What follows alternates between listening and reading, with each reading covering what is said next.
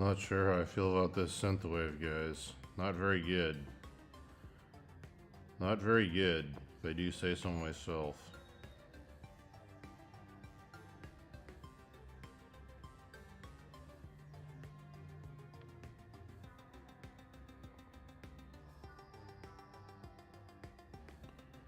Not very good.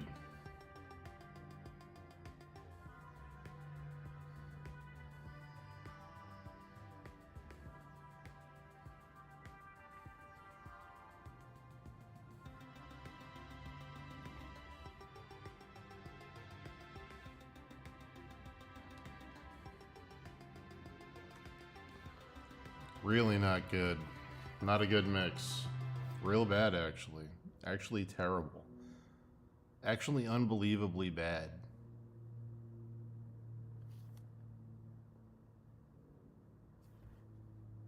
Let's see.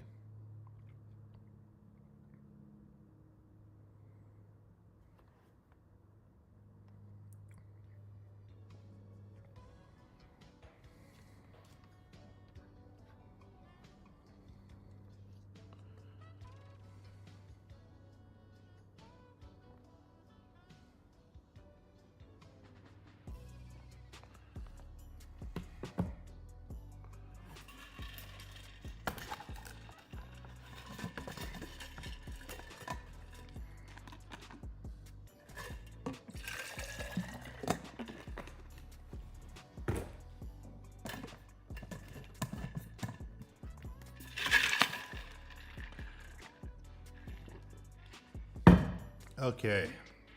All right.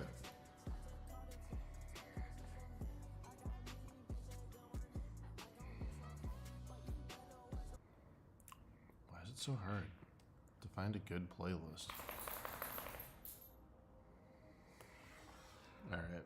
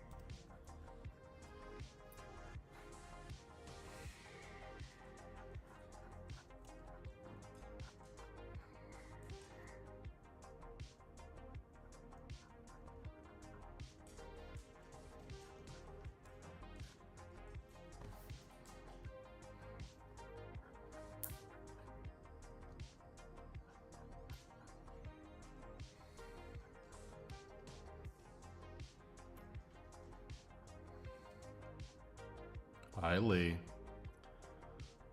Hi, Lee dog. What are you doing? Come here.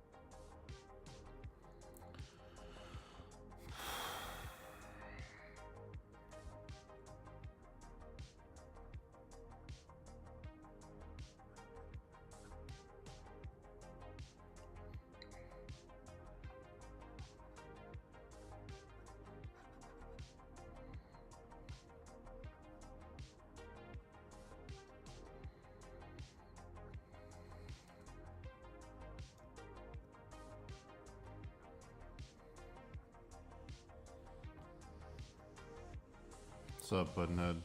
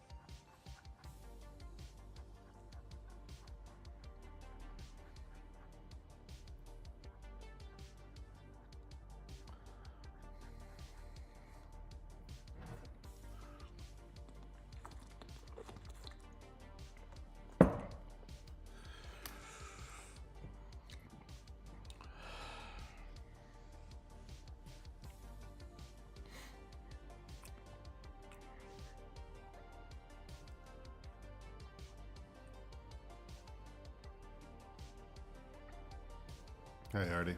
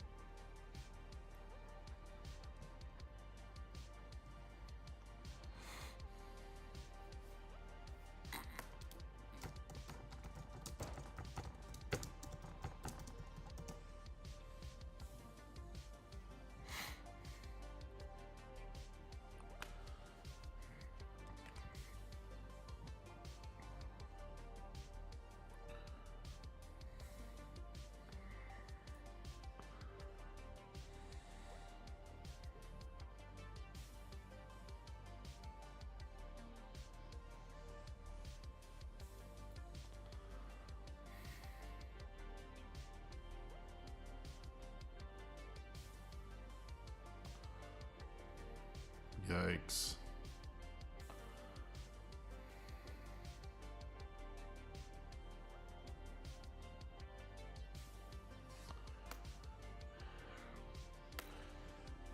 It's pretty crazy that they announced the end of The Witcher with the season 4 announcement. That means it's gonna fucking suck. That's crazy. I mean, I knew it was gonna be bad. It already was, because they weren't, you know, listening to Henry, but damn. To announce the end of the series before they even get to show Liam Hemsworth is pretty wild.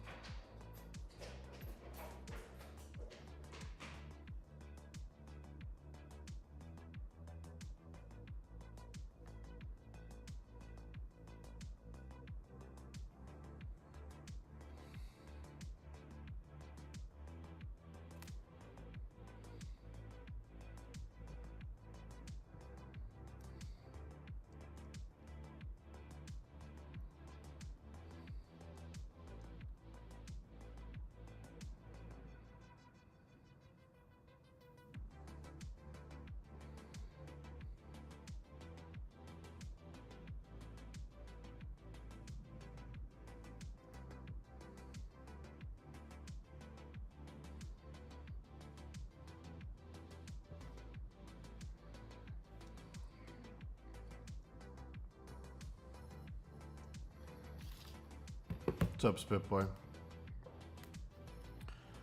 I was just reading about The Witcher. Crazy. It's gotta feel bad for Netflix.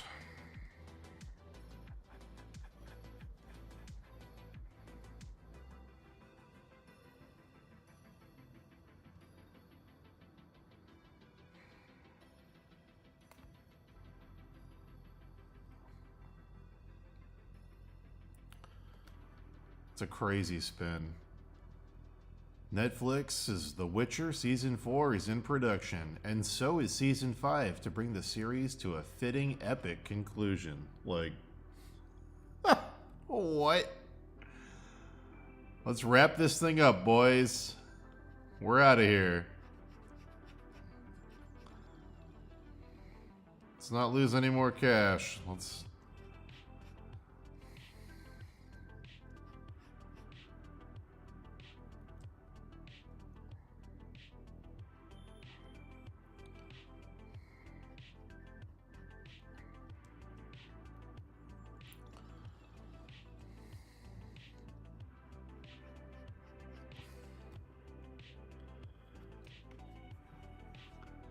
We know you're excited to see Liam Hemsworth step into the role of Geralt of Rivia, and excited to see him step out of it forever when The Witcher Season 4 and 5 come soon to Netflix. Thanks, bye. Like, ugh. Tell me your show sucks without telling me your show sucks.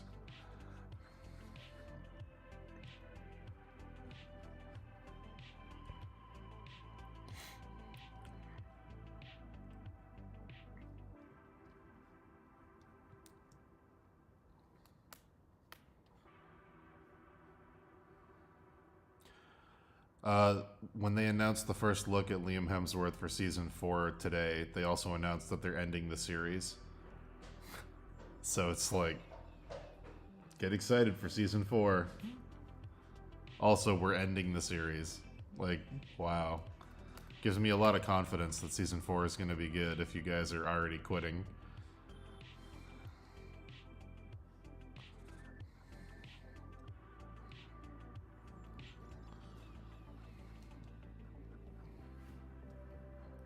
I mean, I think we all knew it was going to be bad. I'm just surprised that they bowed out so quickly.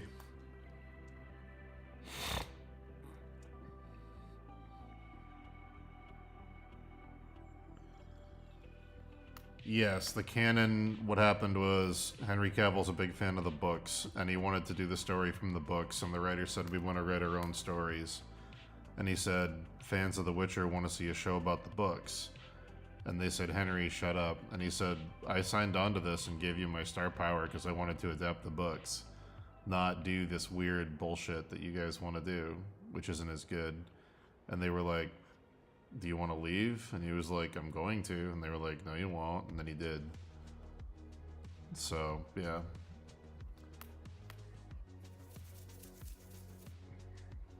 He didn't want to keep, you know, devaluing the source material, is how I'll put it.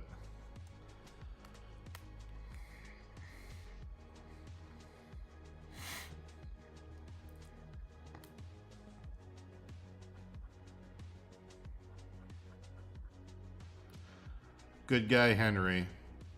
God, I hope he's Wolverine. I hope he gets some kind of win. He deserves a win. Henry deserves a win, guys.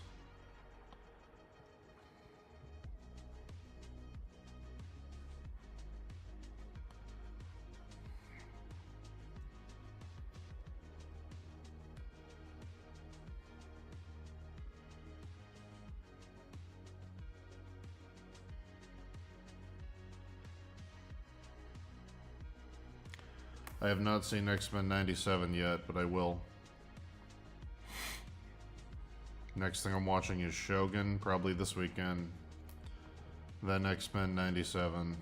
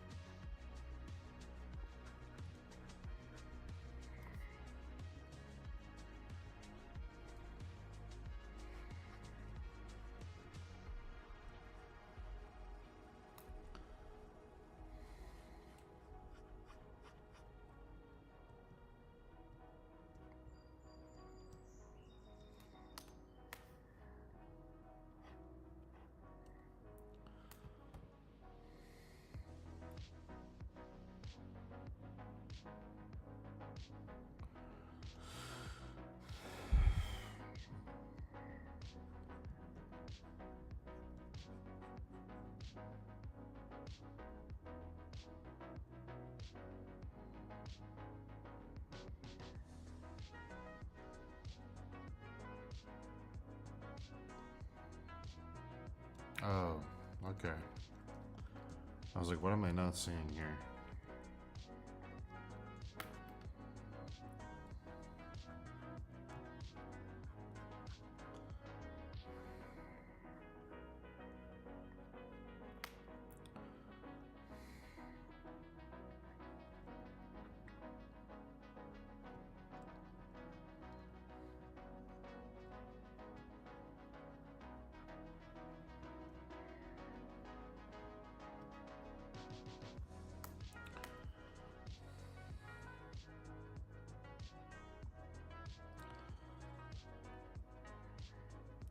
Yeah, I know it's the new meta, but Henry Cavill was actually a fan of The Witcher. He's not lying. He's a huge nerd.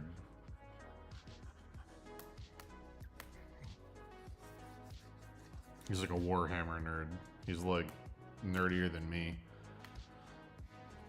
Even I don't know Warhammer lore.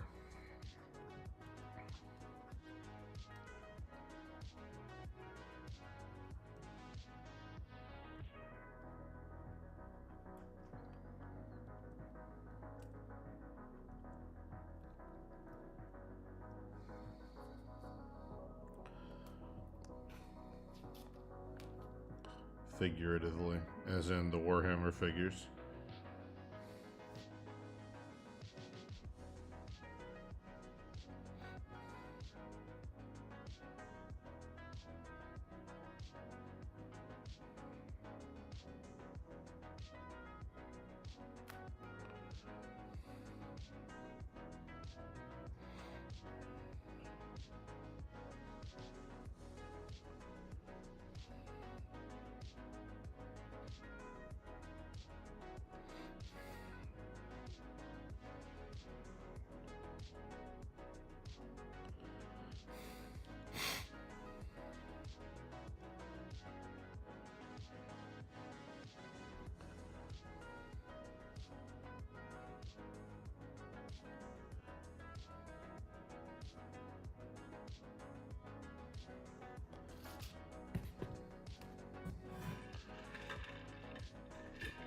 I did have to make that joke. It's my civic duty. And I did it. And I'm proud of myself.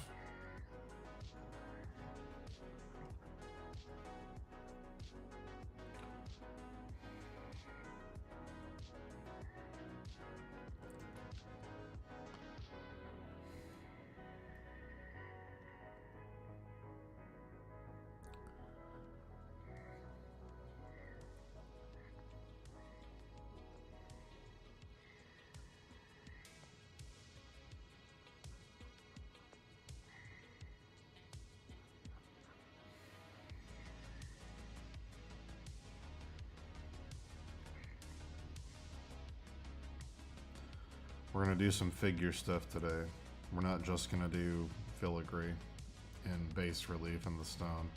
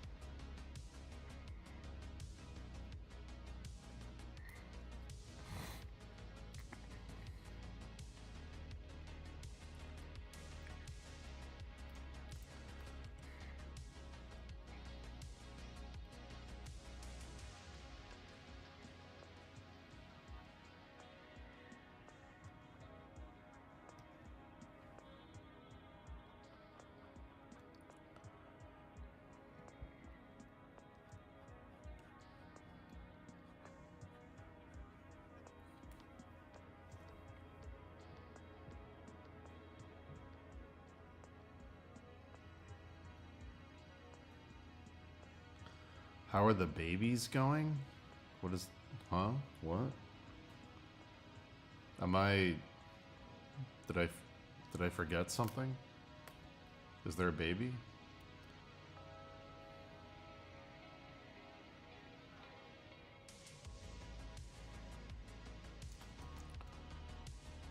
I also haven't really woken up yet today, so forgive me.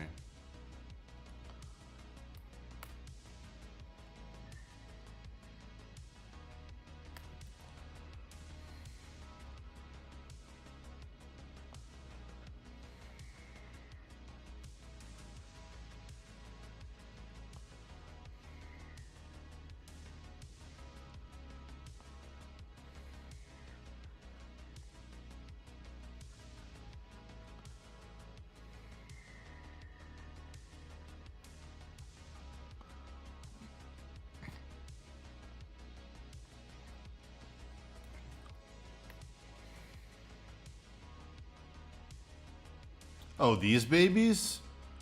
You mean these babies? They're done, bitch. They're done. These babies are done. I'm never looking at them again. Ever.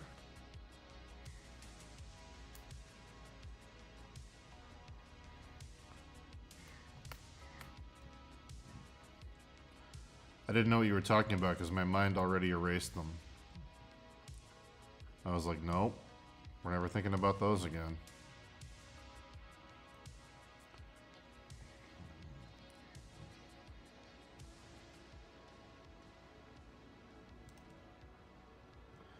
Them babies. They're done. All right.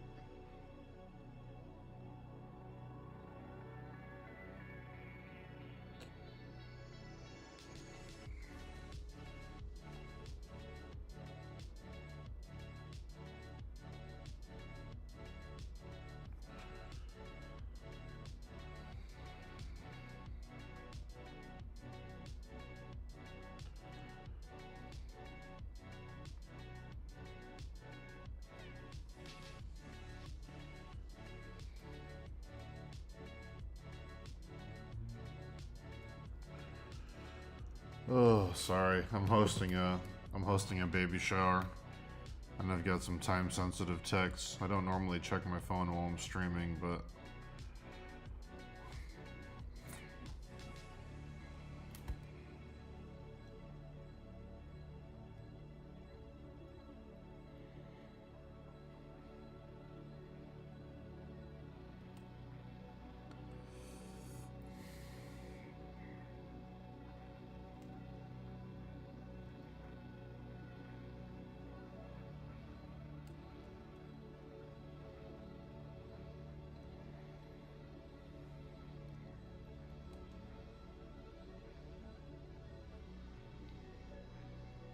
a friend of mine's baby shower.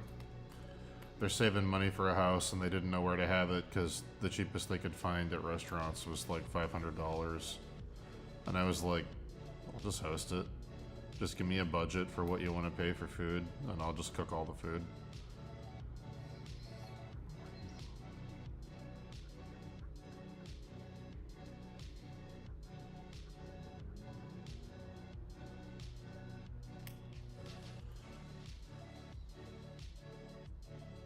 That's true. Maybe one of these babies snuck into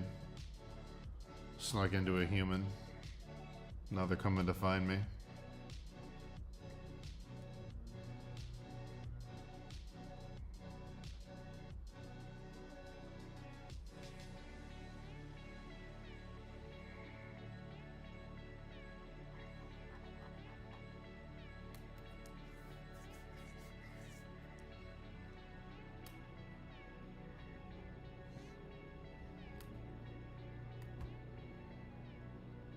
Gonna figure out how many people are coming so I can make enough food.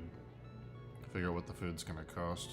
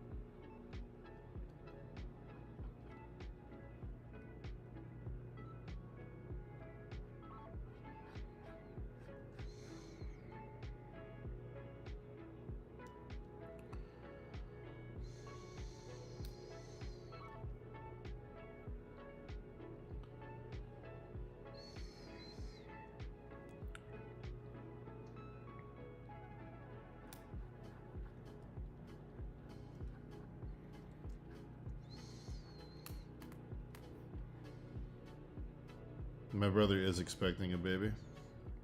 My niece will be born in June. But we had their baby shower last weekend at a tea house on Cape Cod. We did a English high tea with little cakes and cookies and fancy tea, and yeah, it's cute. It was a cute time.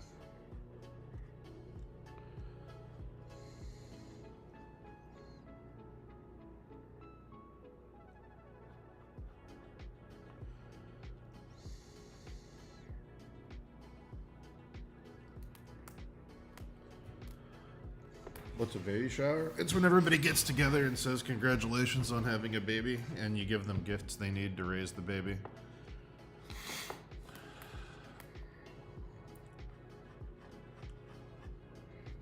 To save them money and to show support.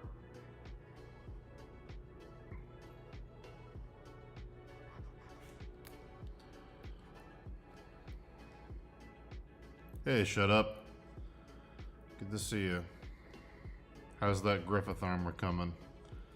I saw you were struggling. I feel you.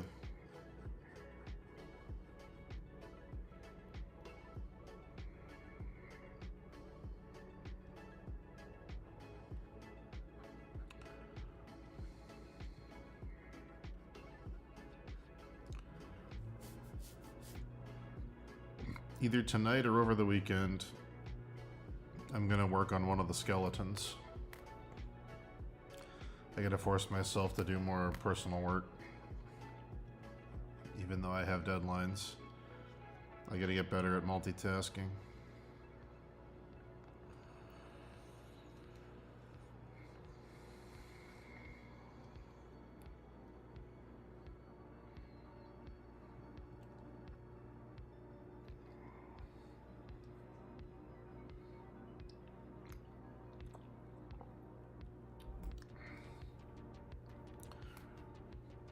If you follow Shut Up on Instagram, you can see the Griffith in her story. Her handle is Radiante Mozzarella.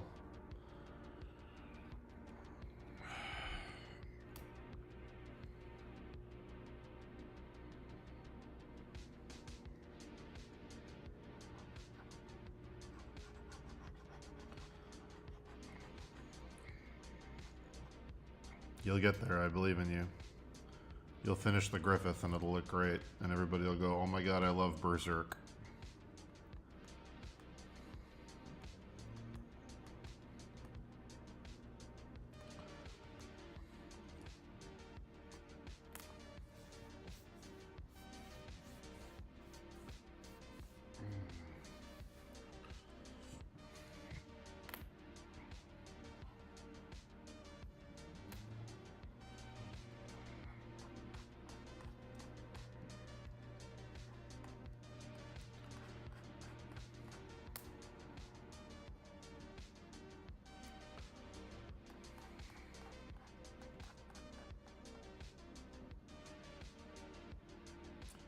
Oh my god, Spitboy.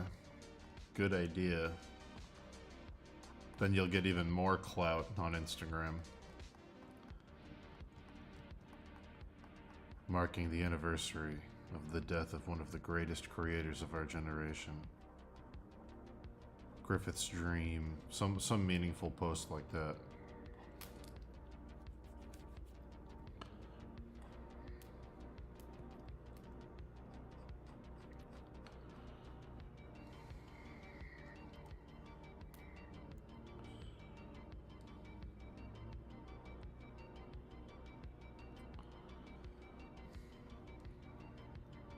Listen, getting better at art is one thing, but being a clout farmer who knows how to wrangle clout out of the ground, knows how to grow that clout and water it, and make the finest clout available, that's also a big part of it. You gotta be a clout rancher. You gotta know what to say and how to say it to get those good boy and good girl points. You want the internet to go, there they are. There's a person I want to support. Clout, clout, clout, clout, clout. You gotta know.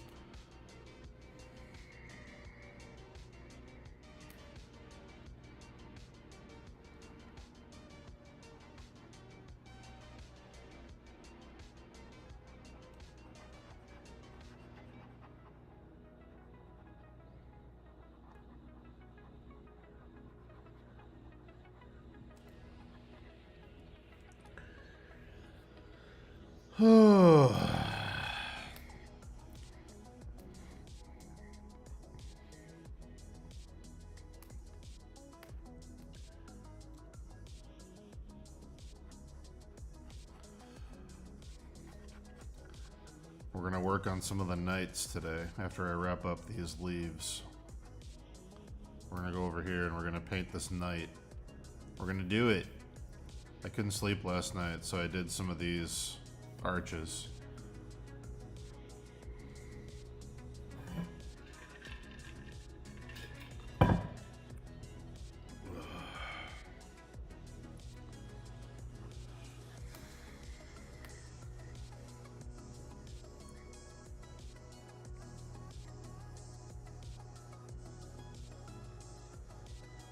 Have a good lunch.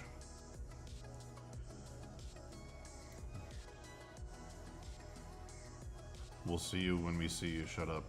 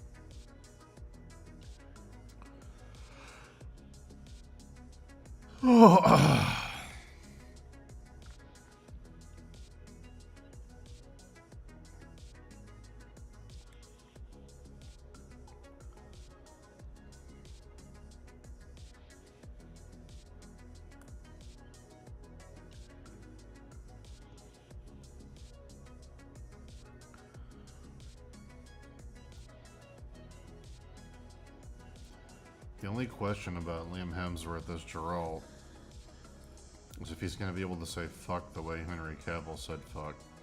It's the only real question.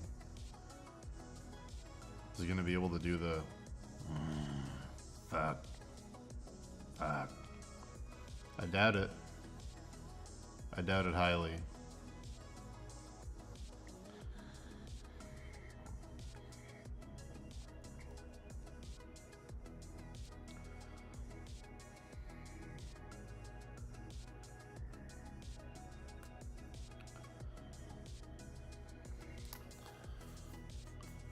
Taking over Henry Cavill's role in The Witcher has to be a lot like the feeling of being a guy who dates a girl who used to date Henry Cavill. I can't imagine that's a good headspace to be in. Where you're just constantly like, you like me as much as you like him, right?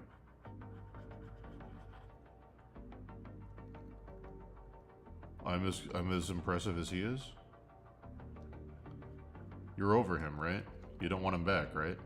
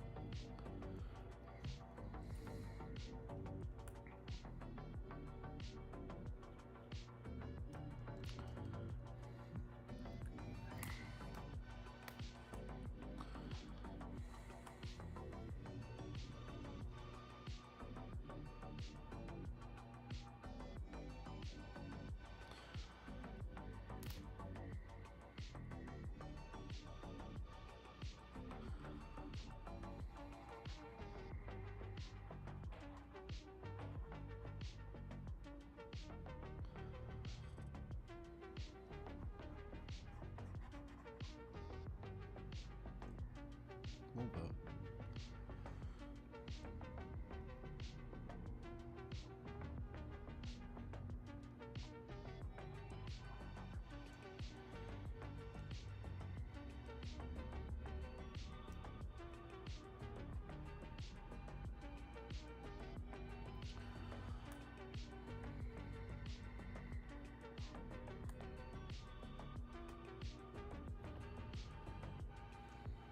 Hey, shut up. That was a quick lunch. What, did you just make lunch and come back to the computer? That was a quick lunch.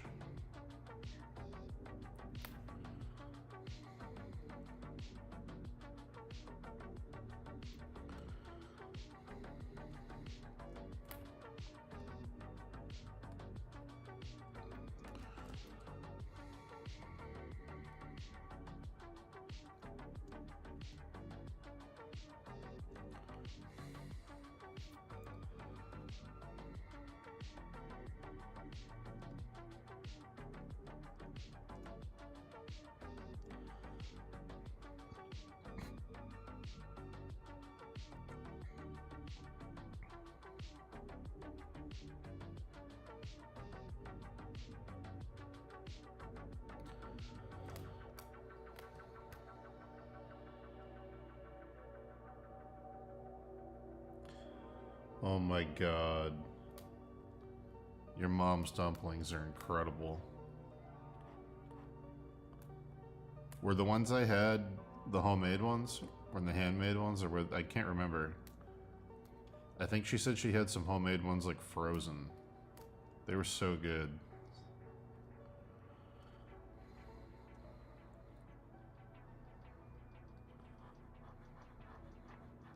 Your mom's a sweetheart.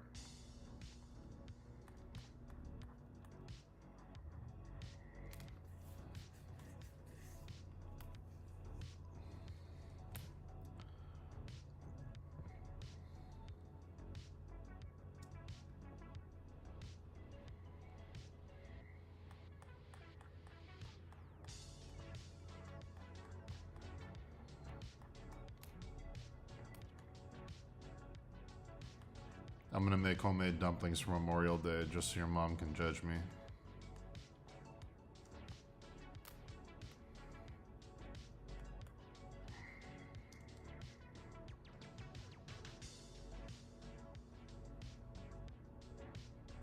I'm gonna make homemade ones and see if I pass the test.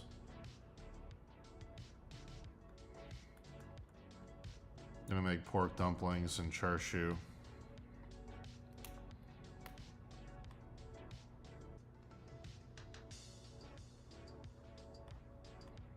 I haven't made dumplings in a while. I have a really good dumpling recipe, but they take forever. If you make them, you gotta make like 200. You gotta make a big batch, because it's a lot of work. If you're gonna do it, you might as well make like a ton.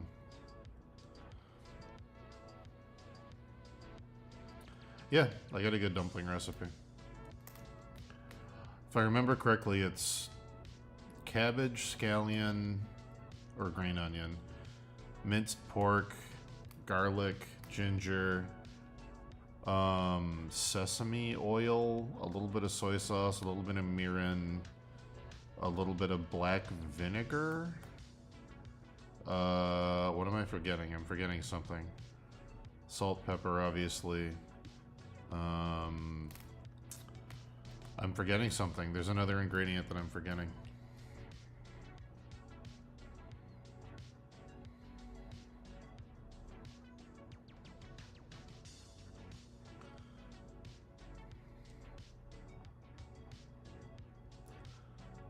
Check my recipe.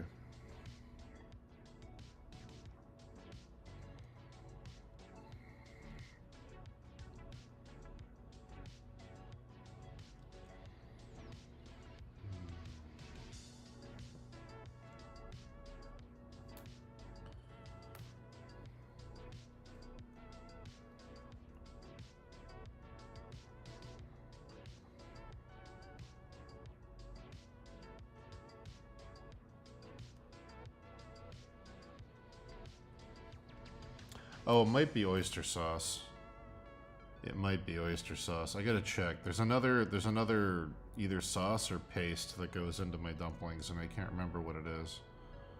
It might be oyster sauce.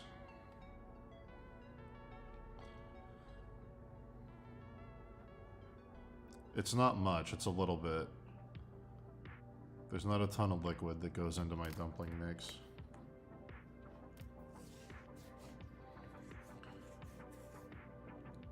And then I make veggie ones, but my veggie ones I make with shiitake mushrooms. Chopped up and sauteed to get the liquid out, to intensify the flavor. And then it's all the other ingredients I just mentioned. You just replace the pork with sauteed shiitakes. Those are really, really good too. I love mushrooms though. I know some people don't.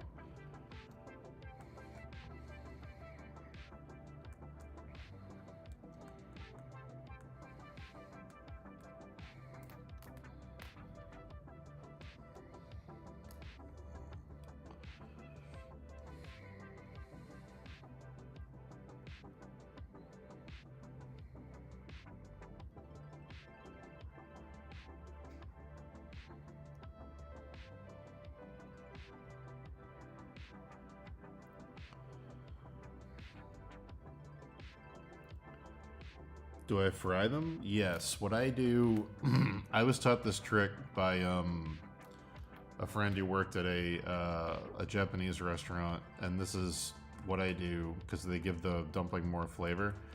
I put a mix of sesame oil and a little bit of olive oil, enough sesame oil that they get the sesame flavor, and enough olive oil to coat the bottom of the pan.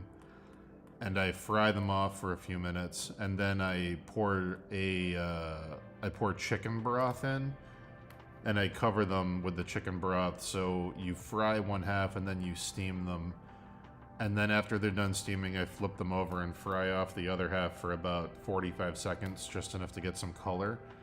But using the chicken broth to steam them gives the dumpling wrapper an incredible flavor that water doesn't usually give it.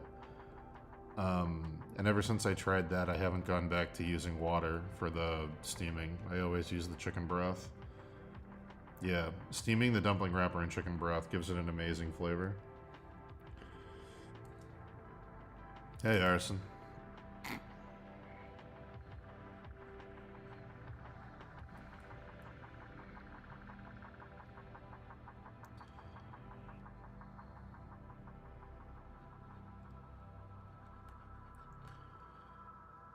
Yeah. My brother got sick once because I made 200 dumplings and he ate 70 of them. He got real sick. A little too many dumplings.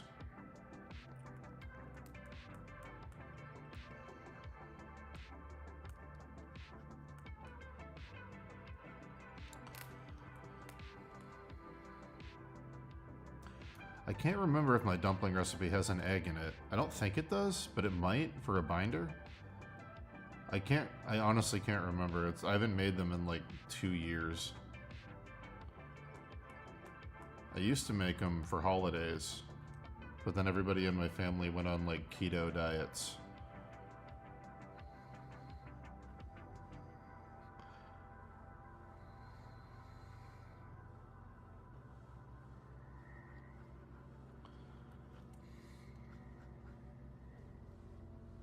Yeah, we'll have to make dumplings for your mom. Shut up. Then she can judge me. She can decide if I'm worth knowing or if I'm just a trash. Western trash.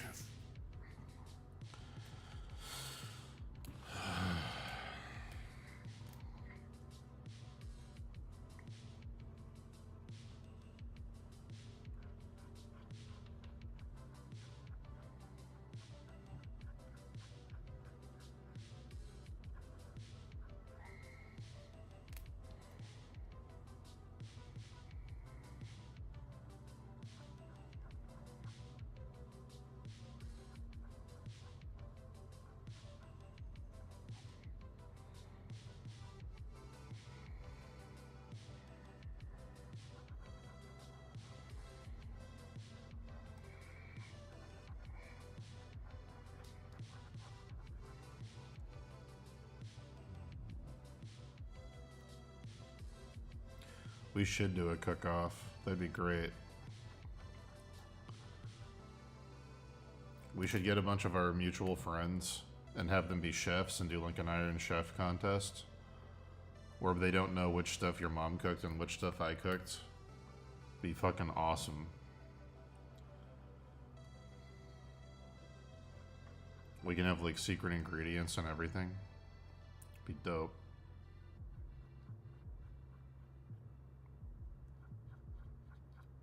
Dude, there's nothing more epic than the original Iron Chef. The fucking dubbed one that used to play on PBS at like 2 in the morning. The greatest show of all time. With like the opera music where they'd be like, today's secret ingredient is... Then he'd whip the thing off and he'd be like, lobster! And it'd be like, oh, oh, oh, oh, like flames shooting up in the sky. Today's secret ingredient is lobster. Are these chefs ready for it? Oh, it was so good. What an amazing show.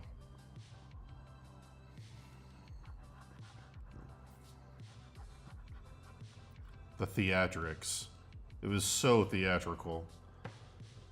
The bell pepper, yeah. He'd look over his shoulder and he bit into the bell pepper and then he looked over and smirked and went, and then it zoomed out to his evil kitchen stadium. Yeah, it was great.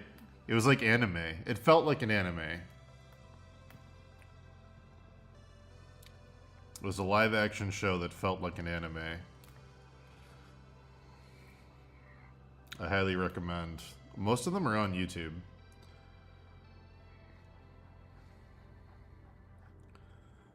The most epic ones were when they went into overtime battles. Oh my god, dude.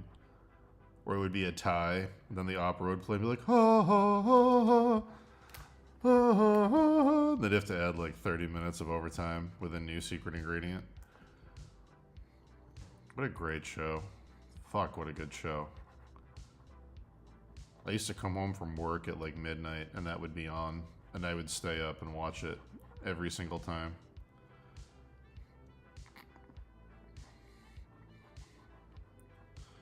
The beginning is like the guy who owns Kitchen Stadium, the chairman.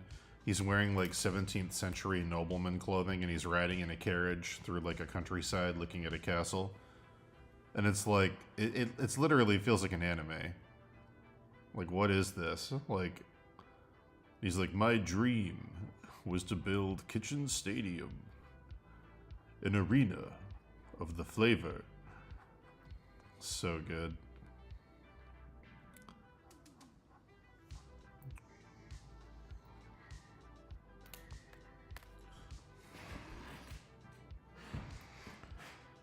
That version of Iron Chef needs a video game adaptation. They kind of did it in the Suikoden games, But it's like a mini game, and once you're done with it, it's gone forever. But that, specifically that version of the show, needs a video game with the opera and the theatrics and the crazy anime vibes. Like,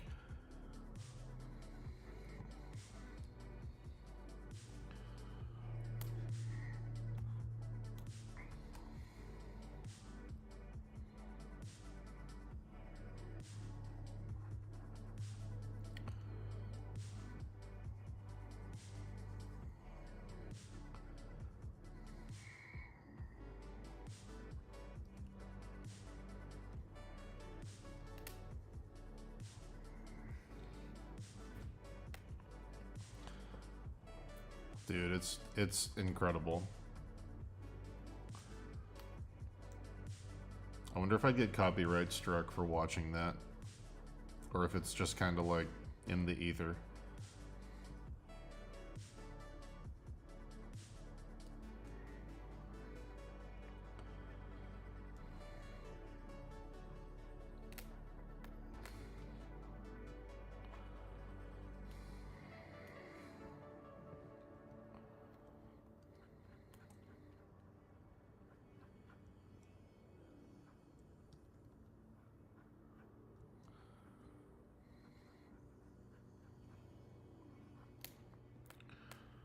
They'd always say the ingredient as a battle. They'd be like, "So begins the peach battle."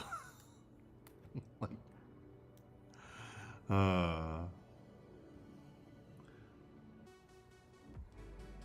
oh my god, dude.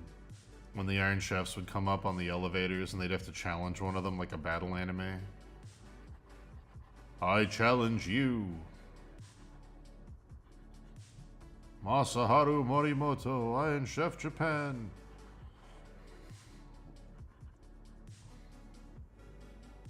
Chen Kenichi. What a great... fuck. Probably my favorite serialized TV show of all time, now that I'm thinking about it.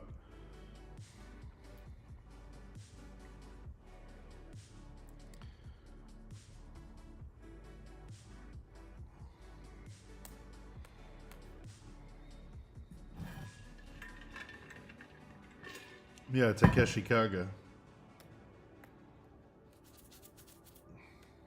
Chairman Kaga. It's so funny. Chairman Kaga, we need a ruling on whose flavor reigns supreme. That was the tagline. Which cuisine will reign supreme? It's so good.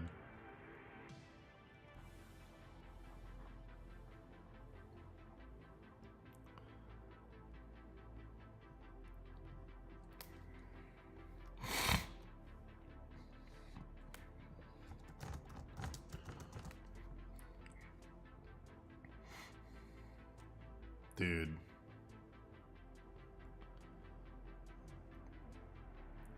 Are you gonna sit here? Are you gonna sit here and tell me that this isn't anime? This is straight up anime. He could be. He's dressed like he's in the Principality of Xeon in Gundam. This is anime. This fucking show ruled. Oh god, this show fucking ruled. Anyway.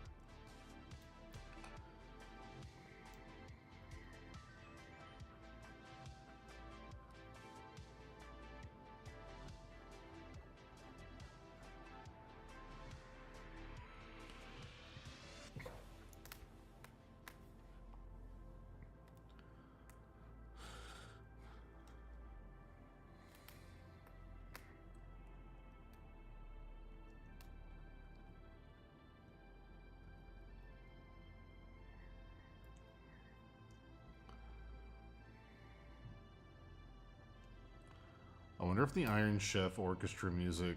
Hold on, I'm gonna look. I wonder if it's available.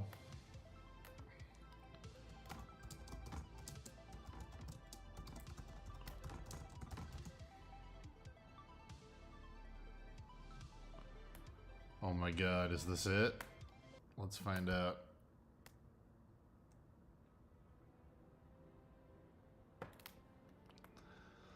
Oh my god.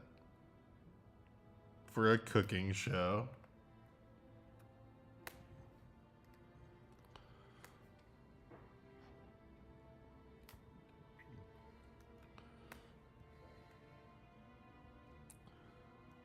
Sounds like a fucking Gundam soundtrack.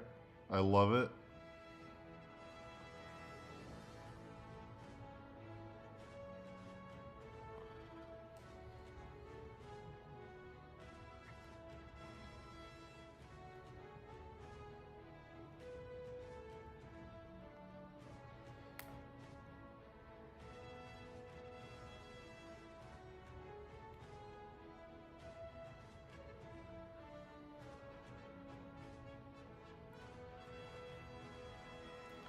Like, this music is literally... I can hear anime characters. I guess we really showed them out there. You weren't so bad yourself. Maybe now, we can finally live under a peaceful sky. Like, it's so...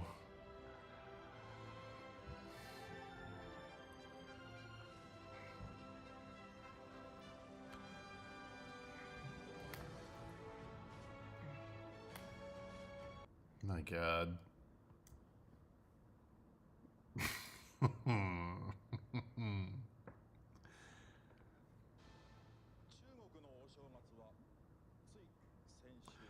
Chinese New Year was recently celebrated. I've decided to use a certain ingredient that is absolutely necessary for the belief in the prosperity of one's mother country. It is said that God exists in each of these grains. Today's theme.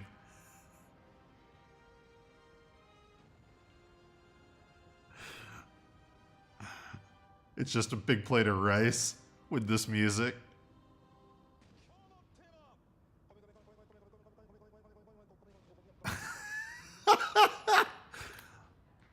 Today's theme with fucking opera. Oh, rice.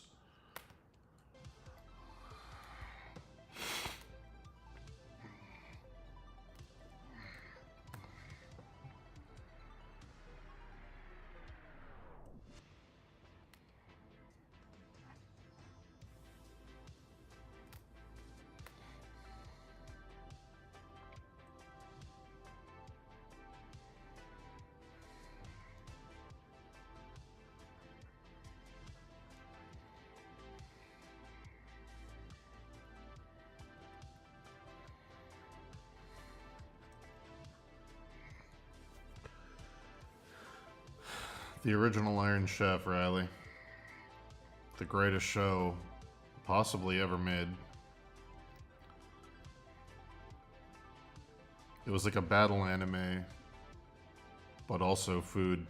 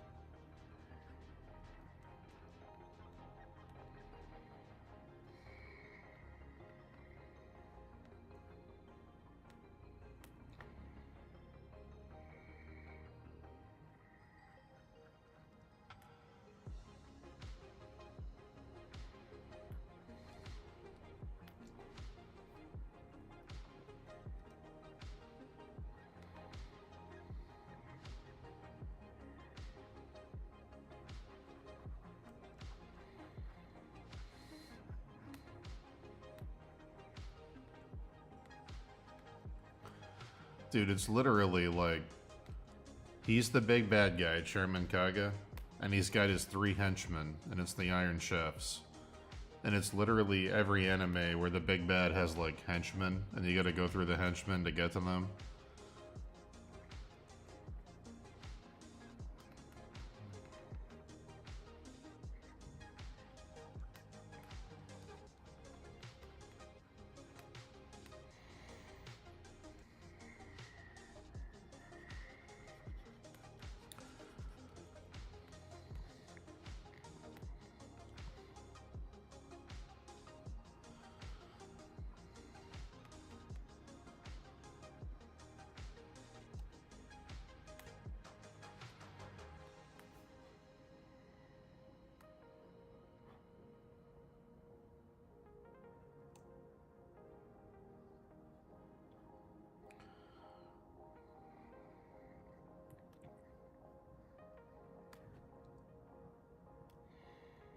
What's up, Skunch?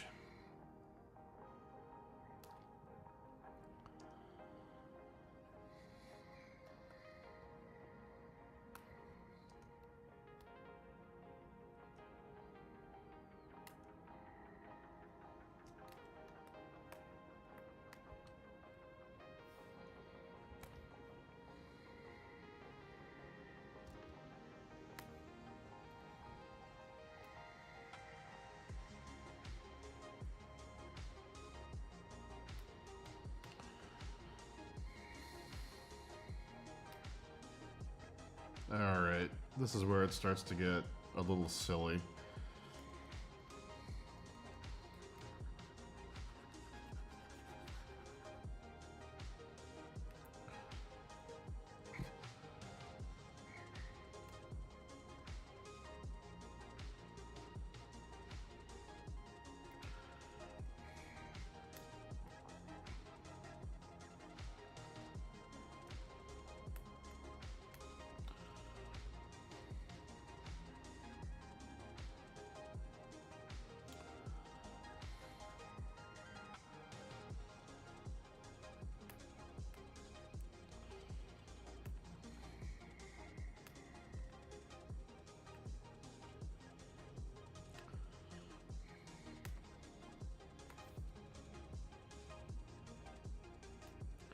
Did he do any side jobs becoming a full-time artist?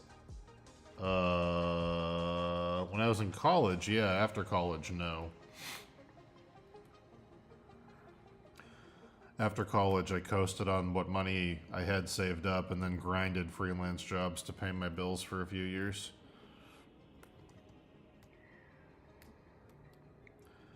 During college, yeah, I worked at like a CD store, and before that I worked in a couple restaurants. But yeah, once I was out of school, I had freelance throughout college and saved up some money, and after that I rented a really cheap apartment. It was only like $800 a month for a 2-bedroom apartment in this big loft in a really shitty town. And yeah, I just found a place that was really, really cheap to live. And then I just did tons of freelance for years until I got like good paying work.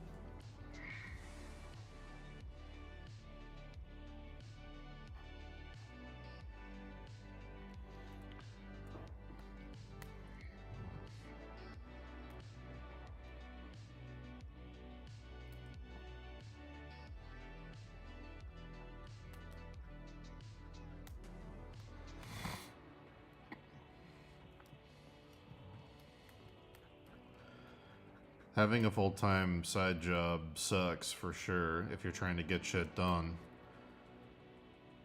It's a time sink. You just have to do a catalog of all your available hours that you have during the week and go, okay, how many of these can I spend doing art, and how many of them do I have to spend doing other stuff? Like for me it was, okay, if I'm working 20 hours a week, because at that time I was in college, I was part-time, I wasn't full-time. If I'm working 20 hours a week and I have classes, you know, I can squeeze maybe another 20 hours out of the week if I really try for art.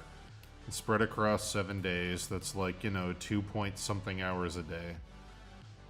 So then I just forced myself every day. I'd do an hour before I went in and an hour when I got home. And I was like, all right, that's the maximum amount of time I can devote to this while I'm also meeting my other responsibilities. Then when I quit that job to focus on my junior and senior thesis in college, I was like, cool, I got more time now. I'm full-timing school, so I can do 40 hours of art instead of 20 hours of art, plus my other classes. So then I doubled all my work times. It helped that my classes were also related to art. They weren't good classes, but, it's better than if I was majoring in something else, I guess. I didn't really learn anything in college that was useful, but yeah. So then I went to like 40 to 50 hours of art a week. And then when I graduated, I started taking on freelance in my sophomore year.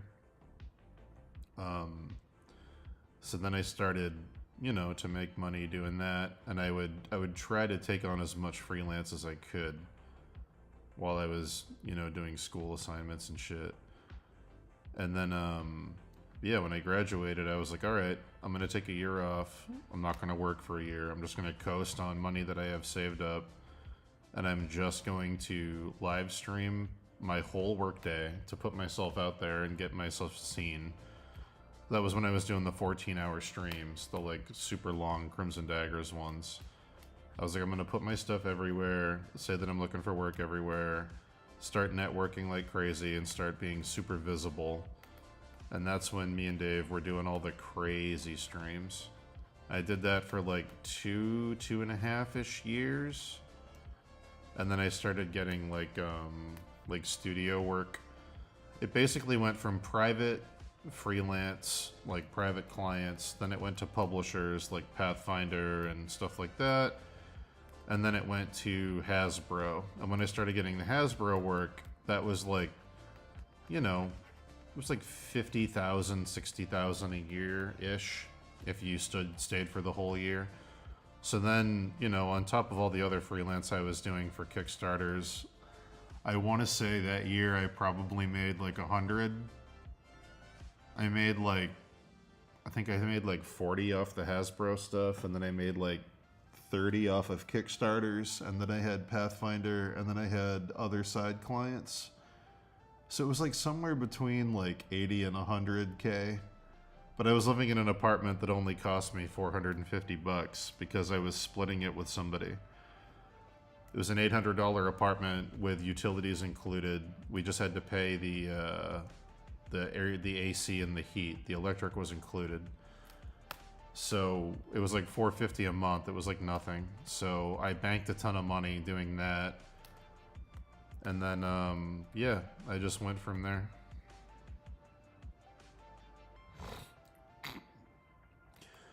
Why did I think live stream was the best option? Well, you say that, Nemanja. At the time, in like 2014, nobody was live streaming full time. YouTube streaming didn't exist and Twitch didn't exist.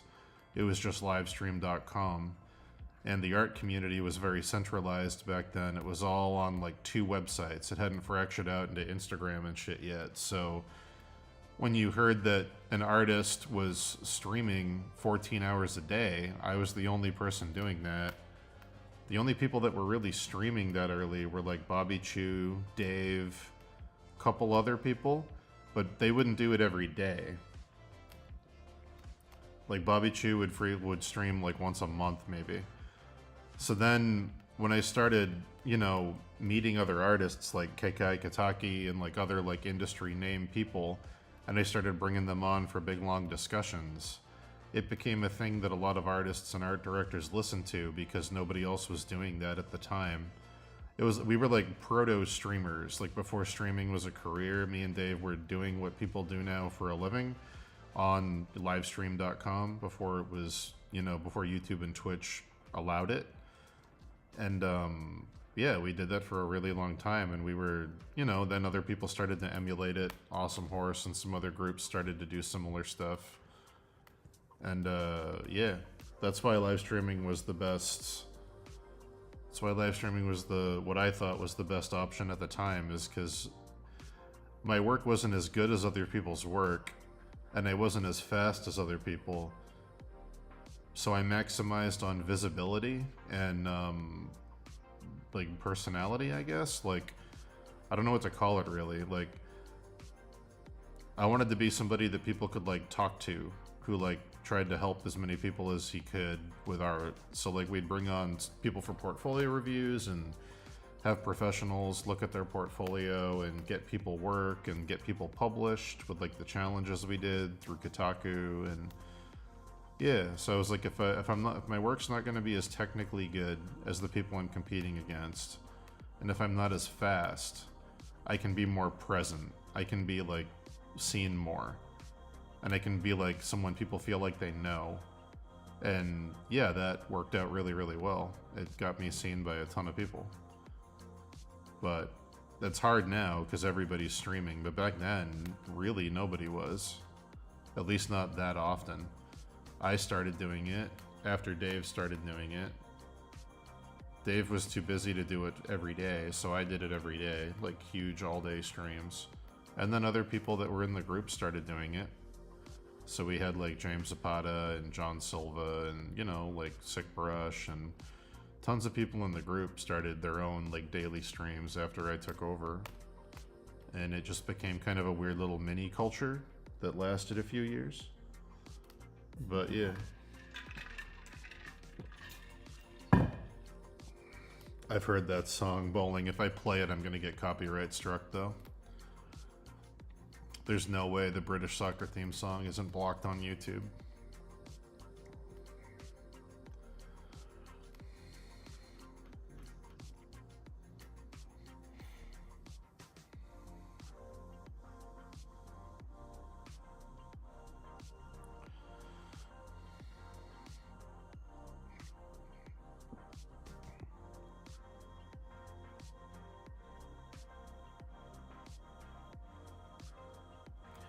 How many viewers?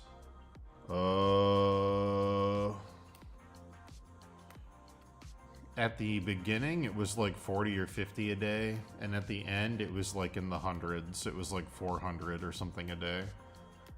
The reason me and Dave had to stop doing the challenges was because so many people were submitting, we couldn't do them fairly. We couldn't review 400 people's submissions to the challenges. Because the way we did the challenges, Bobby Chu had started doing challenges, and we thought that was a cool idea. And I was like, I feel like these could be better. And my idea for making them better at the time was, okay, well, we're bringing on all these people like KK Kataki and Wes Bird and Brad Rigney and Marco Durjevic to talk about art and to do interviews. I bet if we asked them, they'd be willing to do portfolio reviews for people. And how cool would it be for these people that are trying to be concept artists to get their portfolio looked at for free by like an industry professional for like an hour? Like, that would be really cool. And all of them agreed to do it because everybody was super chill in that community at the time. So that's what I started doing with, yeah, that's what I started doing with that stuff. And it just got really, really popular. And because it got really, really popular, more people heard that, like, hey, on Dan's stream, you can get your portfolio reviewed by like a super pro. If you win one of these like design contests or challenges they're doing, you could get seen by like real art directors and like people working at real video game companies. So then we started getting tons of submissions. And then at the end of it, when we stopped, when we did our perfect pitch challenge, which was the final one, we had like 450 submissions. And we just couldn't do it. And we just told everybody like, hey, there isn't a way for us to charge for this, and we don't want to charge you guys anyway, because it's supposed to be free. So, like, unfortunately, we just, we can't keep doing this. Dave was at a point that he was starting to get really, really good work, and I was at a point that I was getting, like, really full-time work that I couldn't stream. So we were like, hopefully someone will pick up the mantle of this Crimson Daggers thing and take it from here. Like, I took it over. I don't know who's going to take it over after me. And then they tried for a while, but it kind of fizzled out. Which was unfortunate because it was a really cool community for a while. But yeah, the reason we had to stop is because those industry pro portfolio reviews were just too popular. We got so many, and like we want to be fair. If we get 400 submissions, we want to look through all 400 and judge them. But, you know, I can't ask like Wes Bird or Keikai Kataki to take, you know, 6 hours out of their busy schedule to look at 400 portfolios. It just wasn't feasible anymore. But yeah.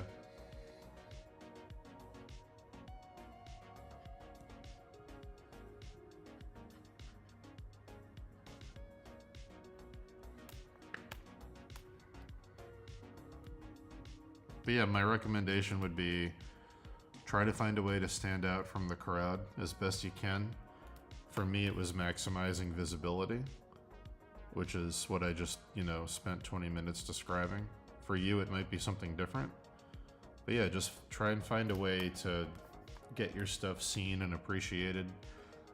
You don't have to be the best artist skill-wise to be valuable and to have your stuff be, you know, noticed.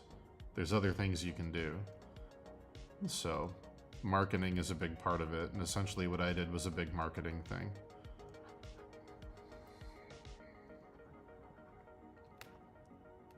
I wanted to do a big marketing thing that wasn't slimy. I wanted to like do something that actually like helped other people. So my whole angle was I just spent 4 years in art school and I didn't learn anything I needed to be a professional.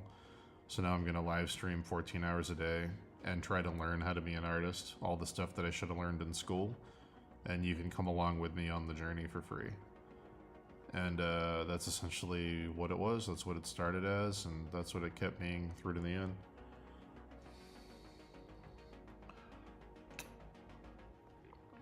Yeah.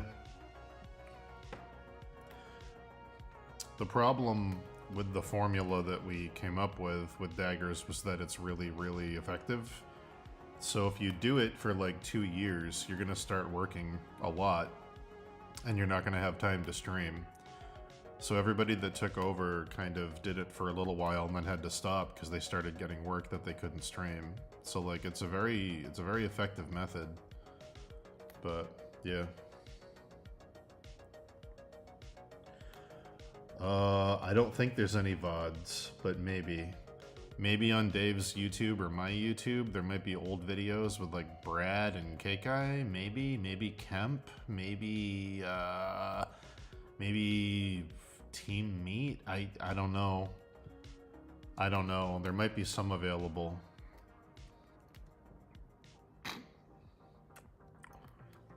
Yeah, it's weird.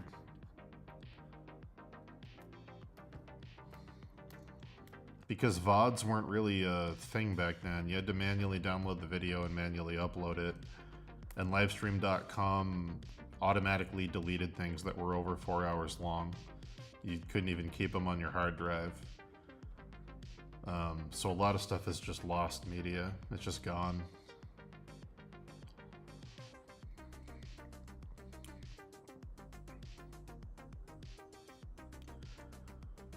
The streaming stuff was not good back then. Like the technology for streaming and the way the forums worked and like the way the VODs worked were trash.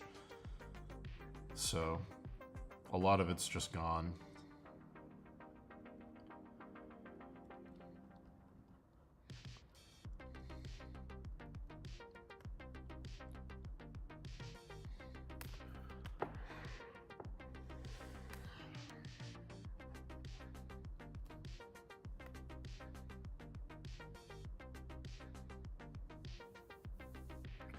Yeah, there were a lot of casual streams that are just gone. Like, randomly when I was working in the day, somebody might just call in, and it would be like, you know, a 6-hour talk with Keikai about all kinds of stuff, and it was just like a casual thing, not an interview. I think almost all of those are gone, which is too bad, because there's like 100 of those. With all different people.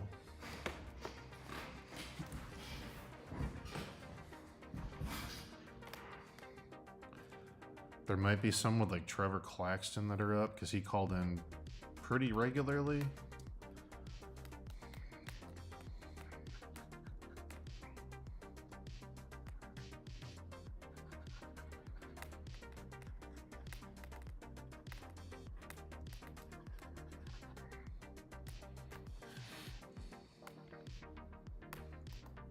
Oh, everybody watched.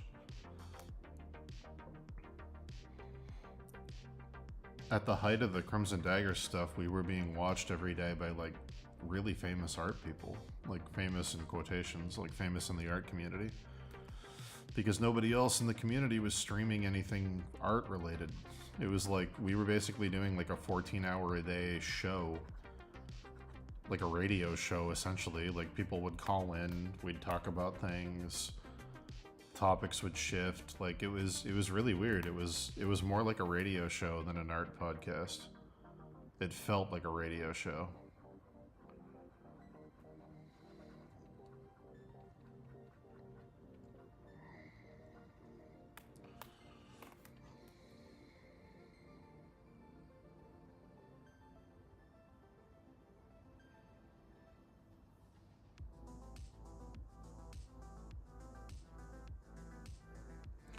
Yeah, there's a lot of stuff that's just gone. It's unfortunate. It's too bad, because, I don't know. Things didn't work out badly, like, me and Dave are successful, but, like, it would have been interesting to see what the current day looked like if we kept streaming all the time. Because, like, I want to say, like, 4 years after we stopped, streaming really became, like, a huge thing. Like a career you could do. Maybe even less than that. Maybe like 2016 is when that started to become a thing. But like Twitch wasn't around when we stopped. Twitch hadn't been like invented yet. Even Justin TV wasn't a thing when we stopped.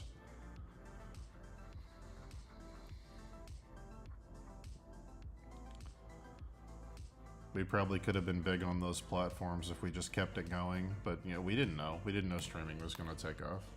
No way to predict that.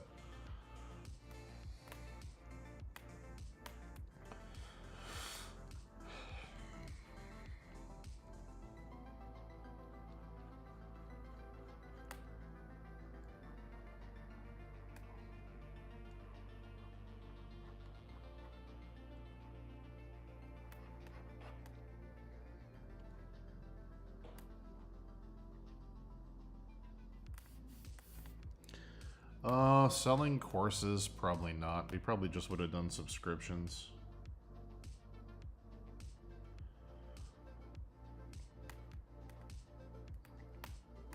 Me and Dave have always been weird about selling stuff, unless it's a product, like our book.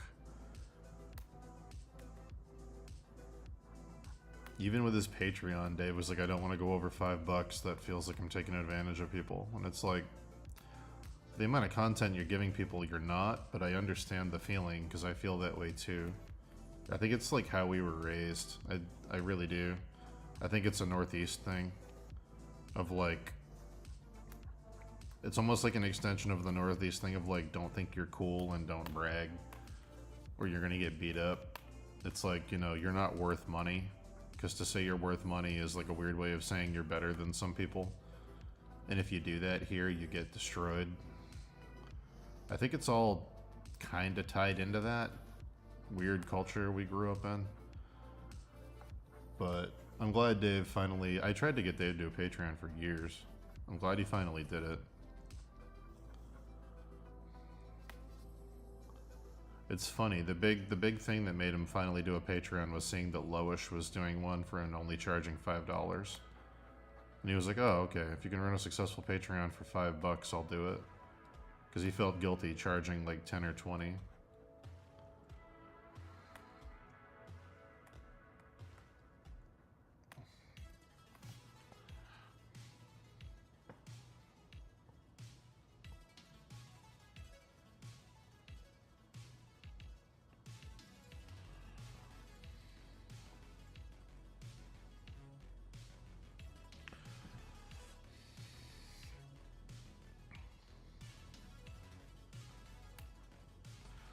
I'm not trying to grow this channel into something huge. I'm just trying to use this channel as a way to make myself try and enjoy art again.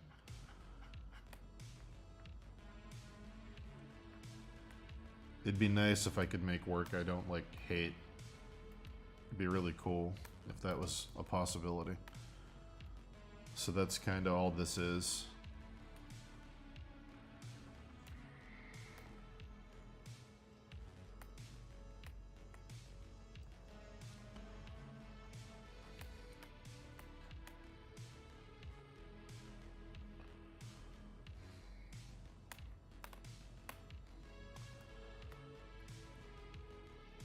if we naturally start getting a big audience, like if more people tune in and realize that it's like all day streams again, it's still early. It's only been like a month of doing this. If more people start tuning in more regularly, then we can see if we can grow it naturally from there. But yeah, I'm not like going out like hunting it. I'm not like trying to maximize the algorithm or anything. I'm not even monetizing the streams. But yeah.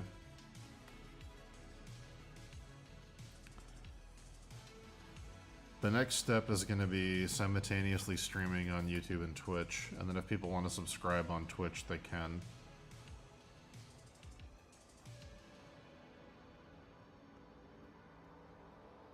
But yeah, for now, it would just be nice if I could figure out how to enjoy painting.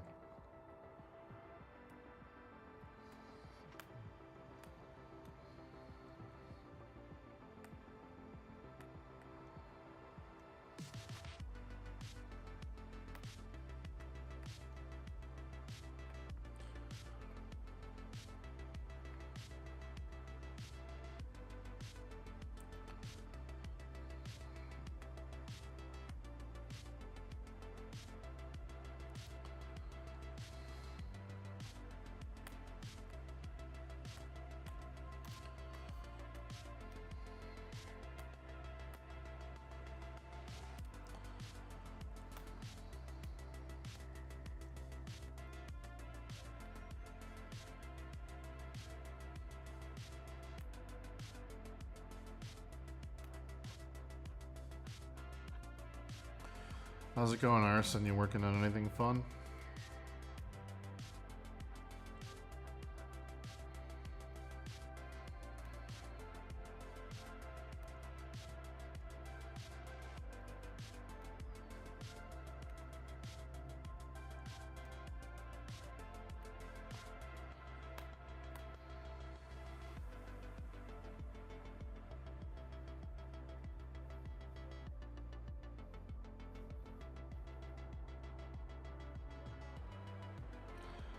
Golden Boys won. Yeah. Golden Boys were very funny. Why do I hate my work? I just do. I just don't like looking at it. I don't know.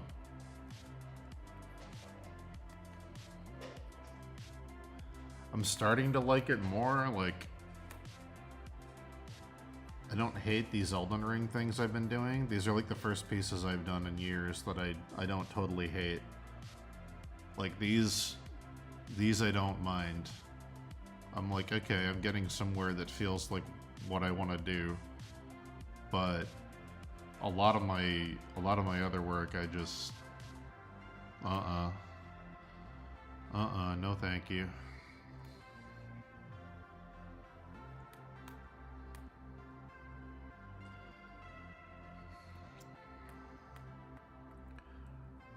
I think a big part of it is I can't figure out how to make my work feel like me. It feels like everything I'm doing is trying to look like other people. So I'm trying to like discover, I don't know, like a style or an approach or something that feels like myself.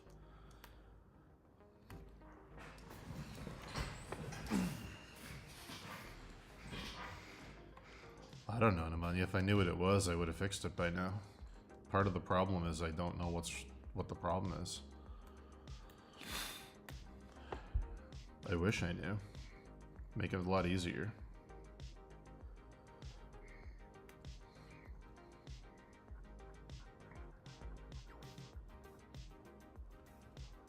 I think when this current batch of client work that has to match is done, I think switching styles, maybe switching styles a few times might be necessary.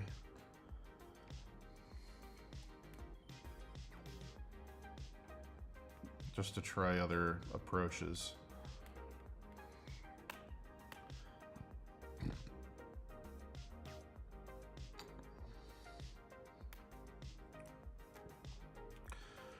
Like, I want to go into the head of, like, someone like James Jean and know if they feel that way. Like, I want to know if he feels like his work sucks. I want to know if it, like, I want to know what percentage of that feeling is just a normal thing that most artists feel, and how much of it is me. Because if it's normal, that's one thing. It's like, okay, well, everybody deals with it, but I can't tell when I see people, there's always like the fake it till you make it thing. I can't tell how many people are faking it till they make it into their successful careers. Like, I don't know how many people that I'm friends with that are professional artists actually like their work, and how many of them are just acting like it because they want to seem professional. I have no idea.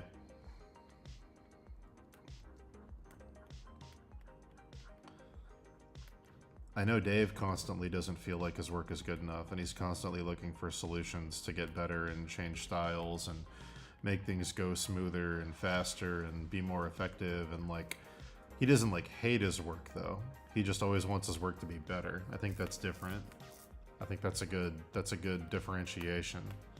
Wanting to improve all the time versus hating it is very different.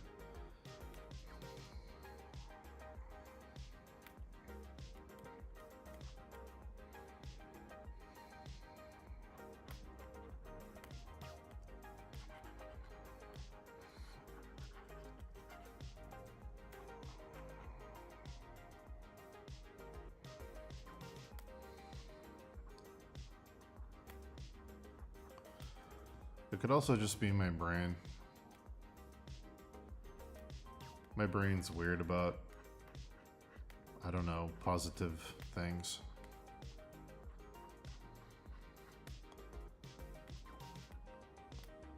A lot of it could just be upbringing.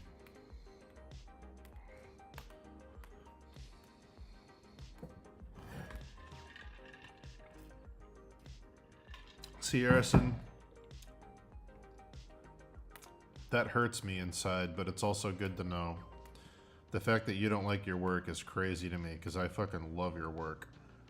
But it's also good to know that you feel similar to how I feel. At least it's like less lonely to know that, but that blows my mind, because I love your work. So maybe it is just kind of a...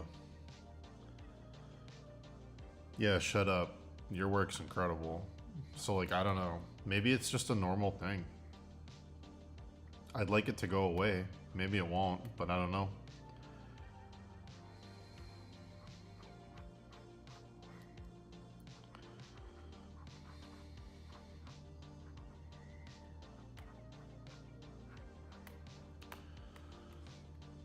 I think part of this current style I'm doing with the hyper detail is kind of a cope, where it's like, I'm not confident enough in my design or drawing ability, so I'm compensating by being like, well, if I don't like what I can do, I sure can do a ton of it to compensate. Like, yeah, it might not be the best thing, but there's a lot of it.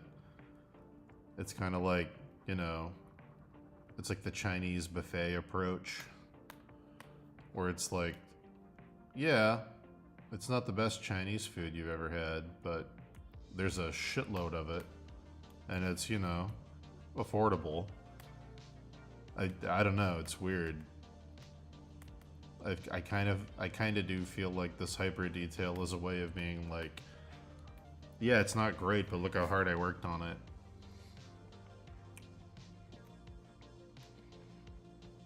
And it's weird to like be mindful of that it might be a cope, but still be, you know, doing it. I probably should stop with the next set of pieces I do after this and try to go more simple. Maybe focus more on drawing.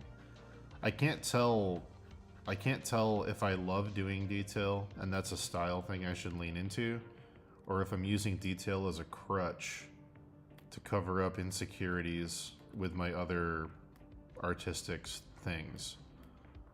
I don't know. Like, I think I like doing detail. I think I like it, but maybe I don't. Maybe I'm just doing detail to, like, put a ton of makeup on something that is fundamentally flawed. I don't know. Yeah. I'm trying to be really mindful of all that shit because you kind of have to be when you're trying to change. But yeah, I don't know.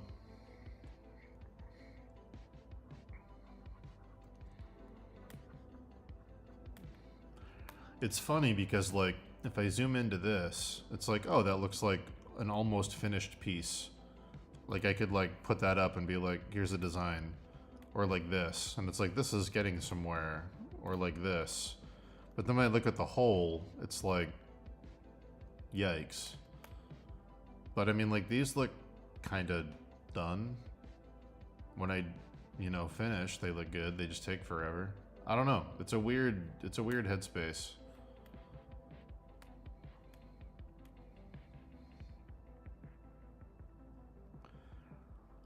It's kind of like in personal life. It's like, do I like doing favors for people because it makes me feel good and it's the right thing to do?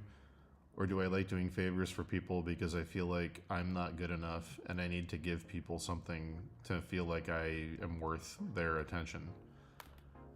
It could be both, or it could be one or the other, and there's not really a way to know. I wonder about that a lot too. I'm like, helping people out with stuff always makes me feel good and I feel like it's the right thing to do.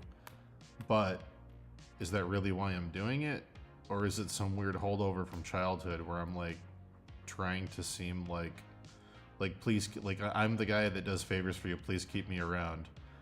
I don't know if it's like a weird fear of abandonment thing that I have somehow turned into a virtue in my head through like years of coping. I don't know. I don't know if I'm ever gonna know. It's weird when, like, I don't know, your brain can play so many weird tricks on you like that.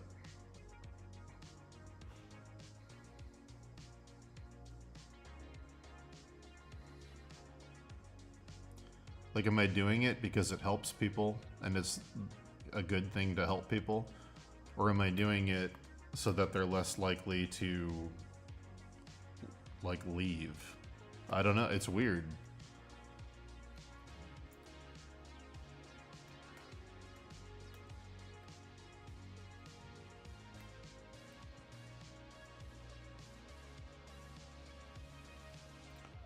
Yeah, it's weird. It's kind of unknowable in a weird way, but I spend a lot of time thinking about that stuff where it's like how much of the behaviors you end up falling into because you think they're the right thing to do, how many of them are actually the right thing to do and how many of them are like defense coping mechanisms.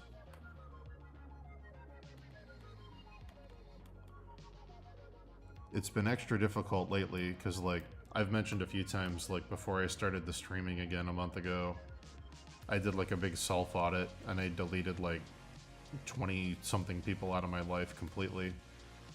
And I had to go through every single relationship and be like, why am I keeping this person around? What am I doing? Do I feel bad for them? Am I trying to help them?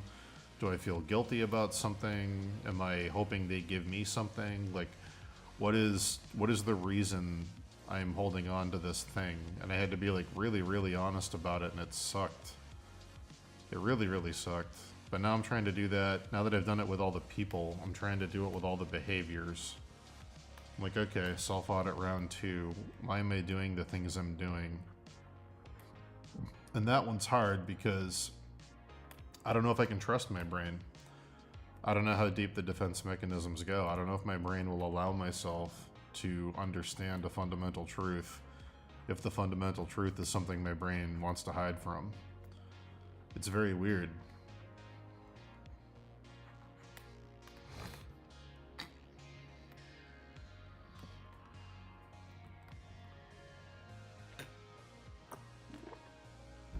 I love you, Arson. I love you.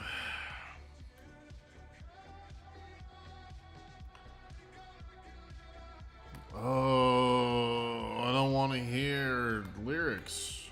I don't want to hear lyrics. I don't want to hear lyrics. Alright, cool. Oh, it's always this one. What's this one? There we go. Let's try this one out.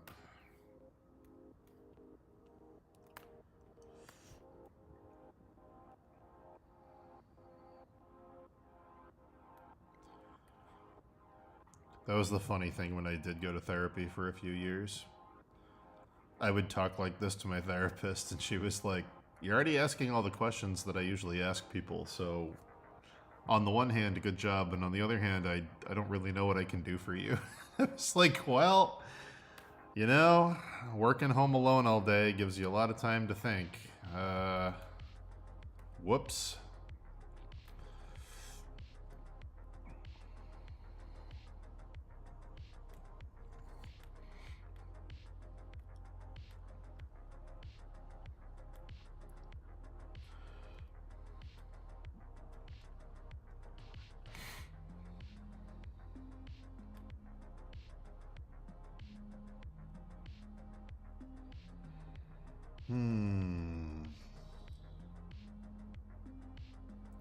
Yeah, I guess I gotta trust. I don't know. I have a weird time trusting my intuition because I always think my brain is looking for a convenient escape from things. I never trust my brain. It's weird, man. It's been a tough few months. Tackling a lot from a lot of different directions with, like, you know, the diet, the exercise, the self-auditing, the ditching personal relationships, the setting boundaries with family, the working more, the, you know, just, it's like a full frontal assault on trying to change things in my life. It's good, don't get me wrong, I'm not complaining. It's all good stuff, but it's very exhausting. It's just a lot to think about.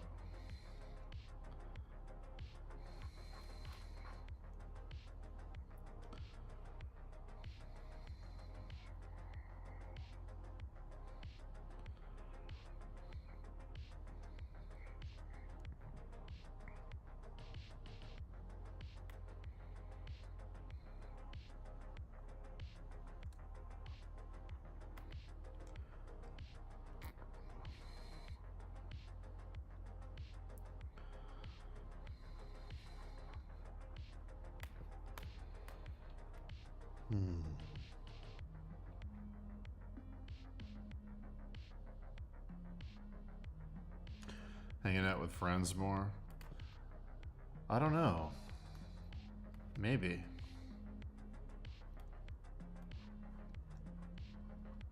I'll be honest, when I hang out with friends, it's a shitty thing to say out loud because it makes people think that you don't like hanging out with them, and that's not what it is. I like hanging out with friends and I like seeing people, but whenever I'm like with people in a public setting, I have like a fight or flight thing in the back of my head where I'm like, get out of here, go home, get out of here, go home, get out of here, go home. And like the whole time I'm hanging out, I have to like ignore that, and I have to be like, that's not rational, you know, just leave it alone, don't acknowledge it. But like the whole time I'm like nervous for some reason. It's very, very weird. I still force myself to hang out and stuff because it is fun and I do enjoy seeing people. But I can never like relax. It's very strange. I can never relax in social settings.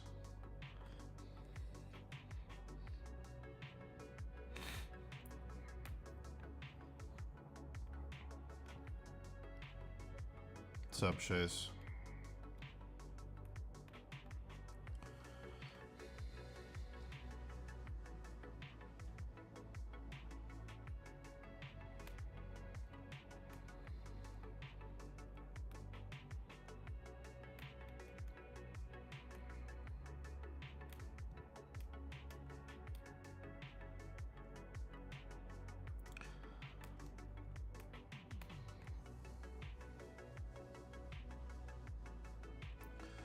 Yeah, I think that's part of it. I noticed a friend of mine called me out on this a few months ago, and I hadn't realized I was doing it. Where they were like, you don't eat in front of people anymore. And that was like a few months into the really hardcore dieting, at a bad part of the dieting where I was like, you know, the scale wasn't moving, so I just wasn't eating anything for like 3 days at a time. And they were like, you don't eat in front of people anymore, and it's concerning. And I was like, oh. And I hadn't realized I had started doing that. And then I started reflecting more on like what other weird behaviors am I doing that I'm not aware of. And I found a few social ones where like my legs shake a lot, like I do like the foot tapping and like the nervousness, and like I can't sit still, and I can't maintain eye contact, and I can't like, yeah, just a lot of weird, I guess, anxiety things. But I'm not sure where the anxiety is coming from. I'm not sure if it's coming from like a I don't want to exist in a public setting type thing, or I don't know. It's weird. I can't figure out exactly what's causing it, but it's definitely there.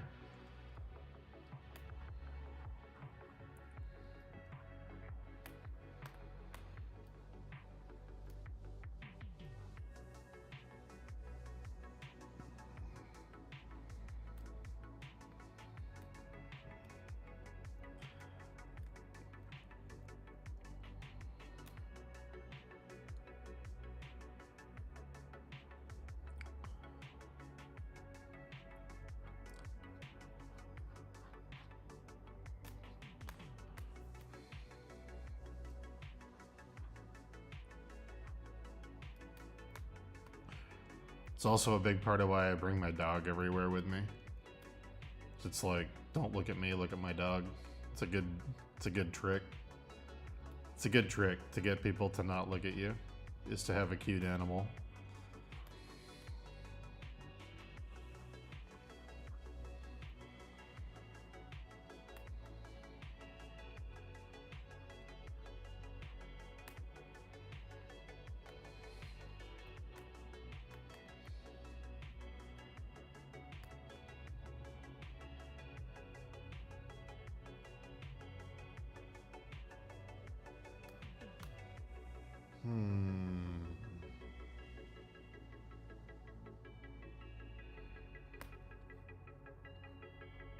Yeah, I think it's just an extension of like weird imposter syndrome stuff. I don't know.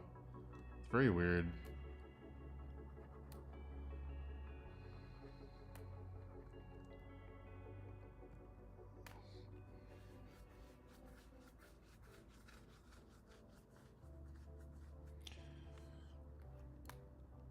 No, it's not even that, Nemanja. Even when I'm hanging out with like-minded people, like good friends and stuff, I just like have a weird like panic thing in the back of my head, where I'm like, this is all a mistake. I shouldn't be here. Like, it's very weird. Yeah, like, yeah, I don't know. I tune it out because I know it's not like rational. It's just a script that my head's playing. But it's, yeah, it's very, very annoying. I'm the thing you talked about, Nemanja, with like hanging out with people that don't understand you, and you know, I try not to do that anymore. Like, if I get invited to something I know I'm gonna have a bad time at, like there's no reason for me to go. I just don't go. I just don't go.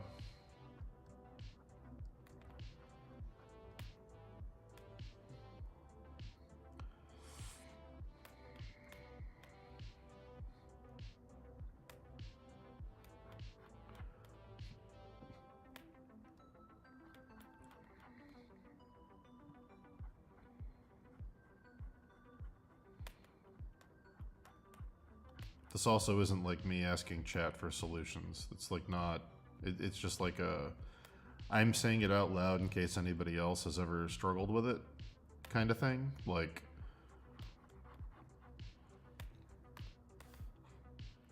I'm just talking about experiences in case other people have similar ones and don't want to feel like they're necessarily the only ones going through it.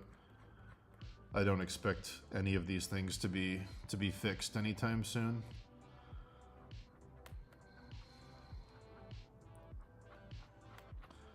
A big thing with the old streams and the new streams is just trying to be more honest about, like, the thing me and Dave always stressed with the old Dagger streams that I want to continue doing with these is the realities of the work. Not just the cool parts of the art, just like the day-to-day life stuff, because I feel like not enough people shed a light on that. So if I'm having a weird time or I'm having weird thoughts, I'm gonna share them just in case anyone else is having similar shit. Because, like,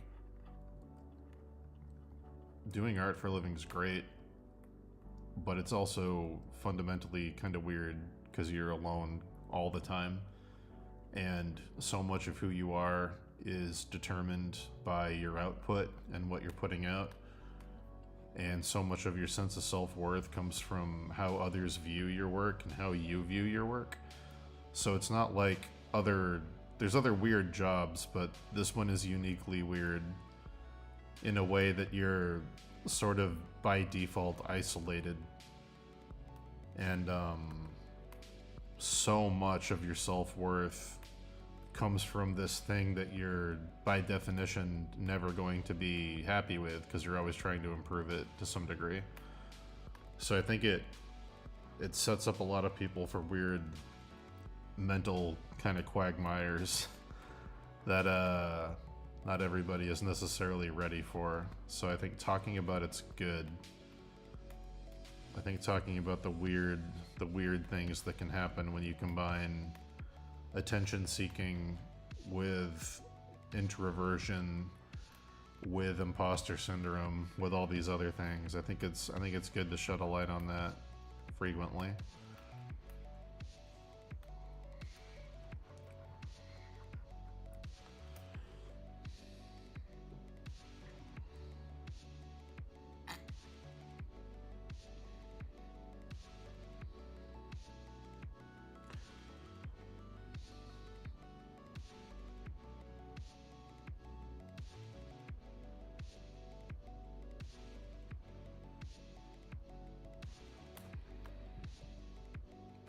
Well, Nemanja, the problem with my head is my head's telling me that I should be in bed all the time, not existing. So I can't listen to my head. If I'm in a social setting and I'm having fun, my brain is like, go home, turn off all the lights, go to bed, don't be witnessed, don't be seen, don't exist. Even on stream right now, there's a portion of my brain, there's probably like 10% of my mental energy is my brain telling me to end stream. Turn off your camera, end stream, stop painting, go lay down, give up, don't do it, stop working for the day, stop. This painting's trash, this is all the cope, people just feel bad for you, get out of here, get out of here, get out of here. Like, that script is running at all times. It never stops. So the only thing that ever stopped it was the SSRIs, but the side effects weren't worth it. But at all times, that's what my brain's telling me to do, is to just stop, give up, stop, give up, stop, give up, stop, give up.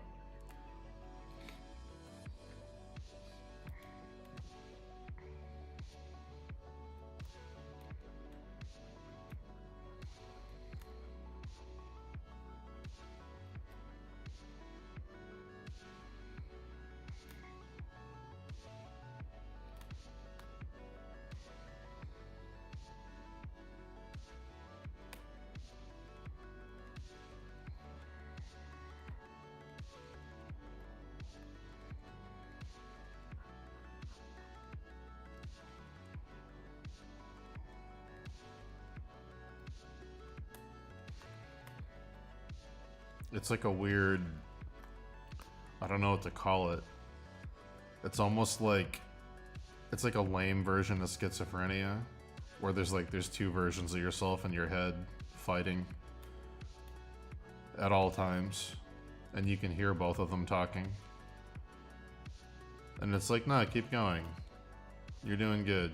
Keep streaming, keep painting, keep going. And the other one's like, give up, stop, give up, stop, give up, stop, give up. And it's very weird, because they're both you.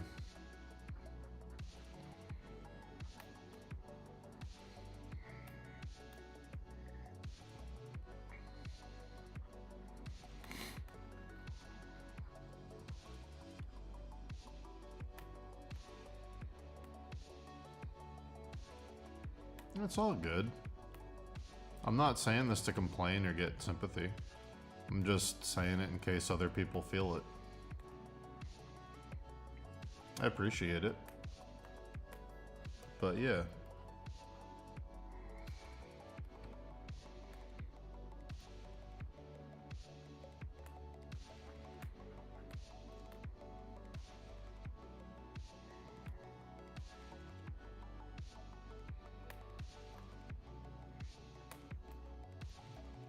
I appreciate it a lot, Sarah. But yeah, this isn't me like complaining. I'm not like, this isn't a woe is me thing. I just don't know how normal this is and how many other people feel like it. So I'm just putting it out there. I don't want to like sit here and pretend that I'm not who I am, you know? I feel like that's bad when anybody does it. It sets up an unrealistic expectation for what this whole thing is and what people get out of it.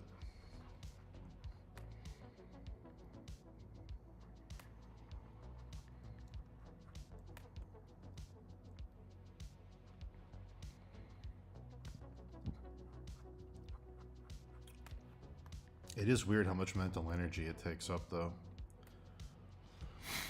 To have like a whole other dialogue tree running in the back of your head constantly. It's very weird. Mentally exhausting, for sure.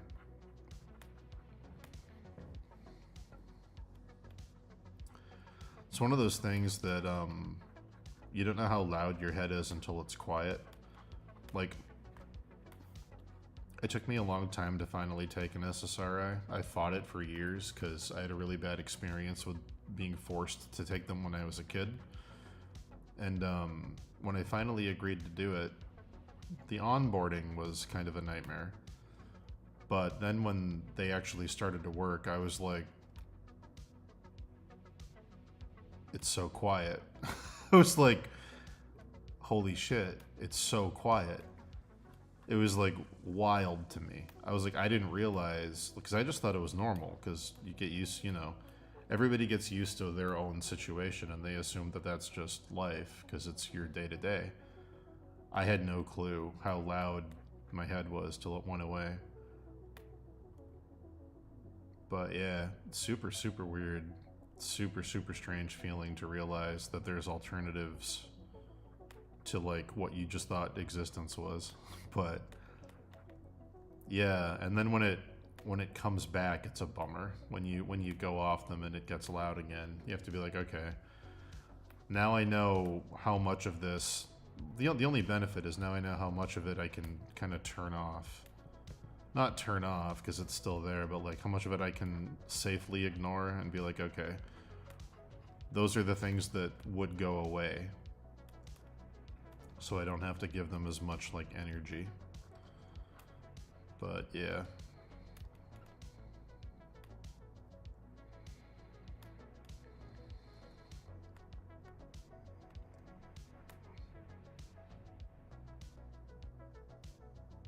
Hey Maddie. Why'd I get off them? I couldn't focus and I was having a lot of time loss. And I was really, I wasn't like sad, but I was super apathetic. I like didn't care about anything. Nothing bothered me. And like that's good for some things, and it's also really bad if like you're trying to be like driven and achieve things. I was just kind of like a zombie. Like I wasn't like happy or sad. I just kind of was. And like, you know, if you're at like a -10, being at 0 is an improvement. But if you want to get to +10, being at 0 isn't a good place to stay. That's the best way I can describe it.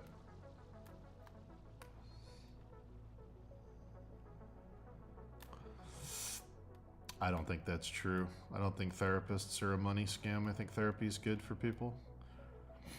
I just don't think it's necessarily for every single person or every single case, but I definitely don't think it's a scam. I got good things out of it. There's also lots of other medications I could have tried, but I didn't try. I tried like 2. The onboarding and offboarding process was a nightmare, so I just didn't want to do anymore.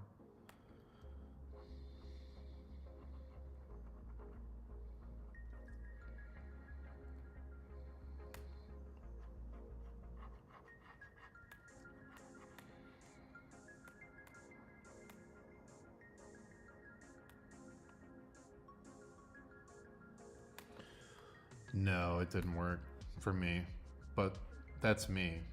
This isn't a recommendation for anyone listening. They might be great for you. This is my personal experience. They work for tons of people.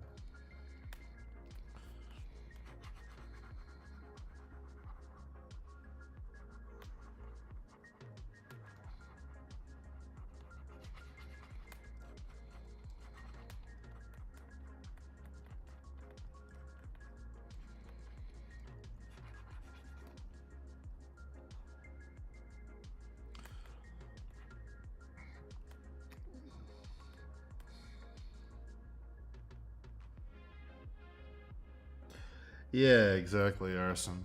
That's a good way of putting it.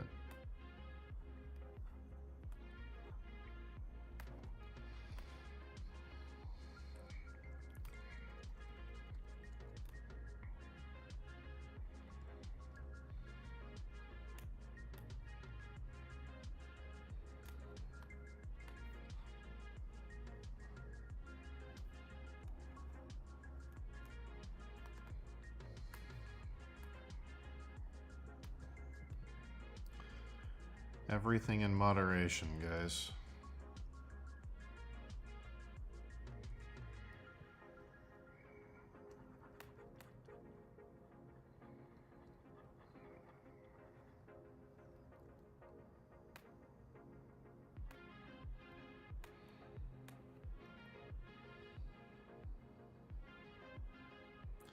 That's really awesome, Maddie. I wish I could find one that let me make my head quiet, but also let me keep my, like, drive to work. Because, oh boy, did I stop working for a long time. I mean, I was still doing enough work to, like, make money, but I wasn't, like, driven. I didn't, like, have any, like, push. That's really cool that that worked out for you, though. That's the dream.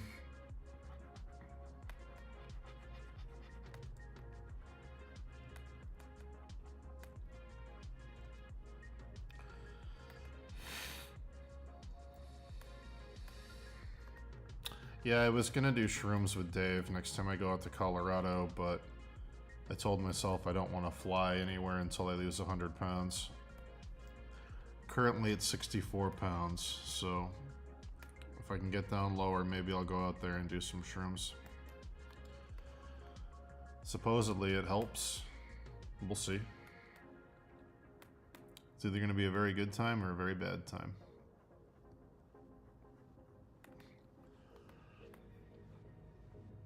Oh boy. Oh boy. First bathroom break. Be right back.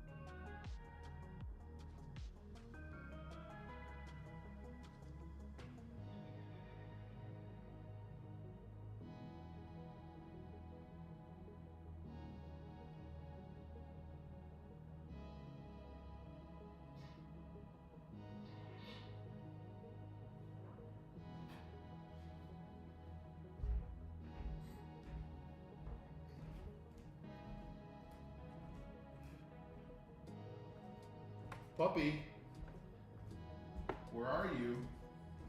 Popola. Oh, dog of mine.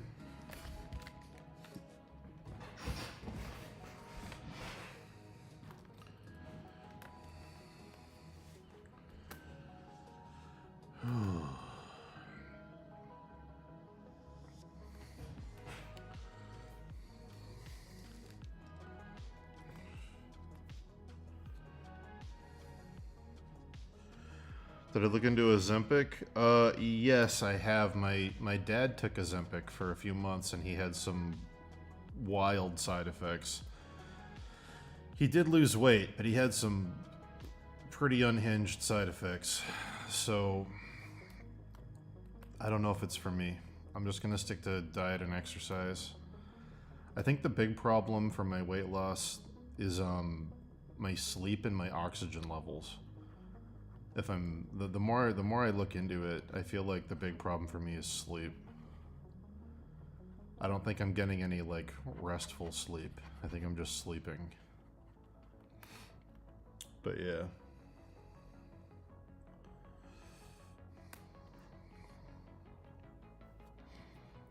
My dad on Ozempic became like, he got sick all the time, but he was also like manic, like really manic.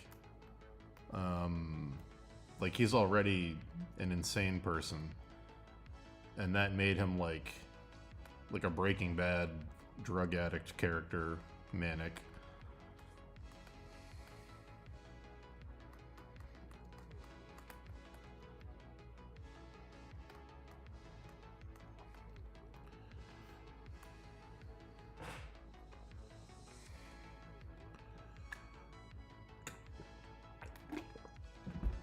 I do have sleep apnea. It's diagnosed.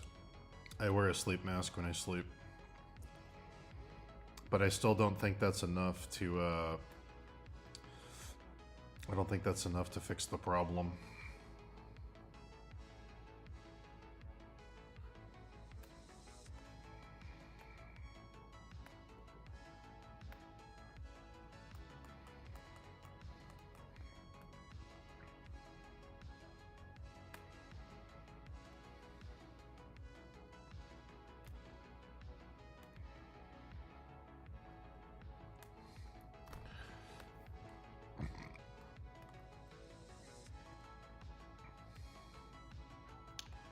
My particular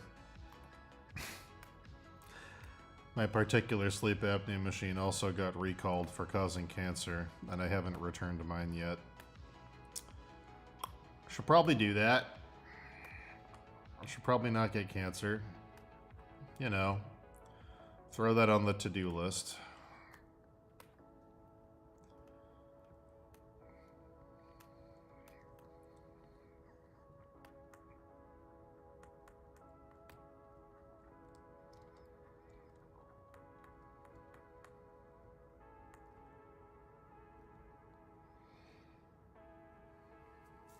Yeah. Something about the filter in the back of it. I guess the particles from the filter can come off and travel down the thing and make you inhale the plastics from the filter. Not good.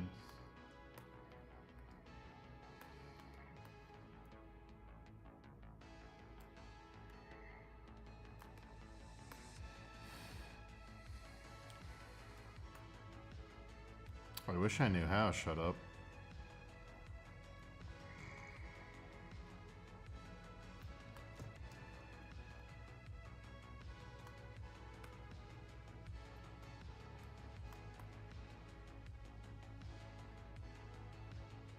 Yeah, I believe it. I believe that, Maddie.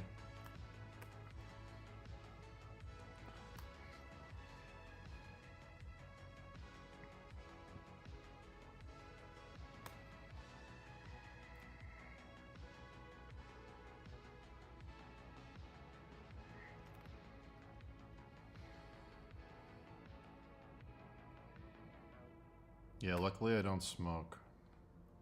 I am fat, but I don't smoke.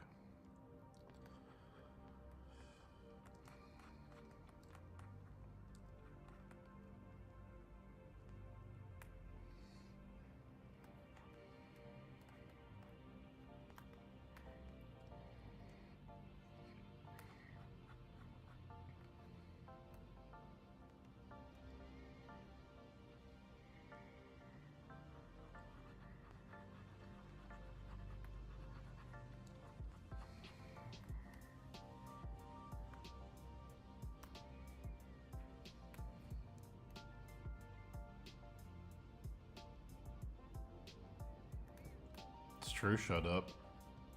I treat other people great. And I love animals. But myself can go fuck right off.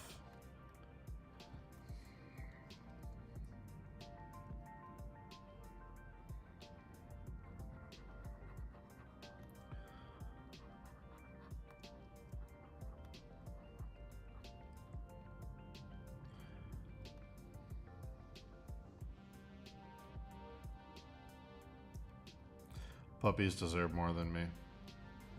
I'm comfortable saying that. Puppies do deserve everything.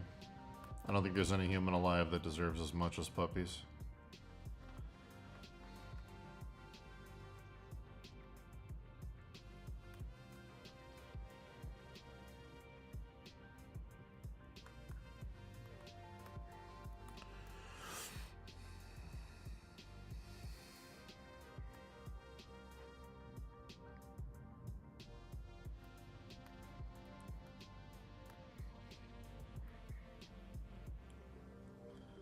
I can't wait till May when I'm babysitting that little Boston Terrier.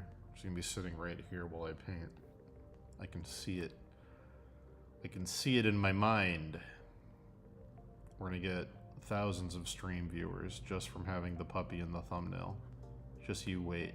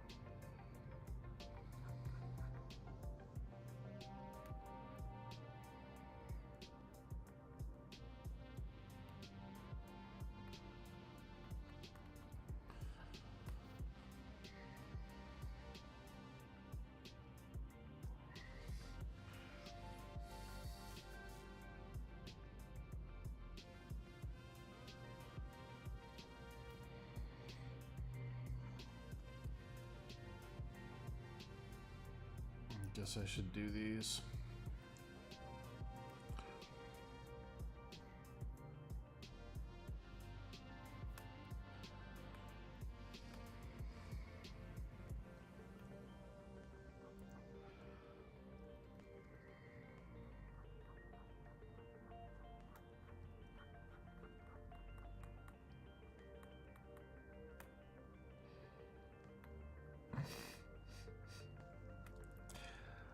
This wasn't supposed to be a sympathy stream. I was just trying to talk. I love you. I appreciate you.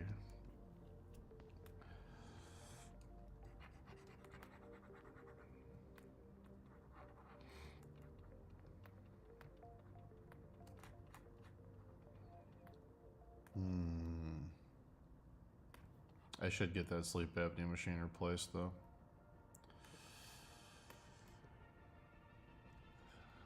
I called them and I was like, yeah, I'd like to return it because of the cancer. And they were like, cool, mail it in. And I was like, are you going to send me a replacement? And they were like, yeah, after we process the return. And I was like, how long is that going to take? And they were like, it could take up to a month. And I was like, you telling me I'm not going to have a breathing machine for a month? And they were like, yeah, possibly. And I was like, so I'm just not going to sleep for a month? And I was like, I guess I'll roll the dice on the cancer? Like, I was like, yeah, that's why I didn't return it. I was like, that sounds like hell.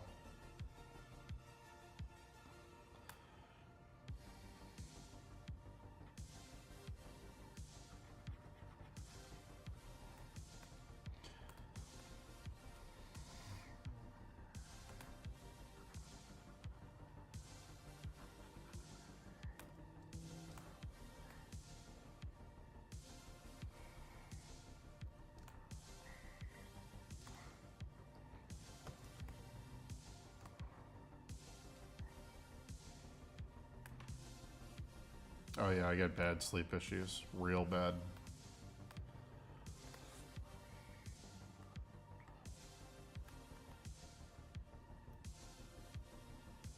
Oh yeah, I'm still using it.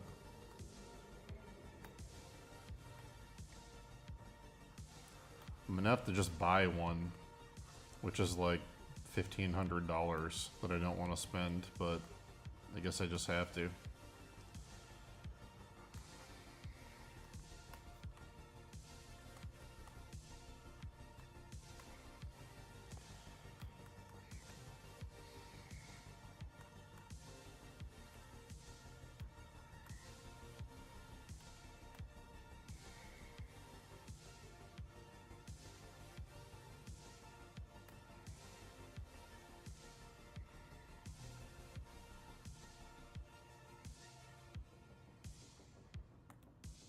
Yeah, we're doing all leaves today.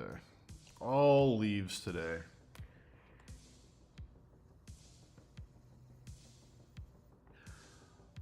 I don't snore. I gasp. It's horrible.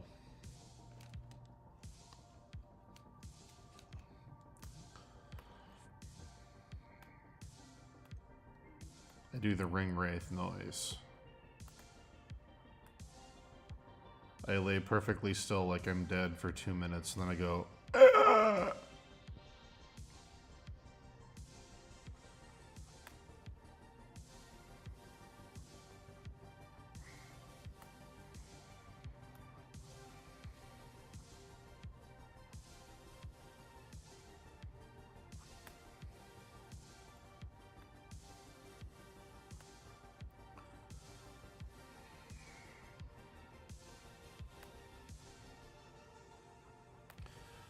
My brother got the surgery for it. It's in my family. It's like genetic. My brother got the surgery where they cut out the back of your throat to artificially widen it, and helped him a ton. But they said I didn't qualify for it. Should get a second opinion.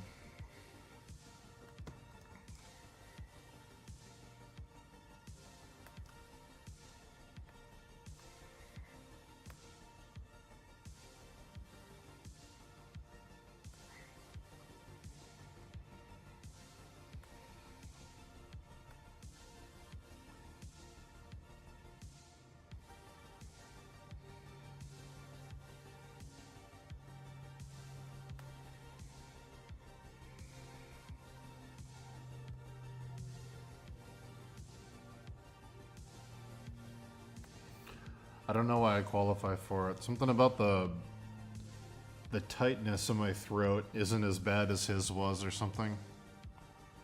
It's a very high risk surgery. They don't, you know, they don't just give it to you. You have to qualify for it based on a few things.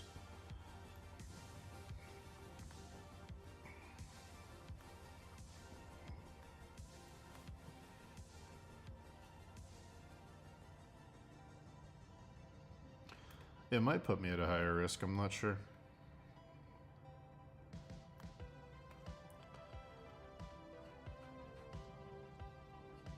I just don't think my brain's getting enough oxygen in general. I noticed it when I started swimming 2 hours a day. Around the 1 hour mark of like heavy breathing while I'm doing laps, I start to feel like a normal person. It's sort of like coming out of a weird fog, where I'm like, oh, like, this is how I should probably feel all the time. But then within like an hour of getting out of the pool, I start to descend back into the weird fog again. It's very strange. It wasn't super noticeable to me until the swimming. It's either the oxygen or the endorphins.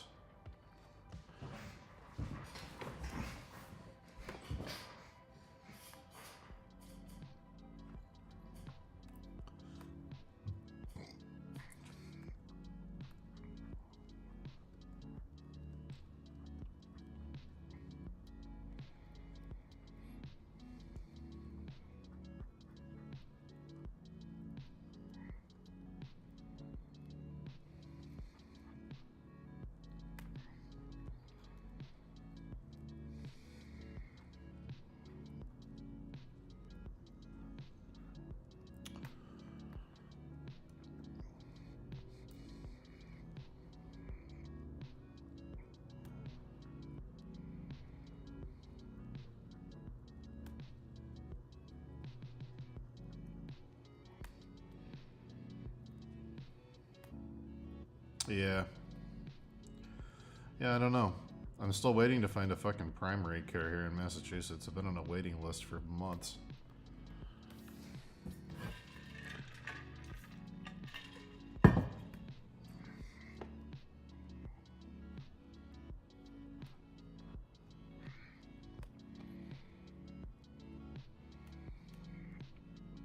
Man, I miss my doctor in Providence. I wish he could take Massachusetts clients.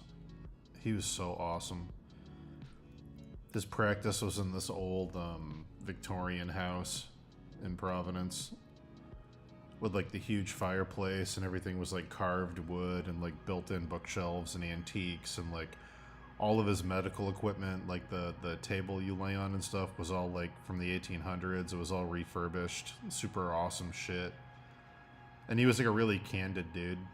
He was just like, there was no like frills. It felt like being in someone's like living room, kind of. Like there was no like weird medical intimidation, no like sterile artificial lighting or anything. There was always like a fire going. Like, man, place ruled. It's the only doctor I've actually enjoyed going to ever.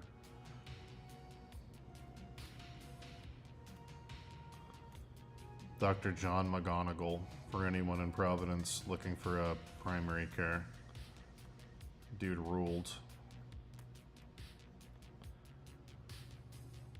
I'd go in and be like, I think I want to try this medication. And he'd be like, why?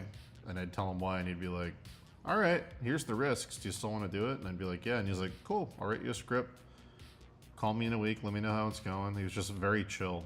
Very, very chill guy. Was never judgmental about anything, was super open and honest. But I loved that office. That office was so like homey.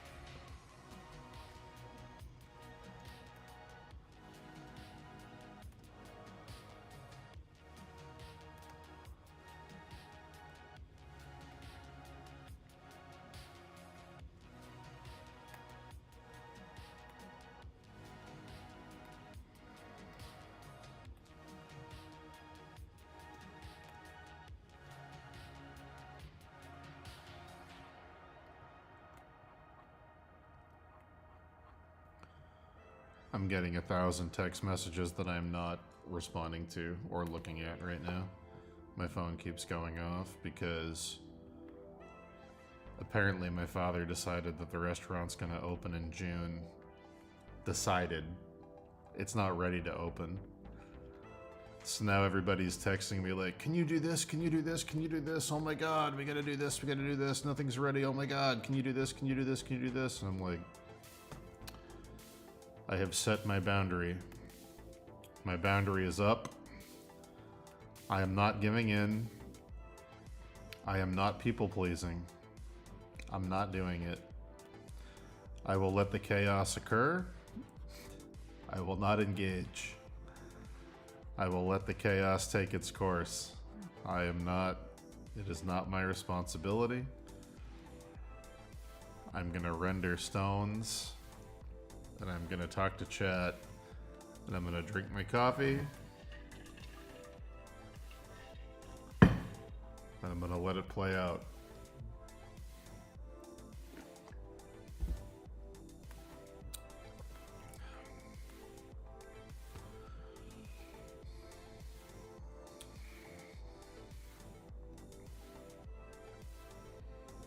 Exactly.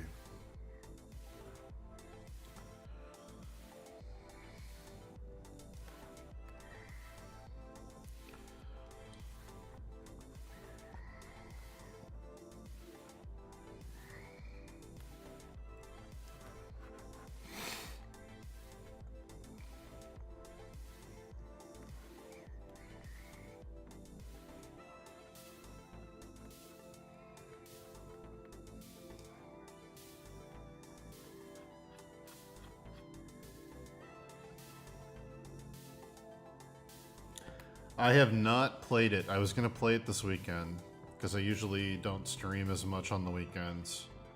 I was gonna see if I could do it in like one day. I was gonna like no life it on Sunday maybe.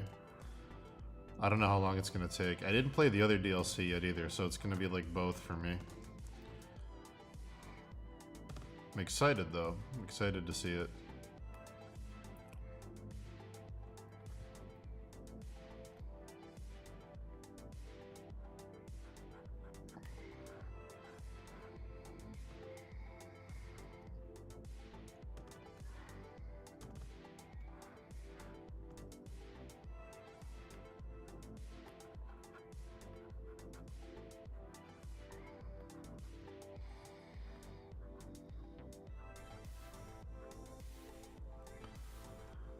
I'm excited to jump back in and see how Clive's doing.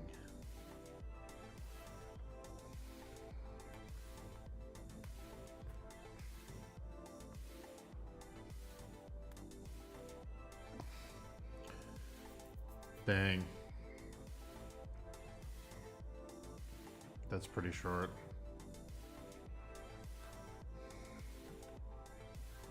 Did you beat, you beat Rebirth? You must have. You were like at the date.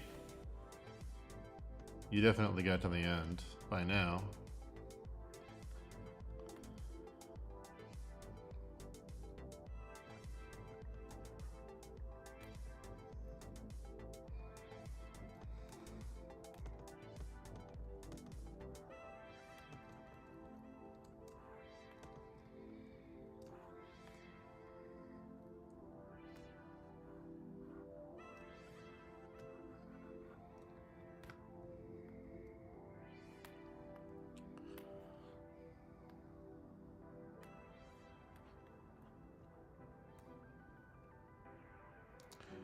Wow, these are really weird looking.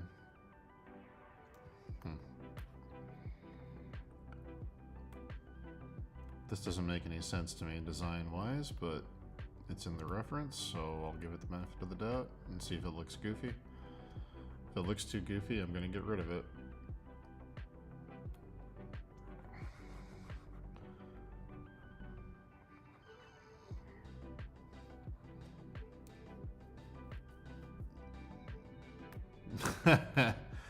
I understand. Painting deadlines happen.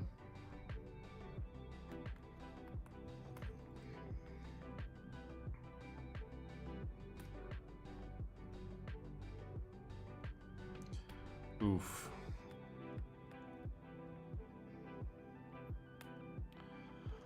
I don't think I like that.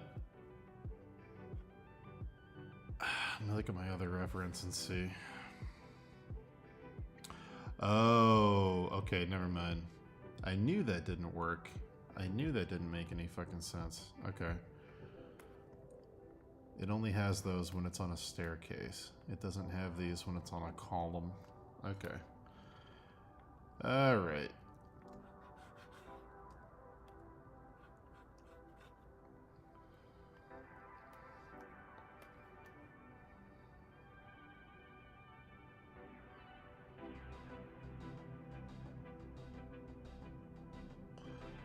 Yeah. We'll see.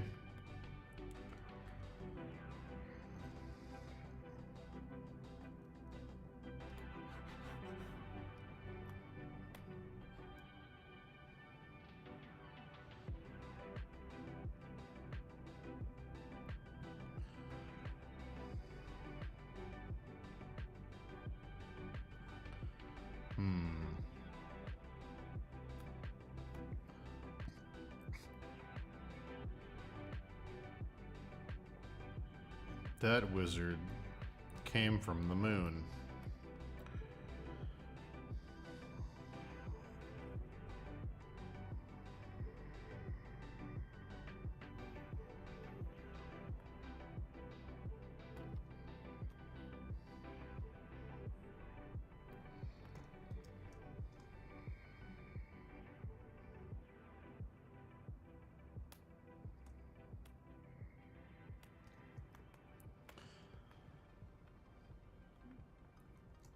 Anybody else watch Jeremy Parrish videos? Is it just me? This motherfucker decided to do a series of every Nintendo game with like a half-hour in-depth review of the development and what it did. And then he decided to start doing Super Nintendo games, and then he just started to start doing consoles. Motherfucker's got like hundreds of videos called like NES Works, Game Boy Works, Master Works, System Works, like really, really well done videos. Not like just some guy talking, like scripted, edited content.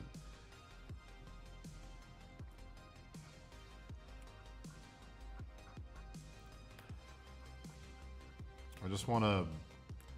I feel like nobody knows who he is, and I just want to give some love. Because that guy puts in the work.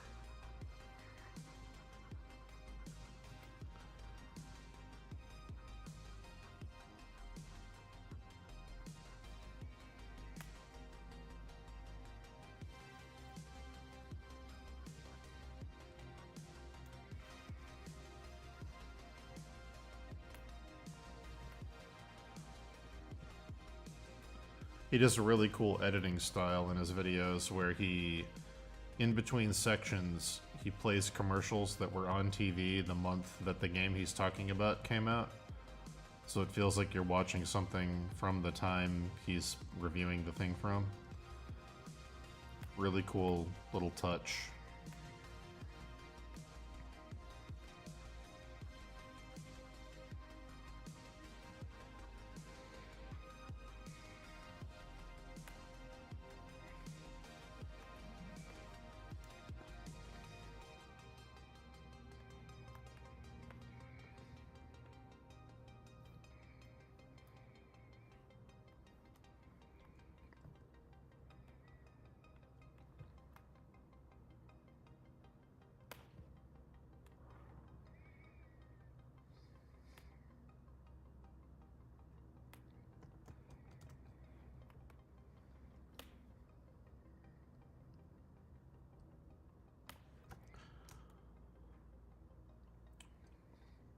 Bum, bum, bum, bum, bum, bum, bum. Oh my god, it's already stuck in my head again.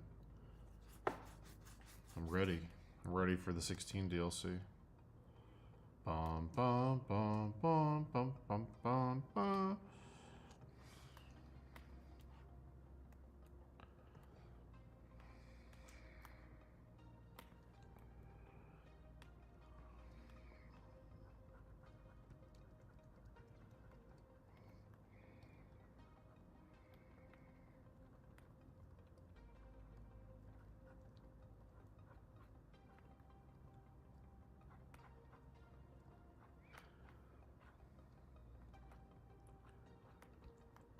Dude, FF16 not getting best soundtrack at the BAFTAs was like a crime against humanity. The fuck was that?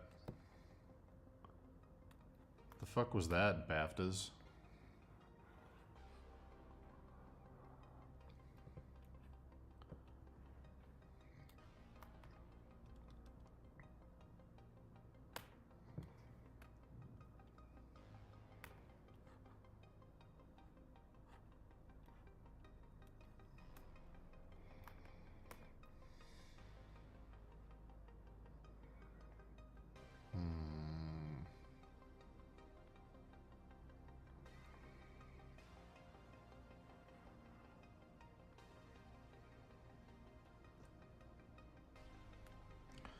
I never remember what got it because I was so mad that 16 didn't get it. I was like, how? What? It's like when Bloodborne lost best soundtrack to fucking Dragon Age. You out of your goddamn mind?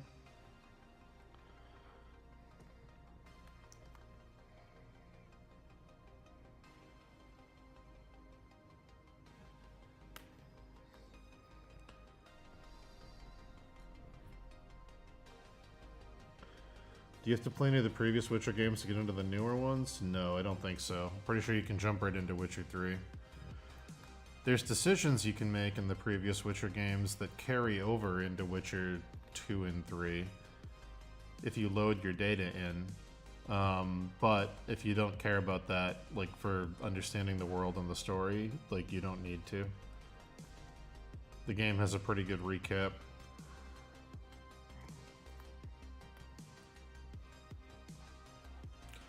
Pretty sure most people jumped in at The Witcher 3. I don't think most people played Witcher 1 and 2. Witcher 3 is the one that really blew up. Witcher 2 is great, but it's nowhere near as big as Witcher 3 was. Hey, nice, Maddie. Maybe you can stream with it too. Do some traditional streams.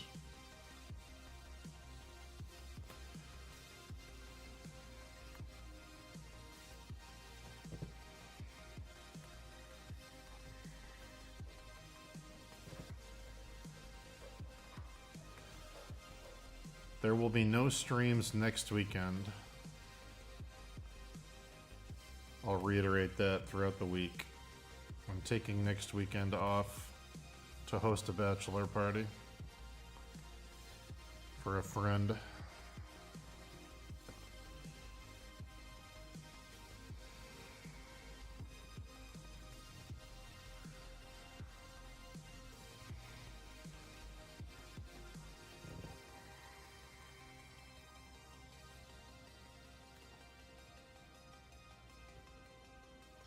Nah, Maddie, you'll get an audience. Oil painting's so much cooler to watch.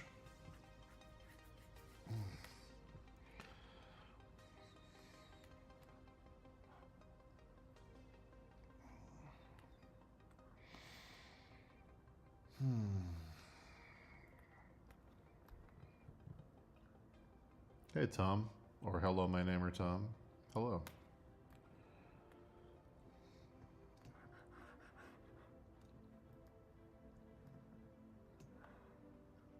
Hey, puppy. Puppito. Yeah, Maddie, you get the whole pig pen. The whole pig pen's gonna watch. What do you mean?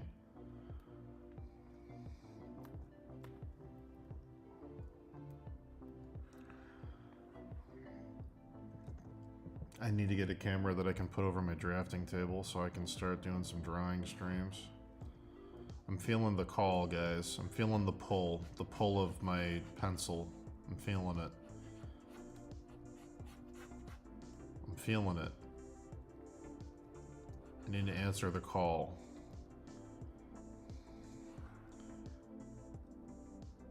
There's no zoom tool with a pencil.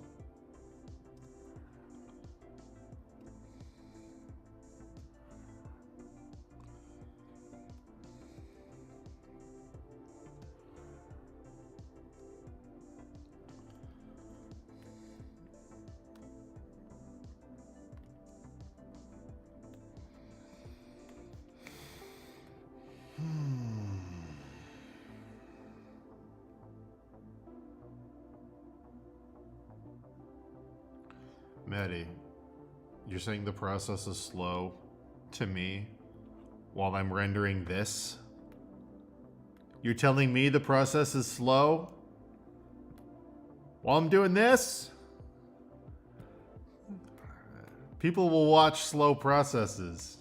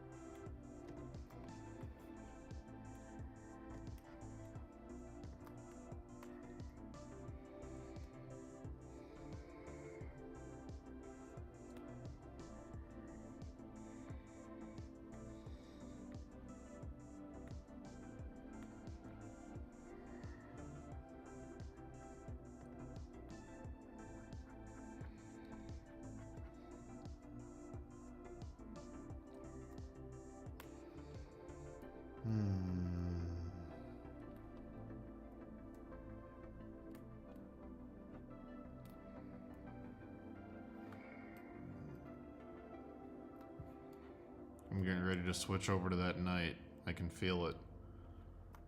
I can feel it. Getting ready to switch over to that night. It's coming. It's coming any second.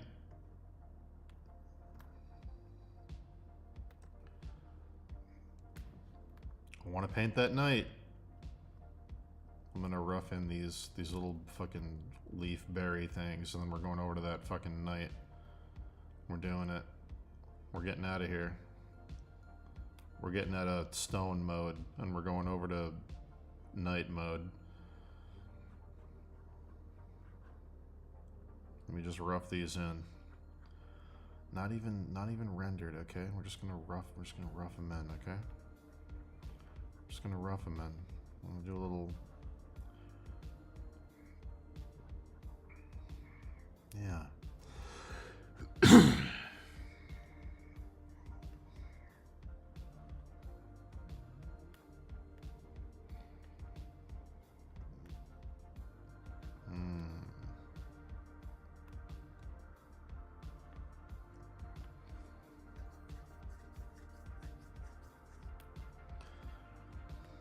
These patterns don't even make sense. That's okay though. Looks like there's some grapes or berries up here.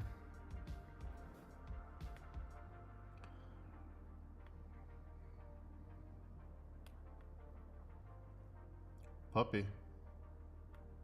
I see you.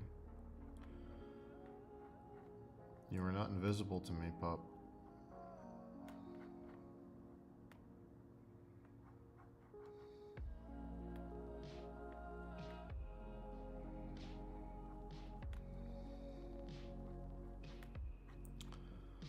Oh goodness. Oh, we're almost done roughing. Oh, we're almost done roughing. We're gonna paint a night. Oh my god. It's gonna be so much different. It's gonna be so invigorating.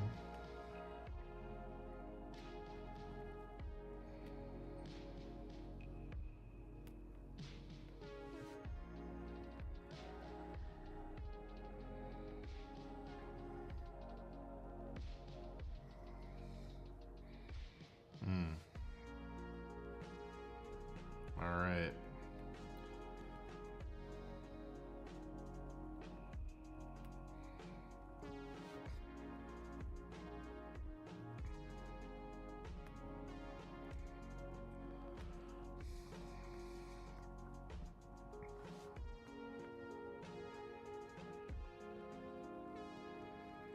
Alright, let's paint this night.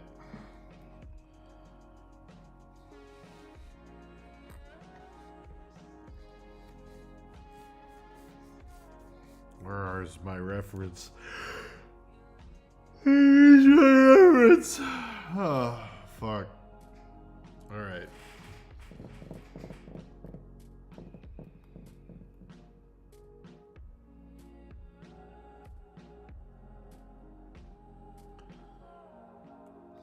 The best part's going to be rendering all this stonework and then deciding what parts to cover up with the fucking flora that hangs off of it for that sweet asymmetry.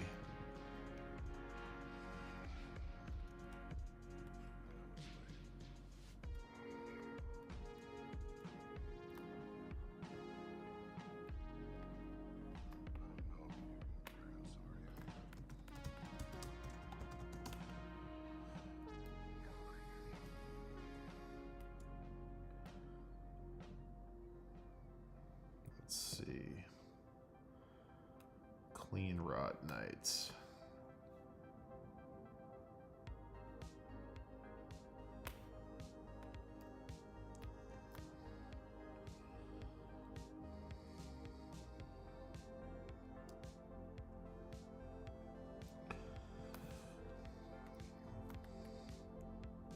Grab some references here.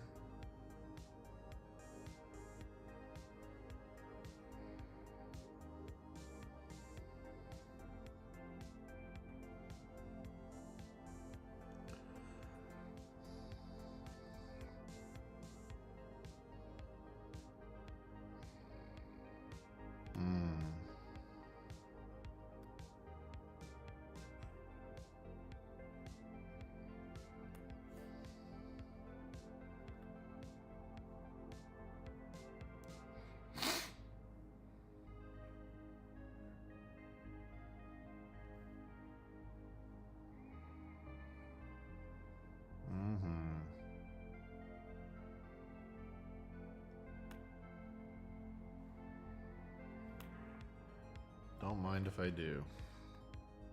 Alright.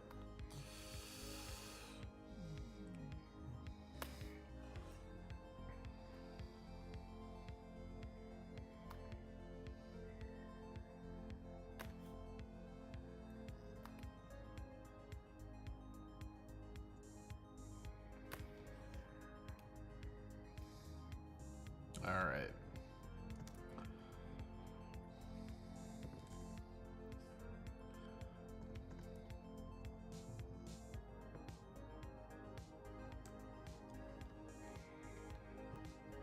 Alright.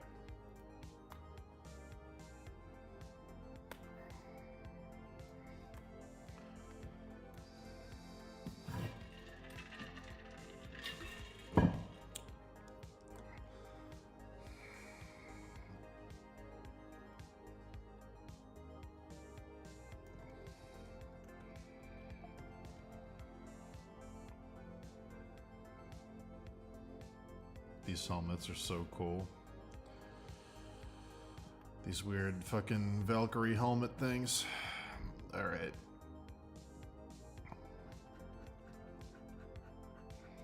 So we got 1, 2, 3.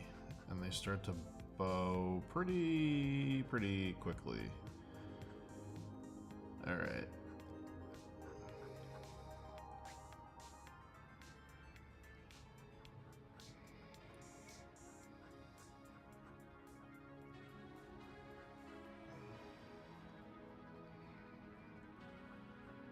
It's one of the clean rot nights. I don't know which one.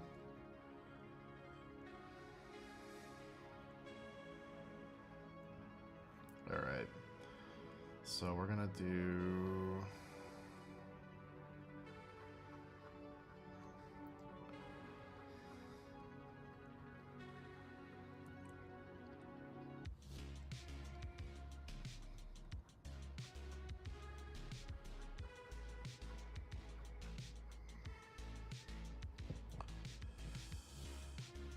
This wraps around. All right.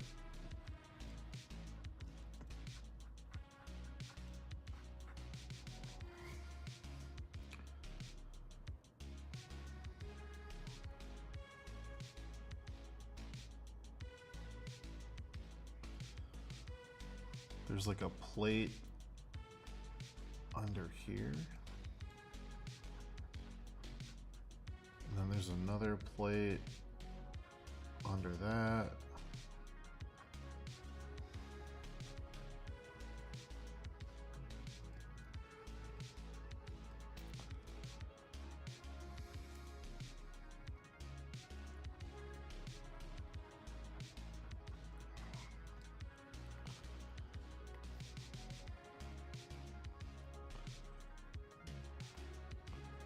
Then there's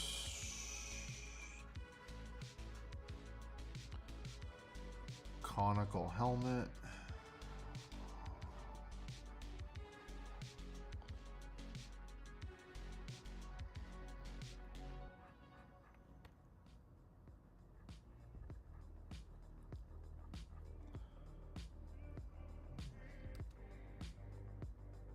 Man, foreshortening this helmet is weird. I have to kind of make this up.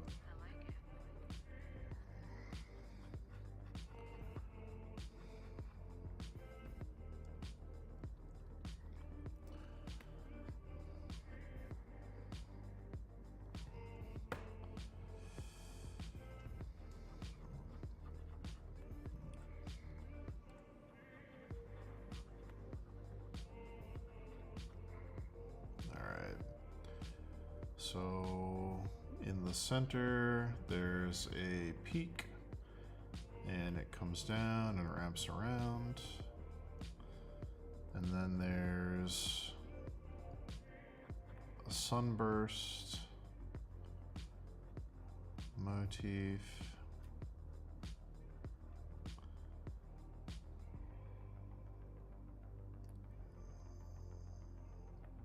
Okay.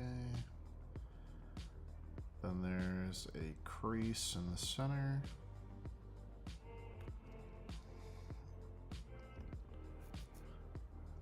Now Now these wings. So they kind of come right off.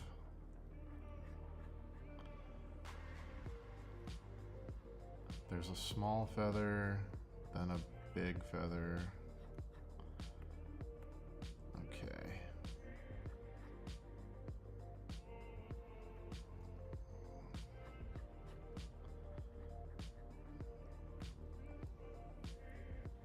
Then there's a more pronounced one.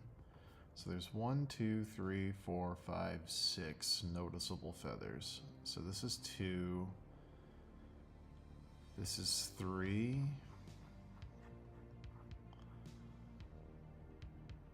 This is 4.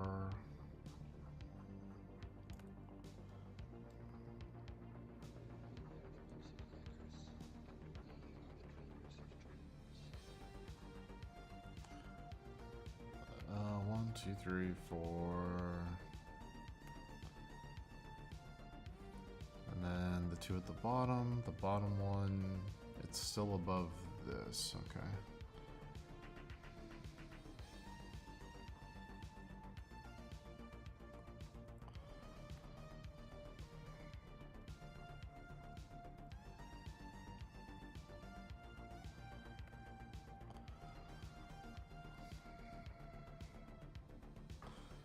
But then there's also this.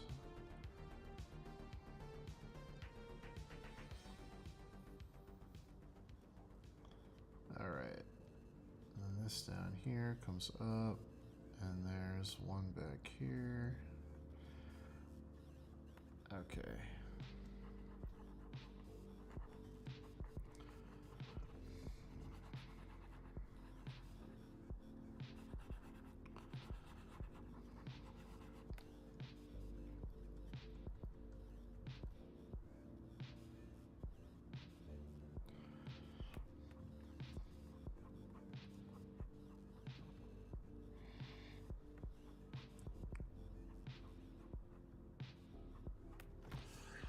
All right.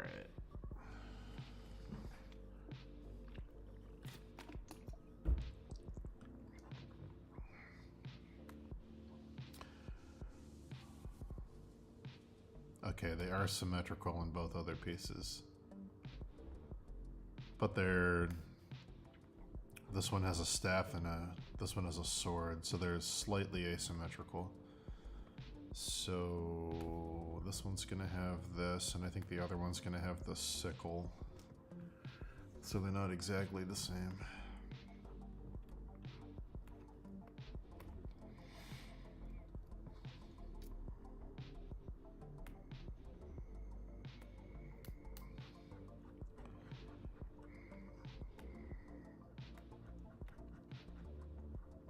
All right, so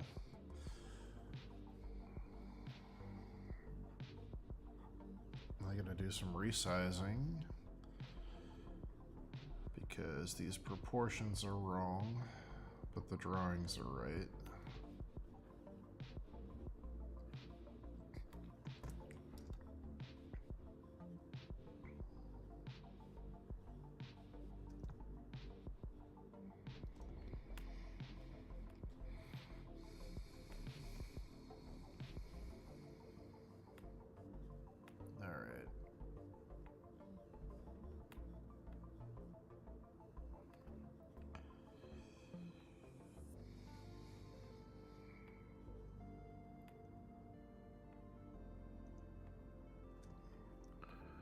Alright, now I gotta figure out the wing. So this whole section of the wing above the divider.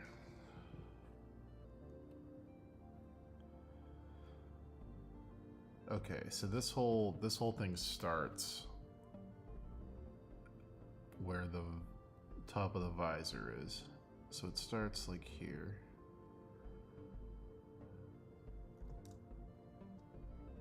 And this cut-in feather is roughly in line with the top of the helmet. So that's actually pretty close.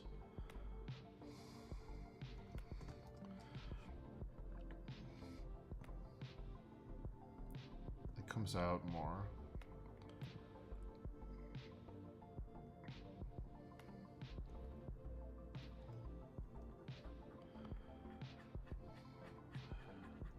Okay. Then underneath is the second part of the wing. I'll do that now. So we have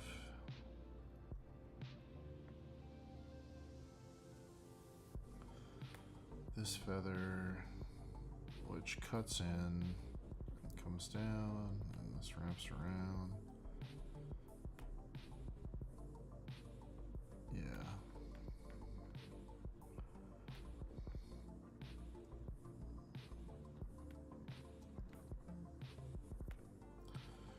All right. So now we got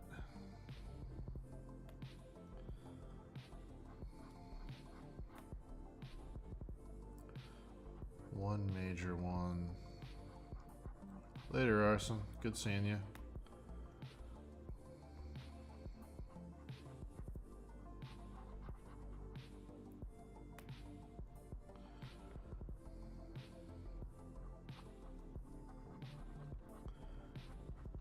All right.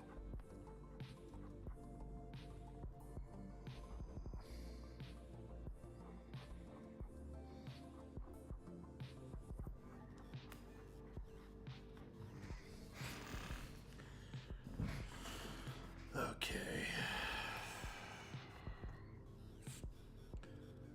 Only problem with this is that it needs to be smaller.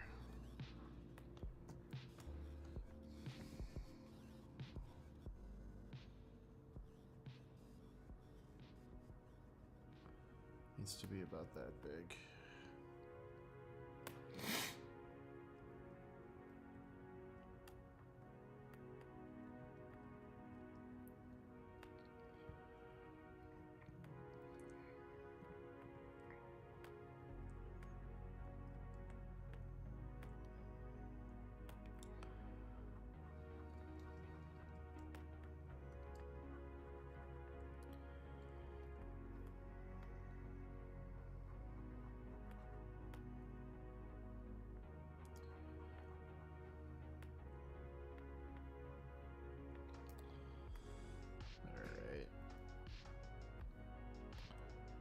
Clean Rot Knight helmet. There we go. There we go.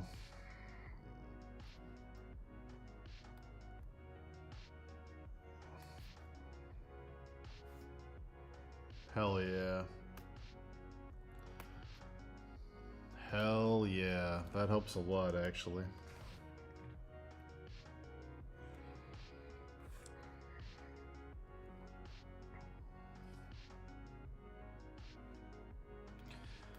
Alright, now the trick is keeping this kind of gross, leaning, lumbering pose while using this very good reference from a different angle.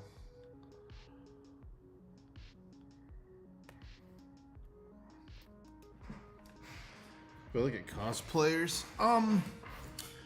Only if the cosplay is really good. Yeah, if the cosplay is like incredible, then maybe. If they're like in a photo shoot where I can find an angle of something that I need that I can't find in the game. Typically when I'm doing this stuff, I go in the game and I just take a billion screenshots. This is hard to get though because From Software doesn't put in pauses in their games, so there's no photo mode that pauses the game and allows you to rotate. So if you're going to take a photo of one of these knights, you have to stand far away and zoom in and get the right angle, which isn't always possible because there isn't always a vantage point for it. Or you have to make them attack you and then just spam screenshots and hope one of them is good. So like, I want this very lumbering pose they do, which I have some references for, but they're not perfect references. But that's okay. I don't think we need them to be.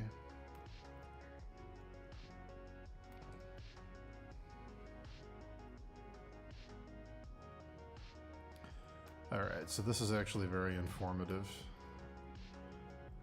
This reference I just pulled is very informative for this helmet. So this one comes up and over and down and in.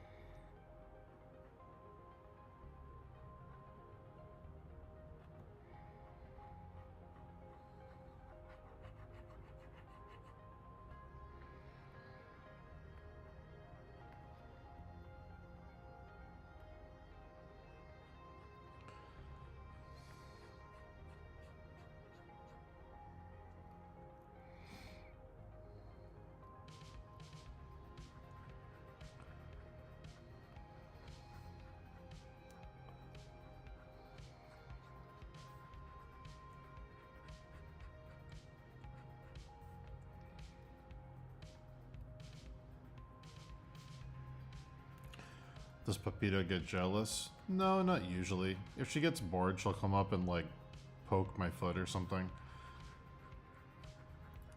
I take her to the park a lot, so she's usually pretty tired.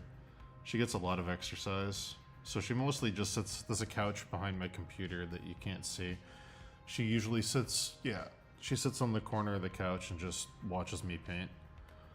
Sleeps a lot. But yeah.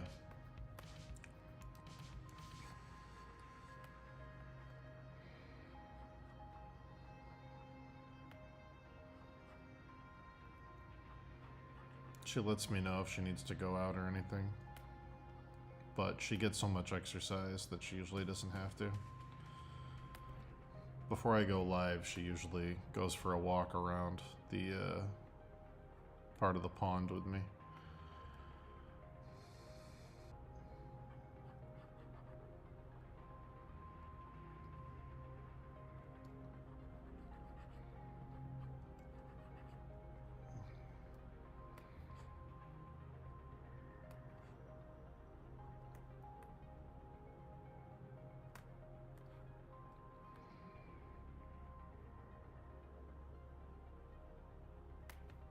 Alright.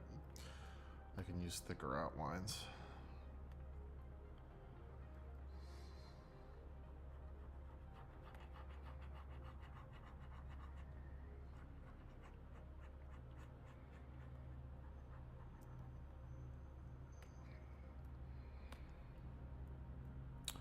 She's I believe she's a lab pit bull, a black lab pit bull mix. I don't know for sure because I never got her tested.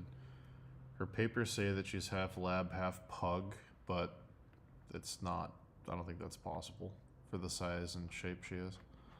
I think they just didn't want to tell me she was a pit bull.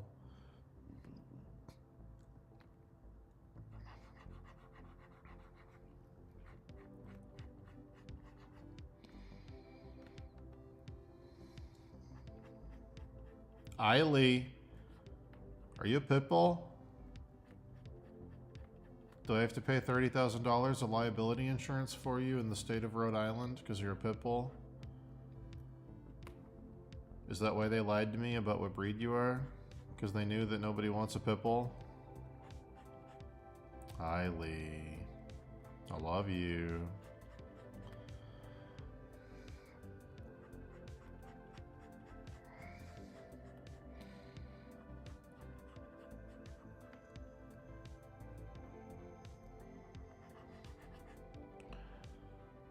No, she's not big. She's like medium. She's very medium.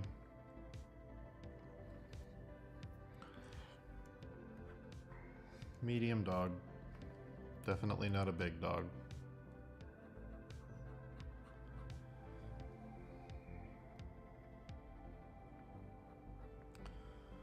I mean, I guess she could be half pug. I doubt it. Really doubt it. But she snores like a pug.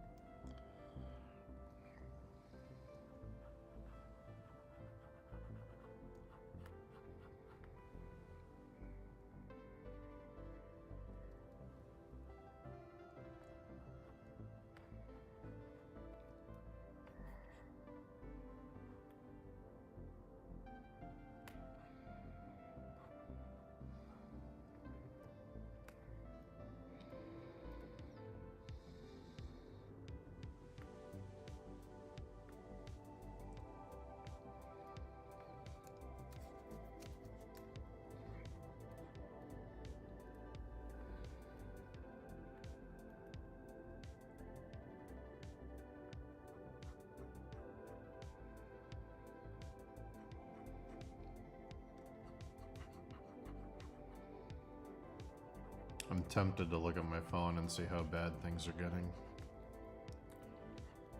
But I'm trying not to.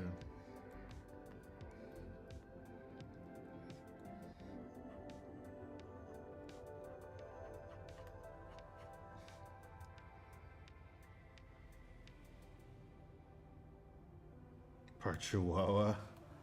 That's funny.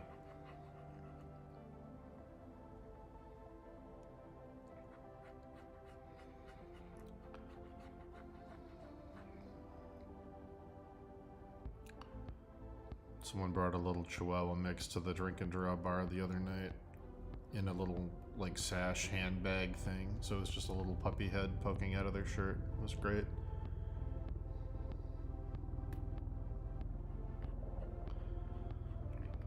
Papito.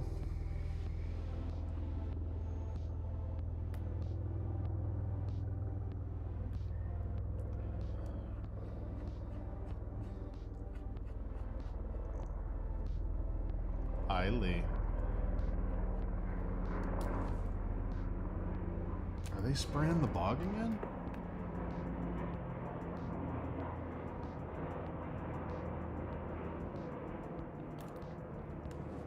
It's a big fucking helicopter.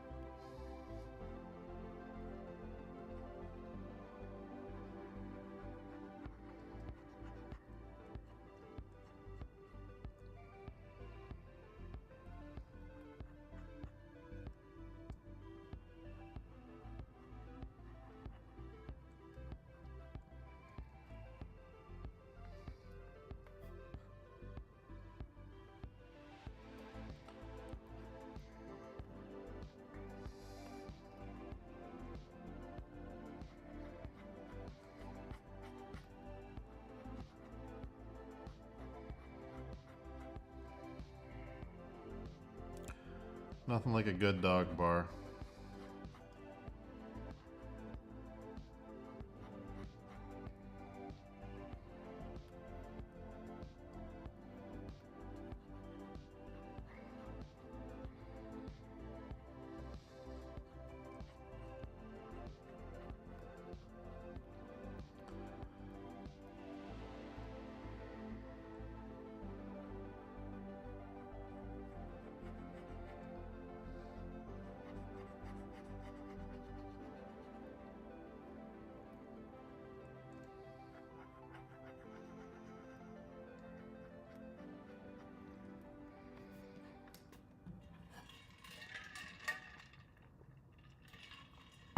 Oh.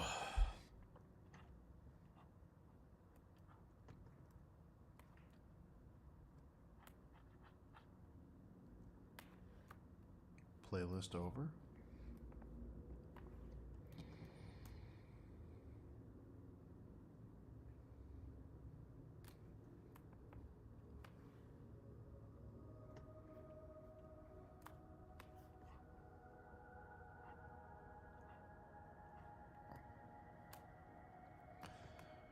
Okay.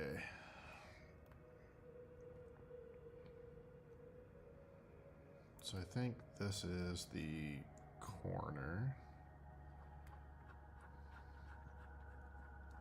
Yeah. Okay. So this is actually all molded metal. So this is like, yeah.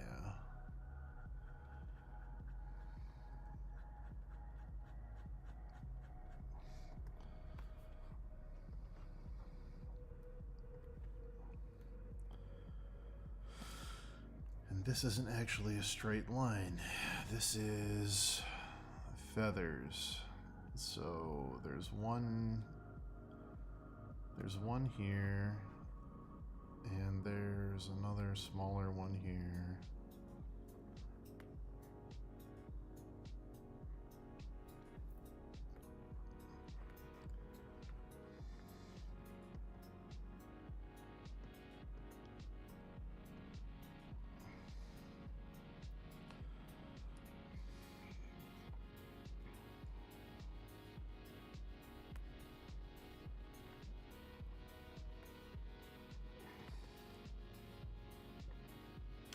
Pokemon Go Avatar update?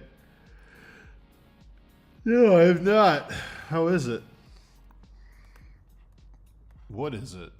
Avatar like the movie, or The Last Airbender, or what?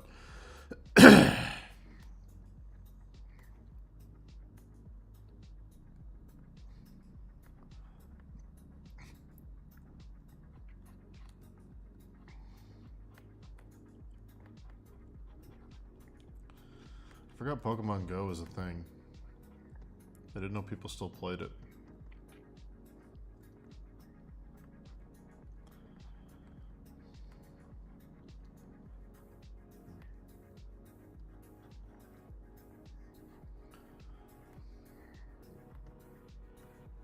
Oh my god. I can just rotate my canvas. Tools in Photoshop I forgot existed.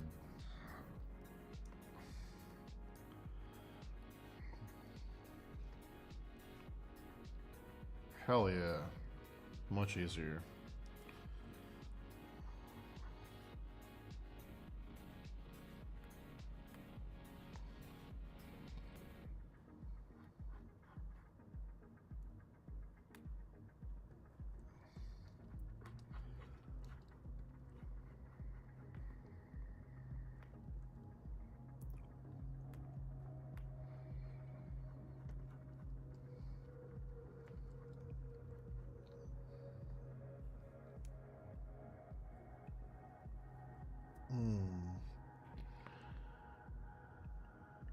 Oh my god.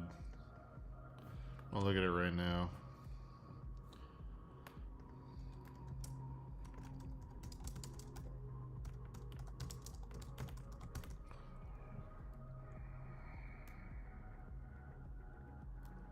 Oh no. No!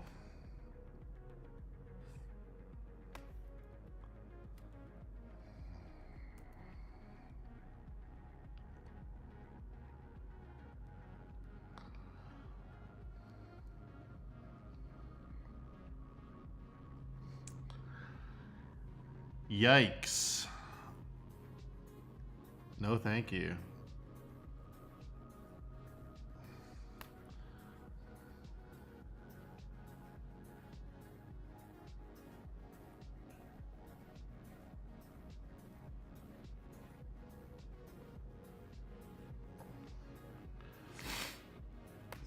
That's really, really, really lazy.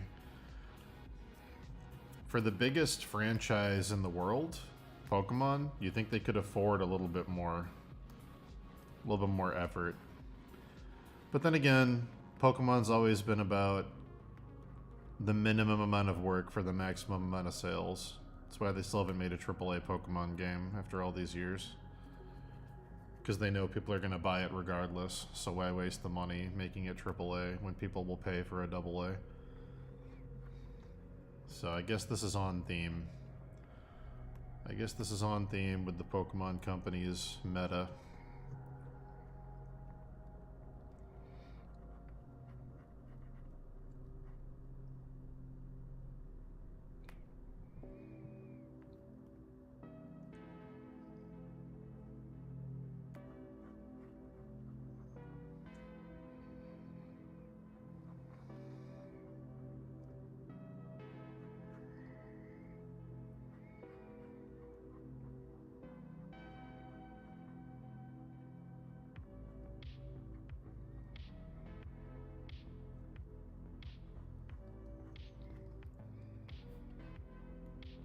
I think I'm streaming tomorrow, chat, but I haven't decided yet. It's a weekend, so my rule for the weekend is if someone calls me and says, let's go do something that sounds fun, I go do it. And if nothing happens, then I work. So I haven't checked my messages yet.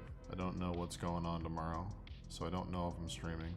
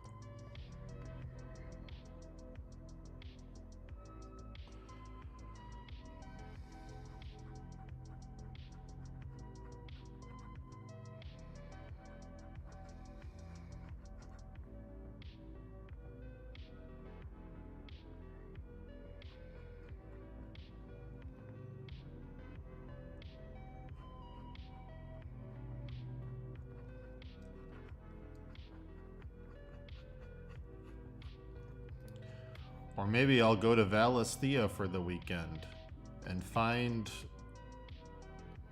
Leviathan, dominant of the seas. Who knows? Or maybe I'll finally play Sea of Stars, which I've been putting off for like almost a year. Or maybe I'll work on this piece. Or maybe I'll paint the skeleton. I don't know. I don't know what the weekend holds for me, chat. I don't know. Okay? Could be anything. I don't know. If it's warm, I want to go outside. That's all I know. If it's warm, I want to have a picnic somewhere fun to look at. That's all I want to do. I don't know if it's going to be warm, though. I haven't checked.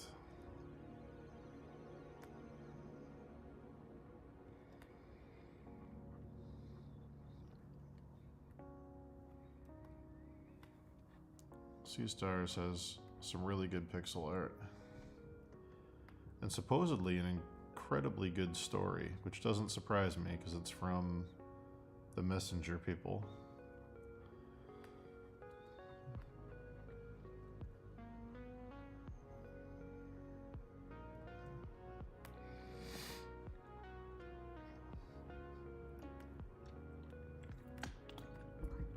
I feel you, Maddie. And I understand.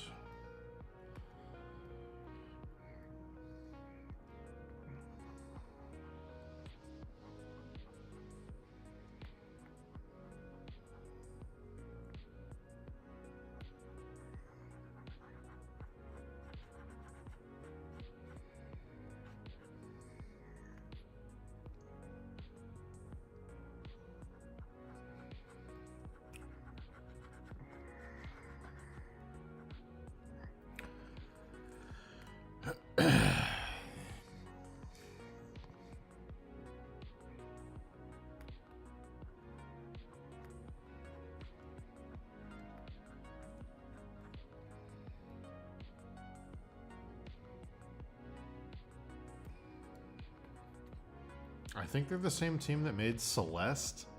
Celeste and the Messenger? I might be wrong. I know they made the Messenger. But yeah, Sea of Stars is supposedly an incredible game. So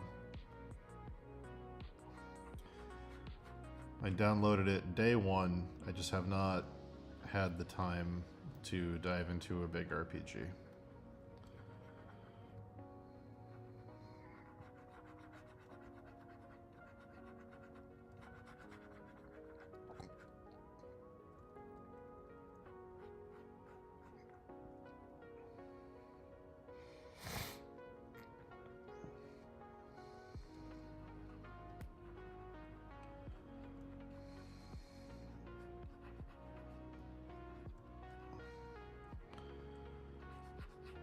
It's supposedly better than Chained Echoes. Chained Echoes was shockingly good for like a two-person development team. Chained Echoes was nuts.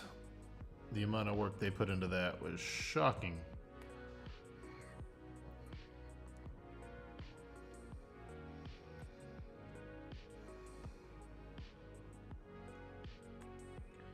Different studio.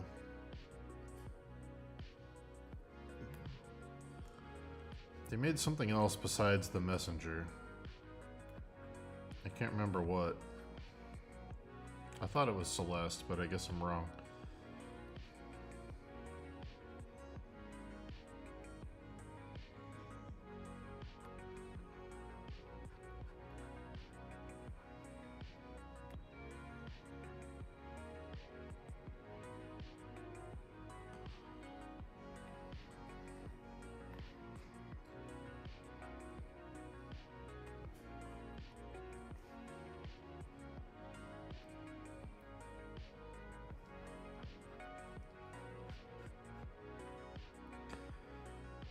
Chained Echoes had probably the most innovative turn-based combat system I've seen in a long time, which is pretty crazy considering it came from like an indie dev, like a one-man programming team.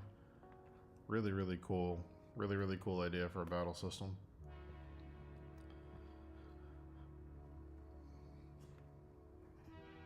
It's that song. That song that's on all the playlists. It's here. Here it is.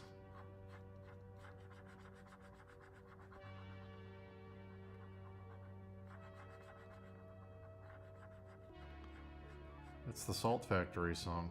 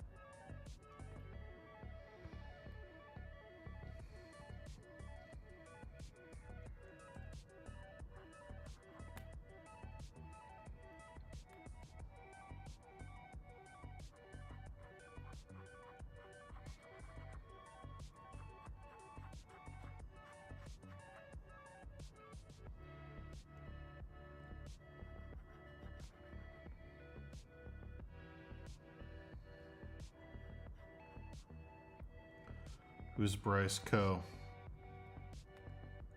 Is that one of the people we're talking about from one of these teams?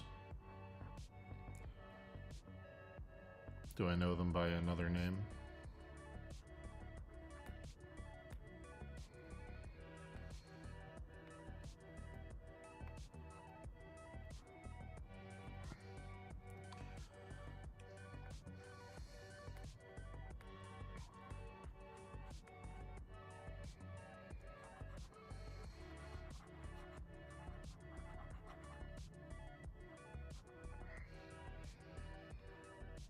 Oh, the artist. Yeah.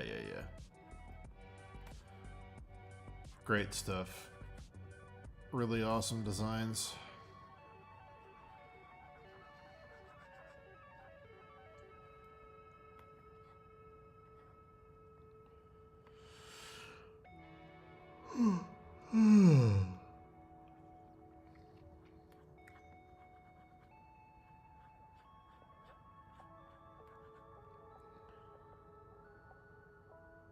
Yeah. Yeah, I know their work. I didn't know their name. It's crazy how many artists' work I know, but I don't know who they are.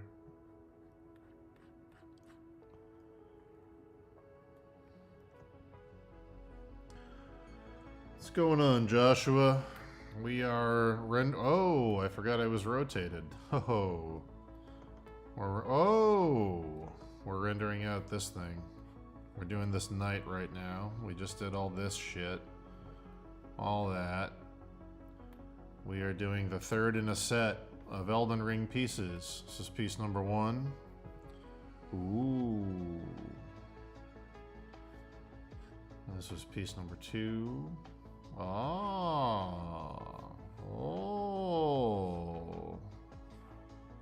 And now we're doing piece number 3. Good to have you. Welcome.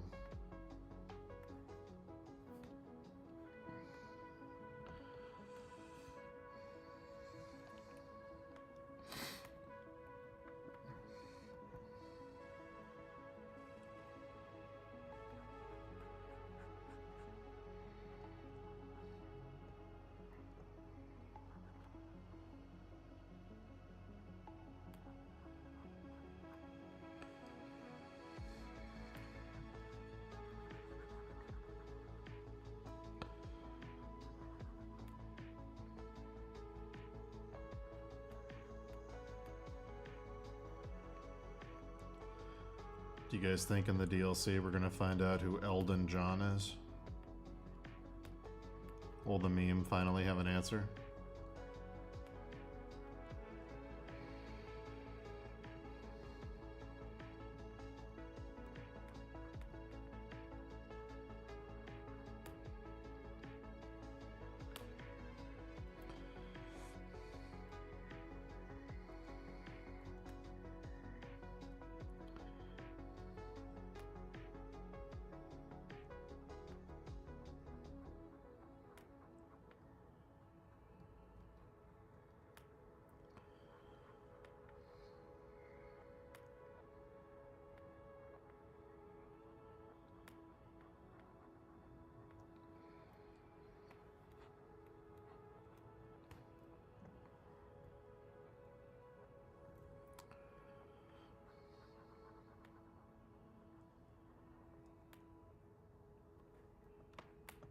Mr. John Elden Ring?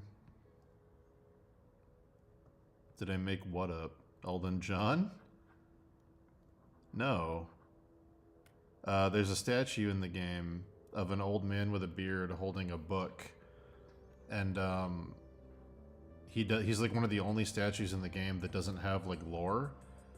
So the fan community started calling him Elden John as a play on Elton John. And nobody knows who he is, but his statue's like all over the place. And he's not like an asset that they bought off a store. He's like something that they sculpted and put in the game themselves. So he's like a From Software creation. But there's no one knows why he's in the game. No one knows who he's supposed to be or what he's supposed to signify. He's just an old man holding a book with like a cool beard.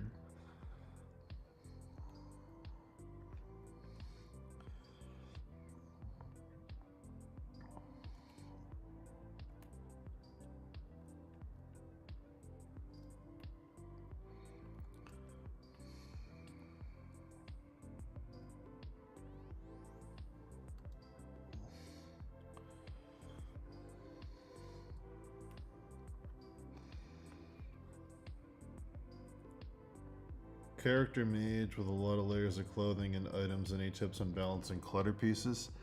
If you're balancing layers of cloth, look at the concept art for the Doctor Strange costume designs. Layering cloth, if you lay it really flat, can look really cool. Balancing clutter pieces? Oh! You want to play on, like, here, I'll do a quick sketch to show you. Let's say you got a mage, yeah? Here's his robe. Here's his sash. Here's his thing up here. He's got his arm over here on his hip, and he's got his, you know, his staff or whatever the fuck. And here's his hood. Let's say you got to cover him and stuff. Okay, well, how do you do shape design inside this shape that's already here? Let's say he's got a cape too, okay? Well, swoop the cape to the side, make it cooler. Okay, so right off the bat, you can get a cool diagonal by layering some cloth like this. And then again up here, so you get like a cool diagonal line through the piece. Right off the bat, you can have that cloth come over here on that, so there's a layer. Underneath that layer, you can have another piece that's tucked under. So now you got a cool like X thing going through it. You could even triple it if you want to. As far as clutter, I like to do like, I don't know what I'd call it. I guess like a corner thing where, let's say off his belt over here, he's got like, you know, a magic pot, and he's got some scrolls, and he's got like a star reading thing, and he's got, you know, just a whole bunch of tools over here. Okay, well, there's a bunch of clutter there. Keep this side empty for asymmetry and for balance. That means that if this corner has a bunch of clutter, you don't want to put something above it, because then it's weighted to one side. You want to go diagonal up here and give him some kind of shoulder armor or something attached up here, even if it's like a bag with a strap that has something over here. You want to give him something up here to balance out what's down in this corner. Yeah, it's like selective asymmetry, essentially. But yeah, I would do that. You don't want to put stuff everywhere. You want to have there be places where the eye can rest. Hey, Akash.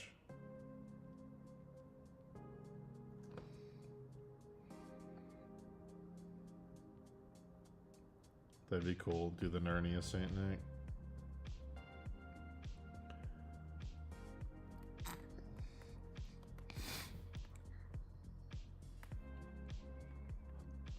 You just want to balance the clutter. You don't want to put it absolutely everywhere. Unless the character is literally like a junk collector. Like, but yeah.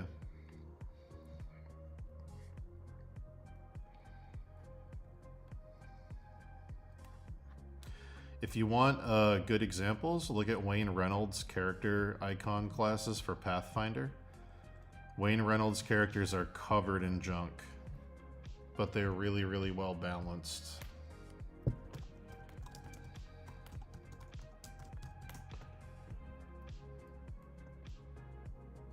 Like, his stuff can go off the rails with the amount of clutter, but he always manages to make it work. What's a good example? What's a good example from Wayne?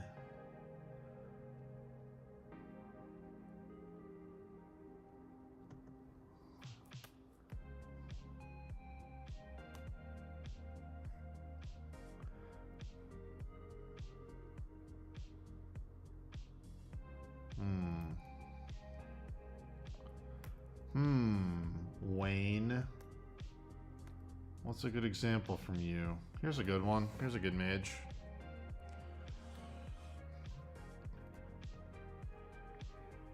Yeah, there you go. Yeah. So he's got a nice diagonal cutting through all the kind of straight cloth lines by putting the sword in the front here. He's got a lot of clutter and items off to one side, hanging off the far side of the belt. He's got a bunch of belt buckles and things. And then he really lets you see the fabric and the cloth up here by really exposing that corner and detailing the hell out of it. Yeah, Wayne's a really good person to look at for how to do clutter the right way.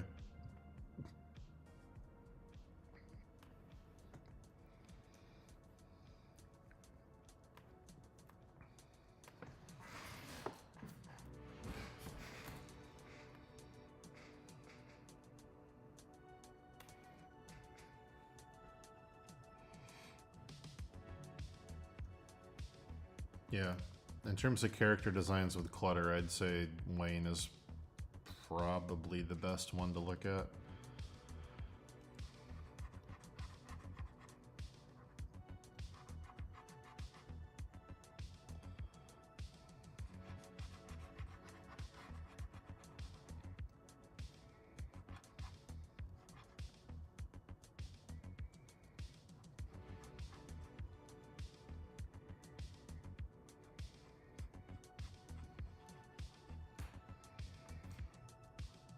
Alright, we're almost done with this wing. Then we can do the helmet. Hell yeah.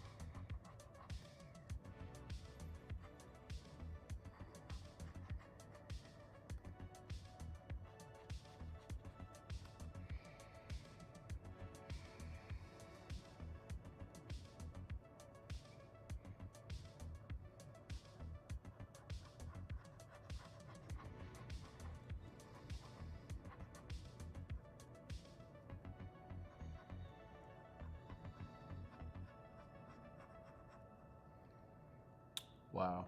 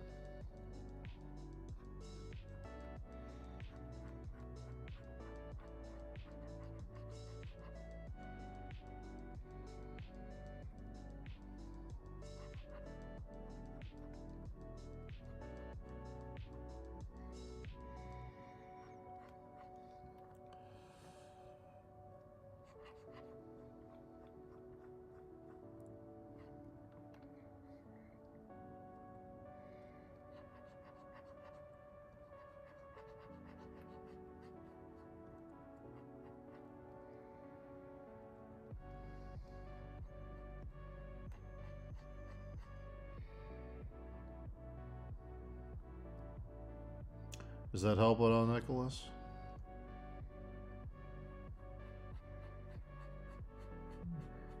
Can you solve the problem you're having by looking at Wayne?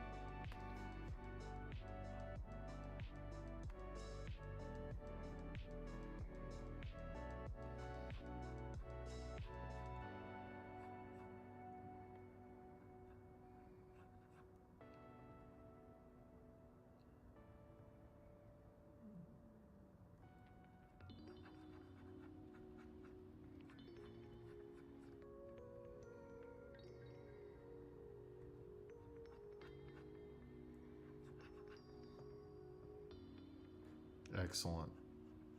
Good to hear. Godspeed. Go forth and render.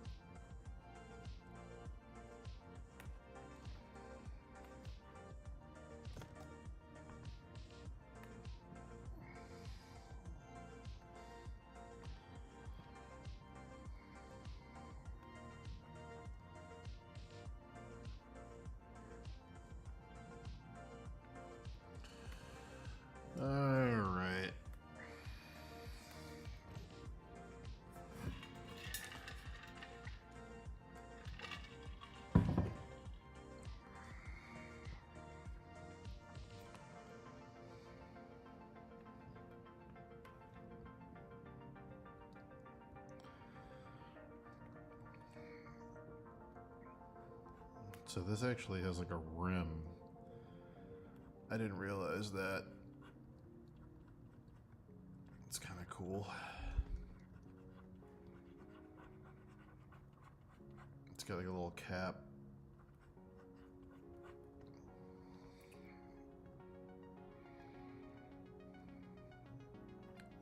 It's a pretty awesome design. I mean, big surprise from software.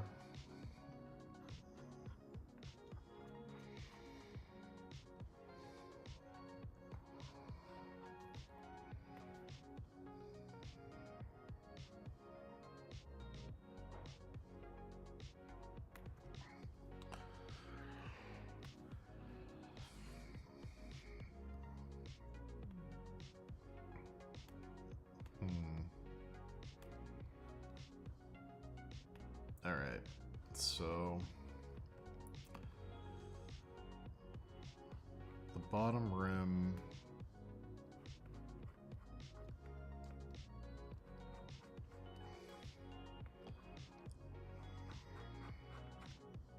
okay.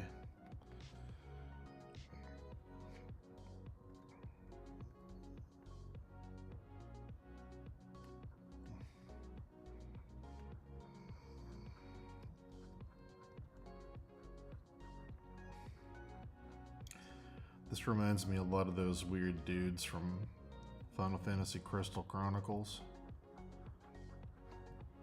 It's got that same kind of feeling.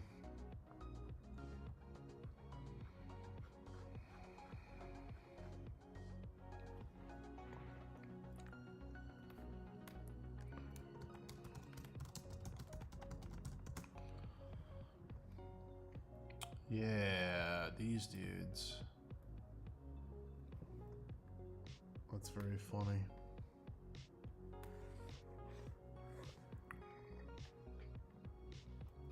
Reminds me a lot of these dudes. The like tall, skinny, armored dudes.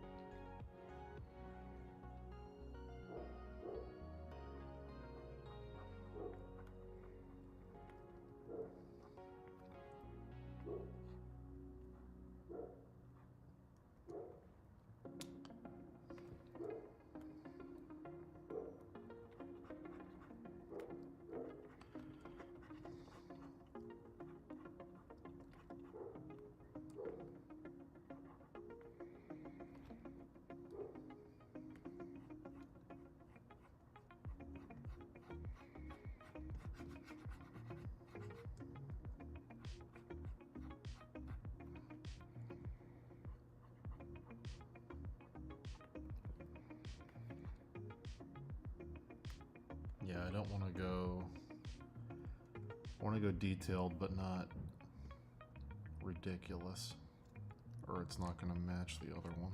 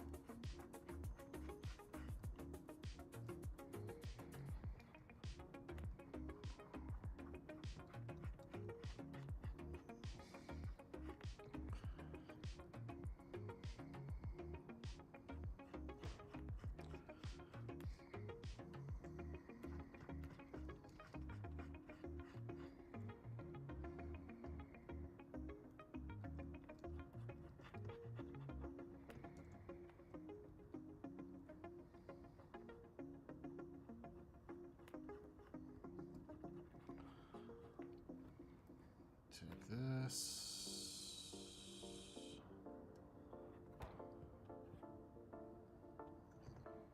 Paste.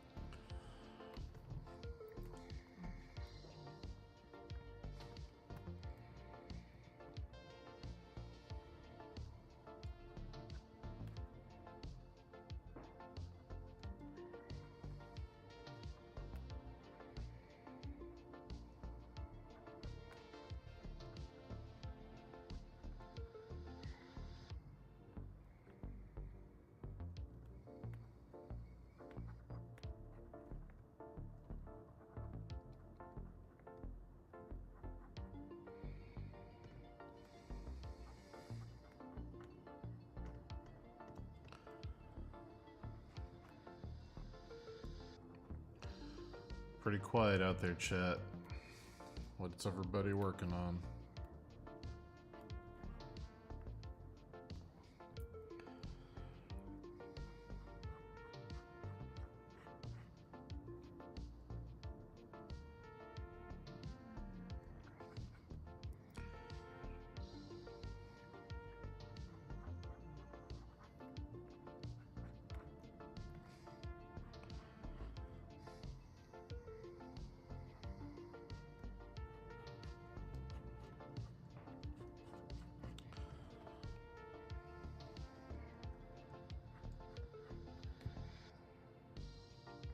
Okay.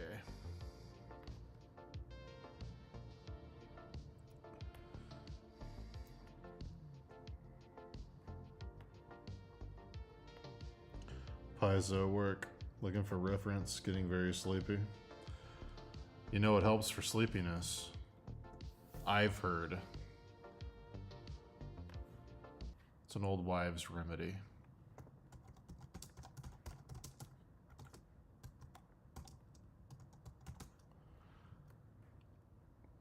I've heard this is pretty good.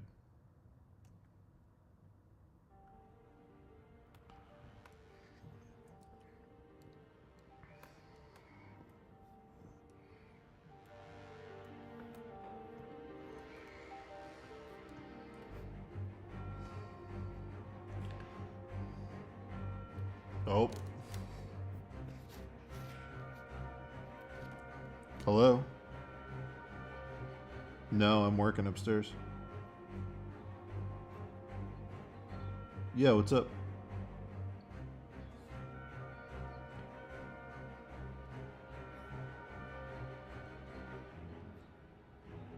Uh-huh. Uh-huh.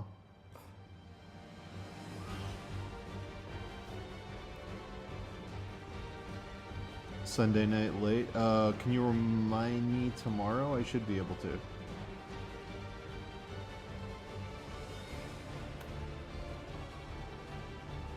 Yeah. Just let me know. Alright, bye. Yeah, I'm good. I'm just working. I'll see you. Okay, thank you.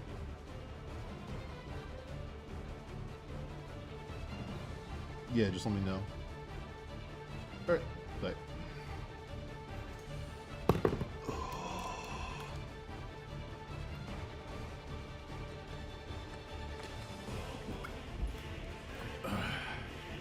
Sorry, chat.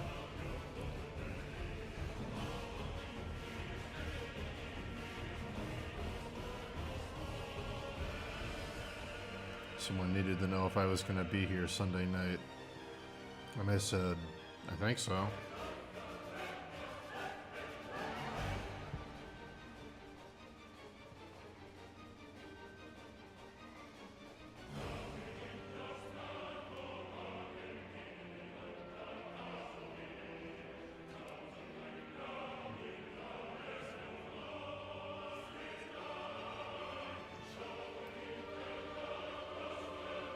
First art request is an art director. Find an artist for the next week. Produce an illustration. If you need help finding somebody, let me know. I always get messages from people looking for work, Miguel.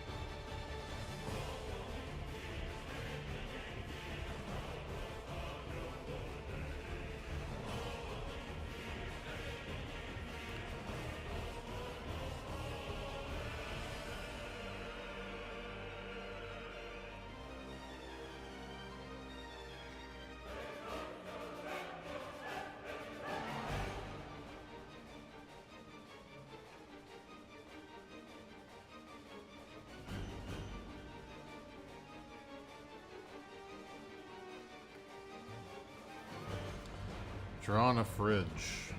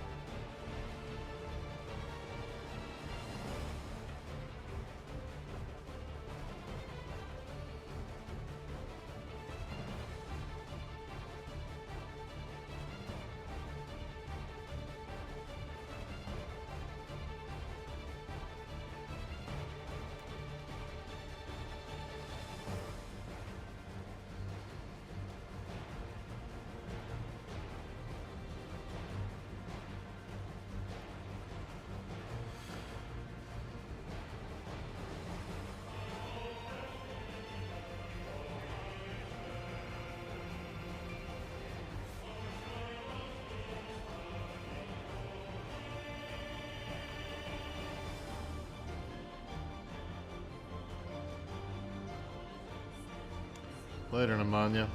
Have a wonderful evening.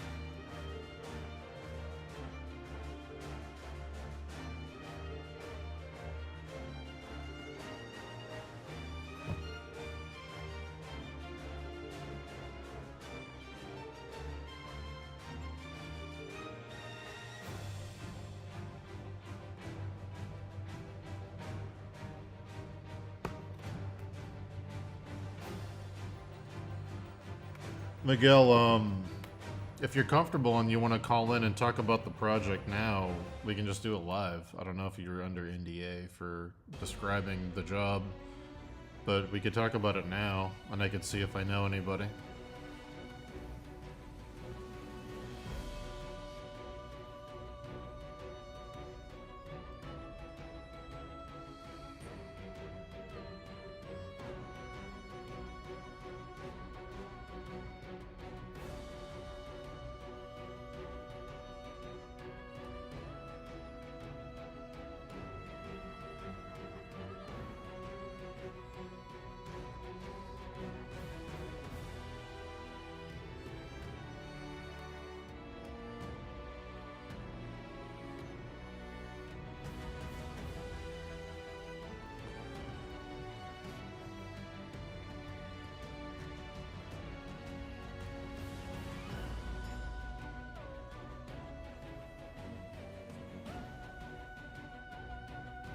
I'll be on in an hour.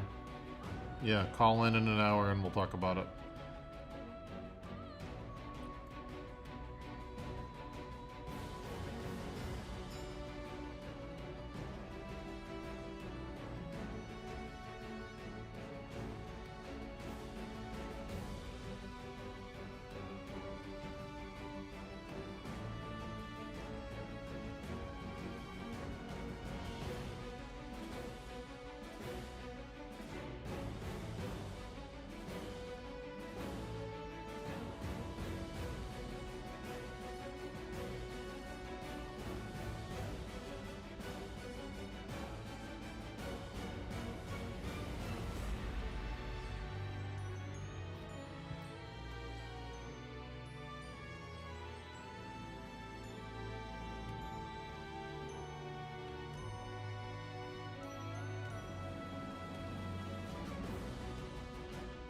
Send me your Discord.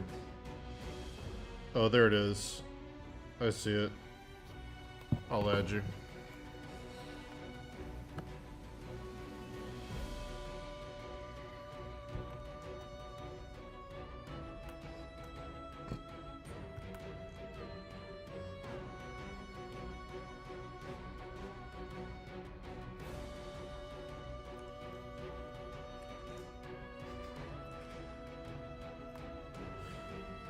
I'm starting to get a migraine. I'm grinding my teeth. I gotta stop.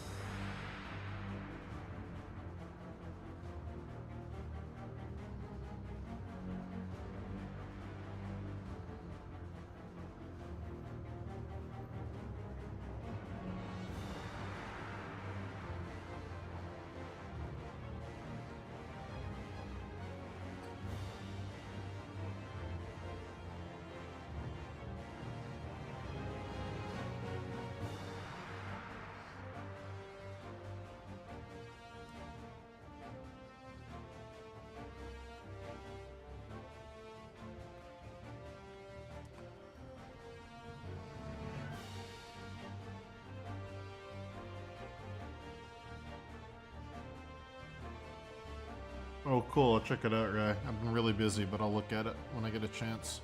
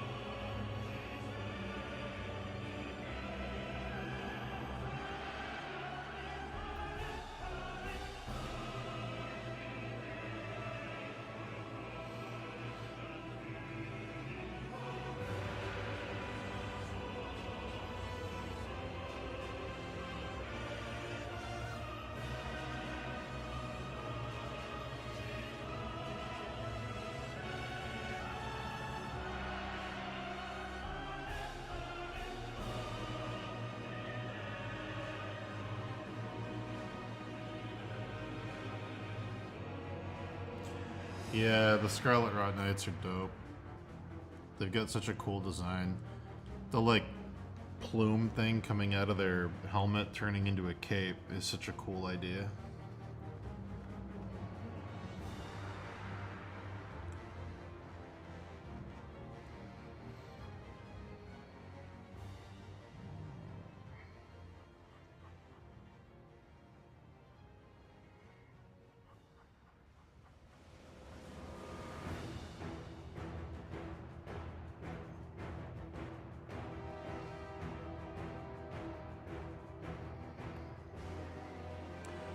Alright, I gotta take a bathroom break.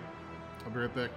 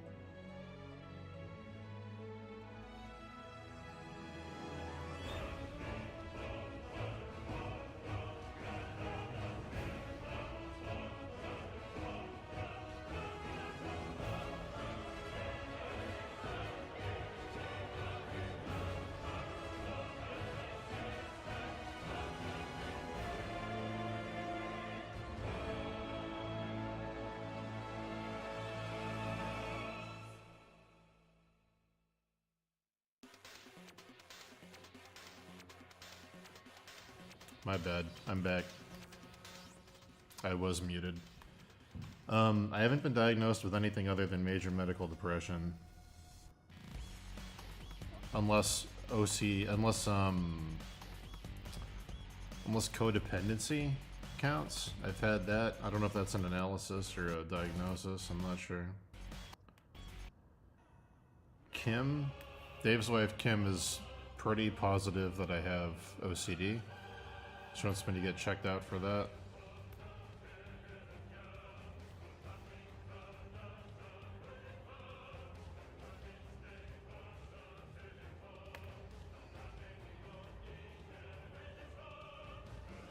Yeah. Later.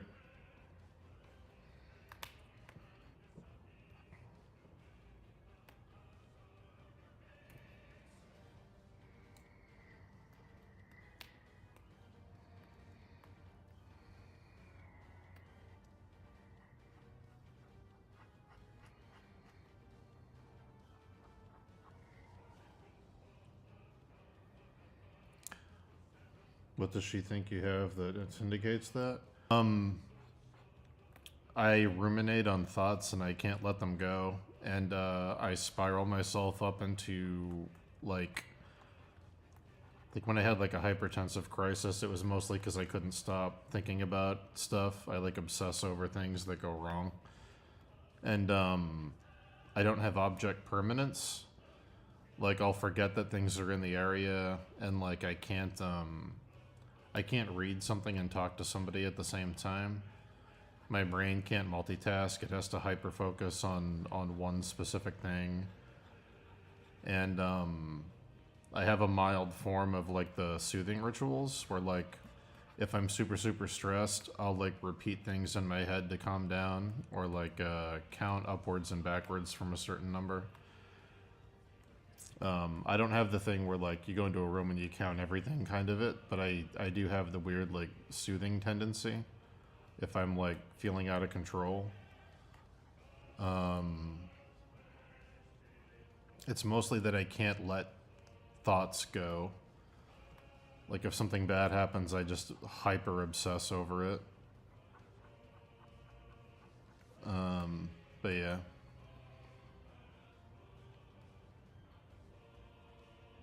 There's other stuff too. I'm drawing a blank.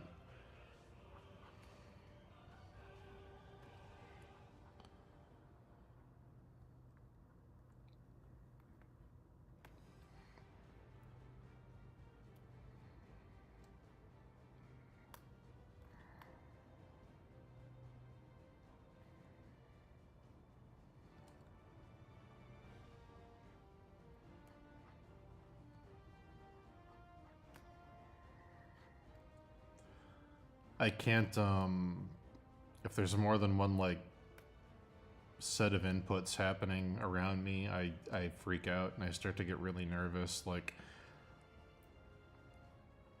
it's sort of like if there were two radios tuned to two different stations playing at the same time, you added a third and then a fourth and then a fifth, I, like, get gradually more, like, I can't focus on multiple things at the same time. It starts to like shut my brain down and I get like really anxious. But yeah.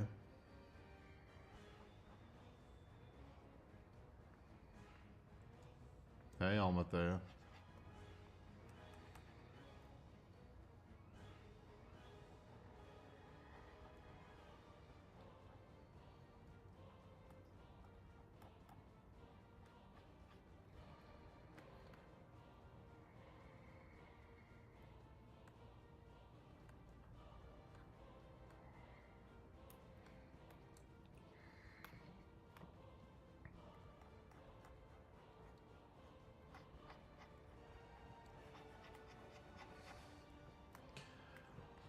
It started getting really pronounced when I started exercising and trying to lose weight.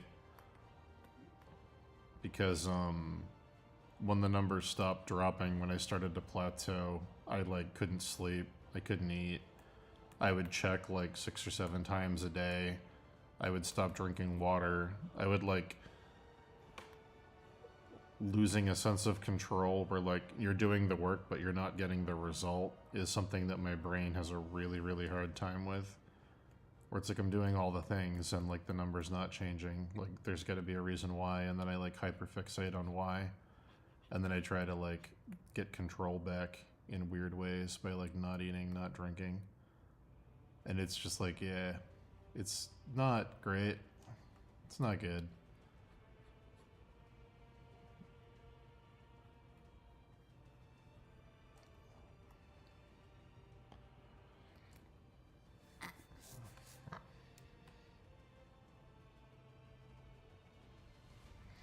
Not much on with that.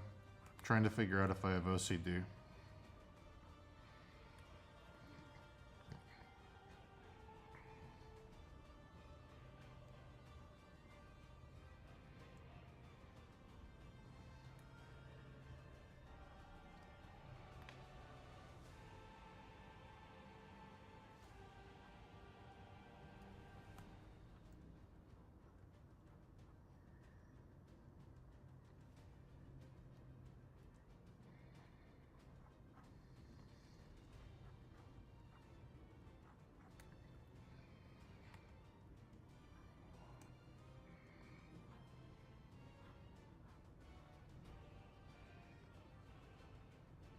Yeah, I'm free. Call in.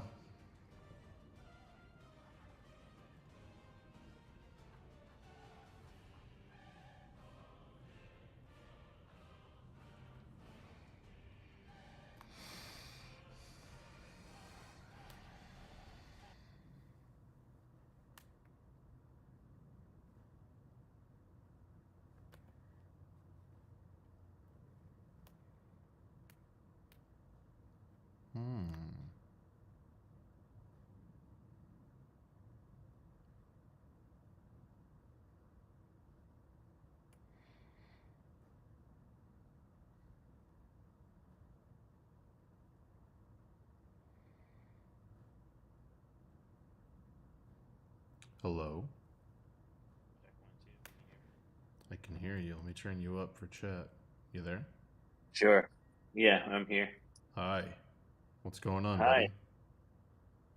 buddy? Nothing much. My internet like dropped out right before this call, so I don't know what happened. That sucks. You want to introduce Yeah. yourself for the chat and talk about your lovely existence? Yeah. So I'm Miguel Coronado the third. You can call me Michael. Um, I go by Mike at work, but it doesn't really matter. I go by all of them. Sure. I'm an illustrator, concept artist, working in the video game industry in LA, soon to be London. Nice. Um, and I also art direct for an RPG company on the side, and I Mm. do freelance illustration in my free time. So just kind of doing it all. Hell yeah. Yeah. Hell What's yeah. up? I haven't spoken to you since like not in person or like on the through voice, since For a what was while. it? PAX East? I I want think to that's PAX East. say, yeah. Yeah, I think so, yeah. Yeah.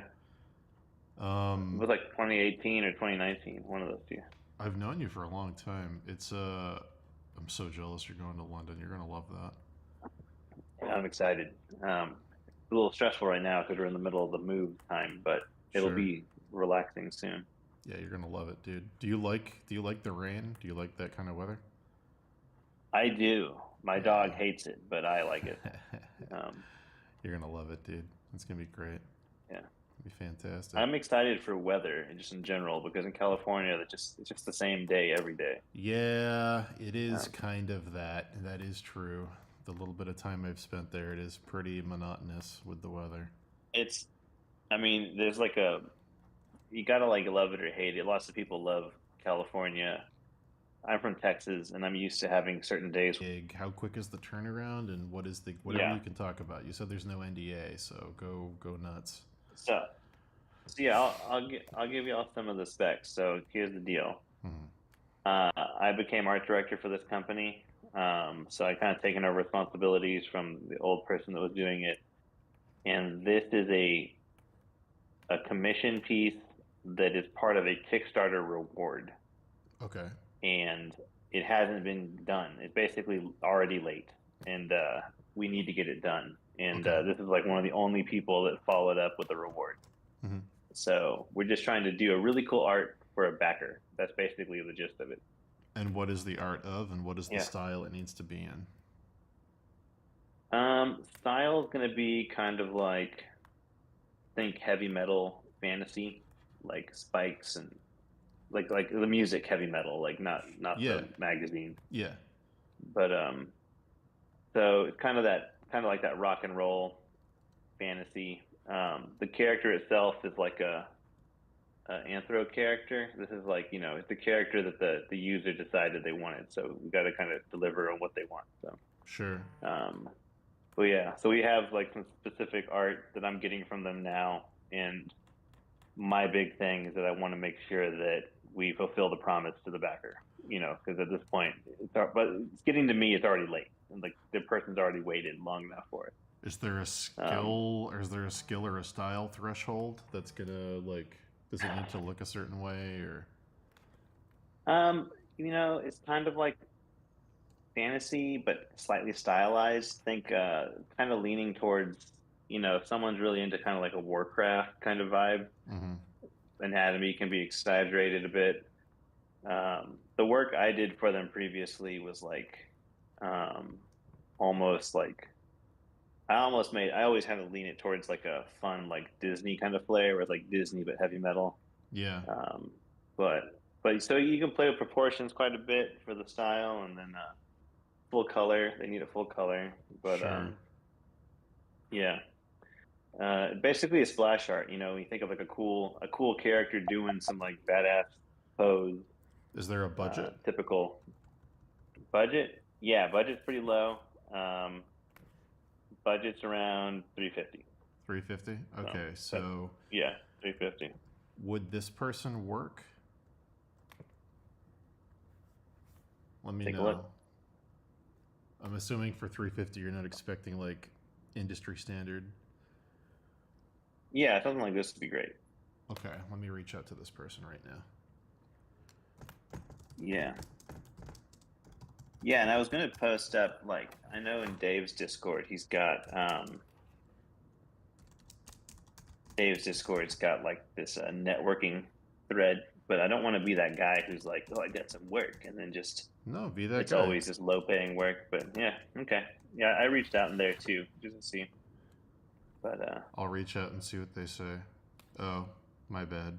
I thought I was sending that's them the that's me. message and I sent it to you. My mistake. I figured you were doing I that. love Excellent. Discord. I love it. Oh, I love it.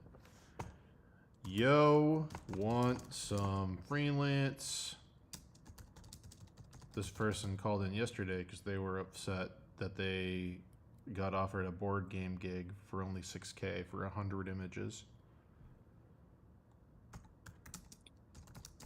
Oh, it's not too bad, really, if you're starting out.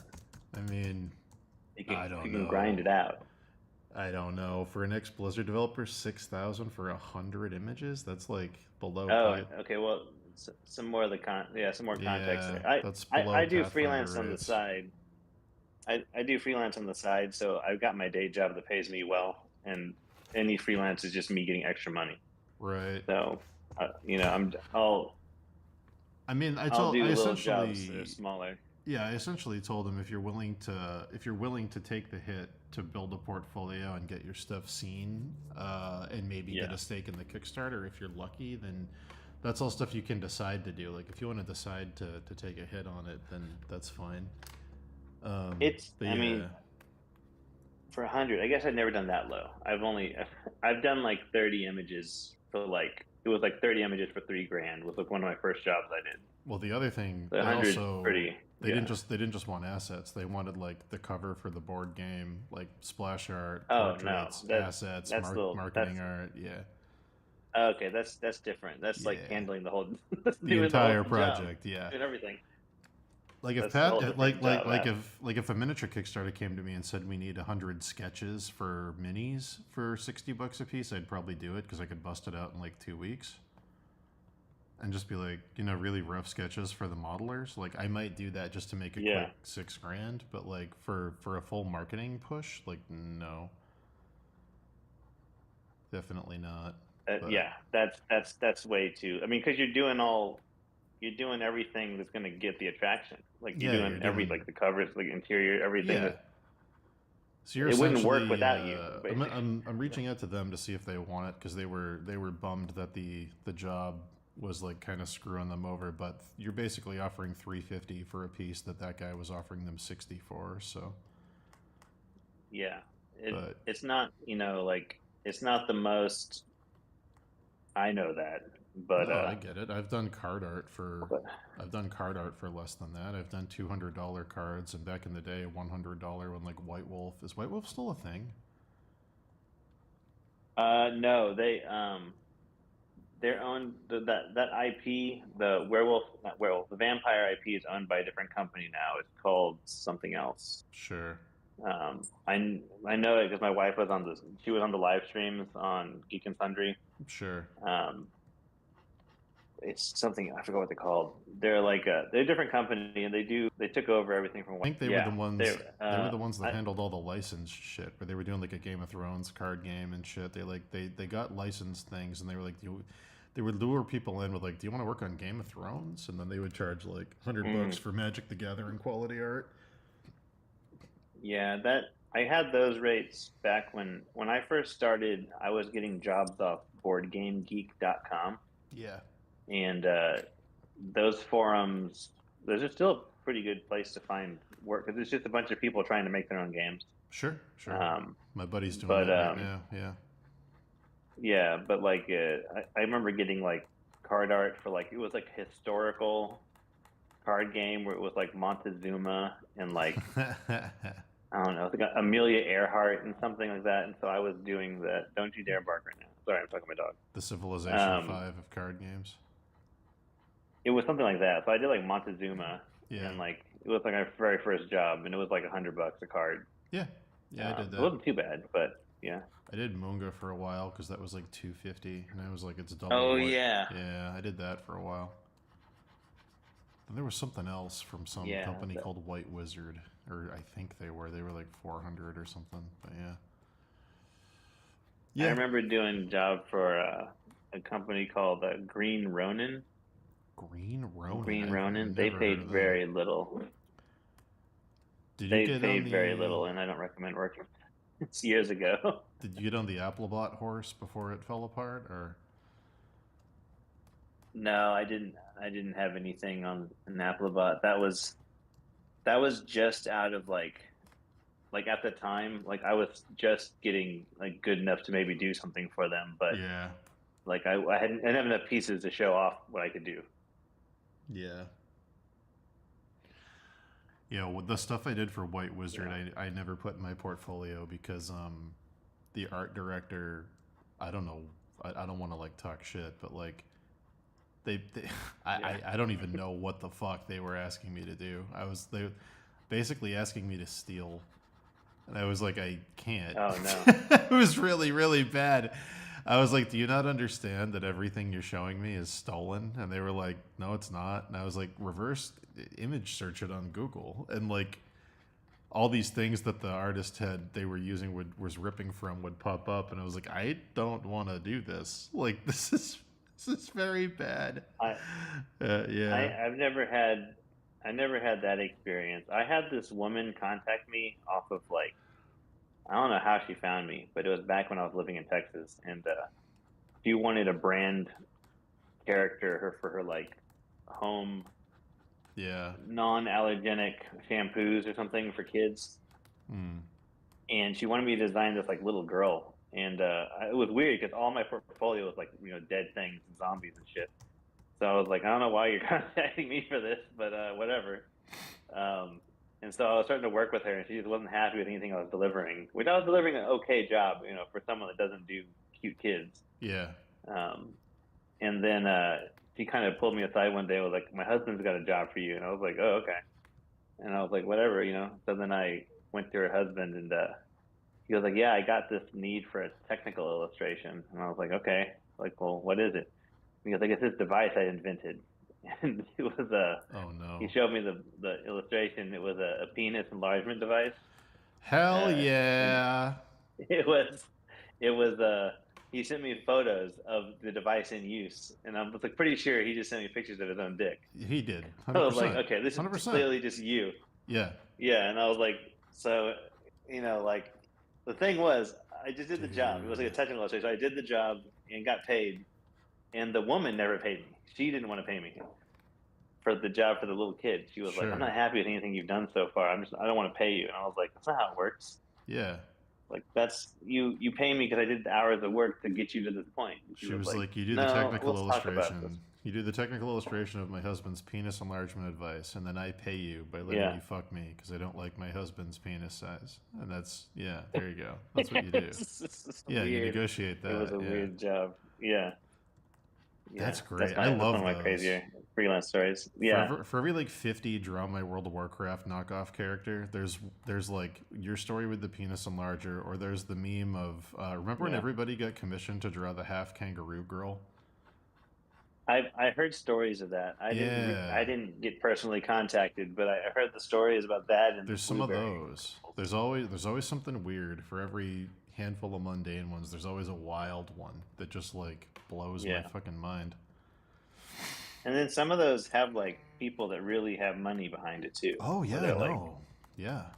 it's like a pretty like it's more legit than some of these companies that are hiring Yes. people where they're like, They you gotta just do maybe don't want to the- show your portfolio. They got to do the Jeffrey Epstein thing where they're like, I got to make a ton of money to get away with the thing I'm into. No one's going to make this Yeah. half kangaroo girl for me. I got to build an empire and then make it myself. Like, it's fucking awful. Yeah, But yeah. asking for a friend. Sorry, so someone's asking. The device worked by like it was a bandage around the dick and it, like stretched it out like a torture device. That's how it worked. Whoa! I wasn't thinking it was going to be that. Yeah. That's amazing. It looked like a torture device. It looked like someone was like torturing you, and so it didn't look great. Man. I don't think it worked. Did you sign an NDA? No, this is all like just real quick. He needed this job real quick for some reason, so Oh my god! he was trying to sell his product. If you didn't sign an NDA, Product to push. If you didn't sign an NDA, we can show it on stream. But don't worry, I won't. Make Oh, you it's do on that. it's on my old computer. That's but, so fucking funny, what is- dude. Yeah. Did he just call it That's, that, or did he try to say like, was he like, it's a male enhancer? Did they like have like some weird euphemism, or did he just say it's a penis enlargement device? It was a thing where like neither of them mentioned what it was. Like they just kind of like, he's got a job for you, and he was like, here's my device. Hell yeah. Do you have any dude. questions? And I was like, they weren't mentioning what it was or the fact that he was asking me to do this, and like she never mentioned it, like it was this kind of job, and I was like designing like a cute kid for her like store brand. I was like, what the fuck is this? Dude. They're covering all their bases. Cute kids and penis It was- enlargers. It was weird. I was like, and still, again, like I don't know why you hired me to do this kid. Like I do like zombies and like I do like Uzumaki fan art and stuff, and I'm just like, this is nothing like what I do, but whatever. It was a cold open to get you to do the real job for her husband. She was just, I think that's what it was. Yeah. She was just chumming the water with Yeah. a regular illustration to see who came biting. Yeah. That's amazing. That was that. That's my weirdest freelance story. And then That's pretty all the good. other ones just boring or just like That's bad pretty clients that just didn't want to pay me. Yeah, Yeah. I've only had one of those. Thank God. I've only had one client who couldn't or wouldn't pay me ever, which is good. Yeah. That sucked. That was Yeah. such a good job until it wasn't, because they had like they had a huge run of successful Kickstarters, and then one of them failed, and they were like, well, can't pay you this time. And it was like, fuck me, so much work. Yeah.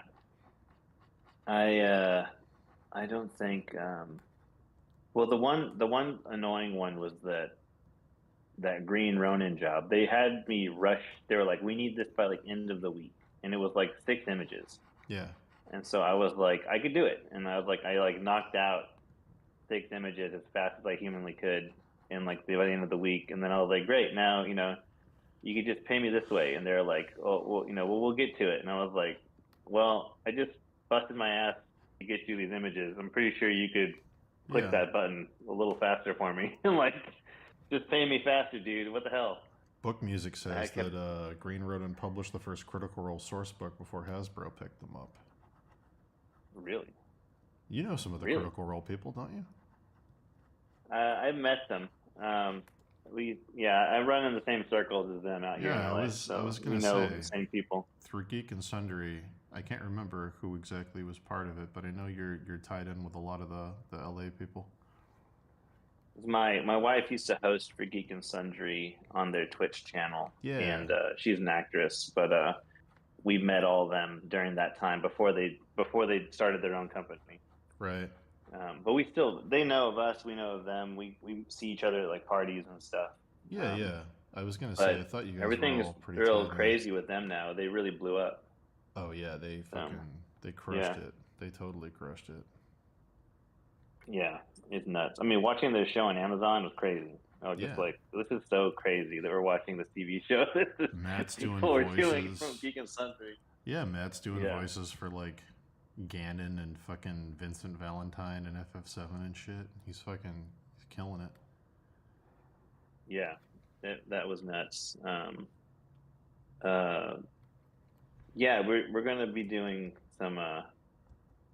We're keeping in touch with certain people, and then we got more people out in London we're contacting, and it should be a good experience. I have infinite respect for I Matt because it was told to me through the grapevine that Amazon went to them for a more pure comedy show, and I mm, guess Matt told them Dave and Dan are kind of already doing this, and I don't want to like steal that. And I was like, what a good dude, yeah, that's pretty what cool. a cool dude, Nice. what a gentleman and a scholar, Mr. Matt Mercer. Yeah, I remember. I think I remember mentioning like I was like if you weren't already in contact with them, that you should be. Oh yeah, That was a couple years ago. yeah we That was not anytime recently, but we had some back and forth yeah, with Matt for a while back when the show got picked up. yeah, Matt that was like on the short list of like voice actors we definitely wanted. But yeah. yeah. He's a really nice guy. He's about like as nice as he appears online. Oh, That's he's he's great. really that nice. Yeah, Like he's a he's super nice incredibly nice. dude. Super But nice yeah, dude.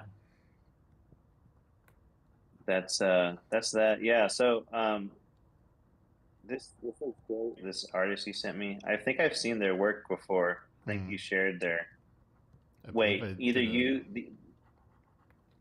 Go ahead. yeah, you either shared their stuff or Dave shared it on one of his paint over streams, I believe. I definitely did a paint One of the over. two. Dave probably did too. I reached out to them. They're not online right now. I'm not sure what time zone they're in, but when they get back to me, or I can give you their name, I guess. Yeah, yeah. Well, I mean, I got the art station here, so I'll True. keep in touch with them, and then this should help out. And then there'll be so this is just the first assignment that I've been given, Mm-hmm. but I'm art directing um, a different RPG book, a different IP entirely, and that one eventually will need to fulfill all the art needs for that. So there will be like cover work and interior Damn. work that I'll need to find people for. Cool. Well, Um, there's always that one's people really looking for fun. stuff. Yeah, so I'm Happy to gonna help. reach out. I'll reach out in Dave's Discord, and I'll reach out to y'all and anyone in the chat is looking for some work. And I can't promise it's the highest thing, but it's something.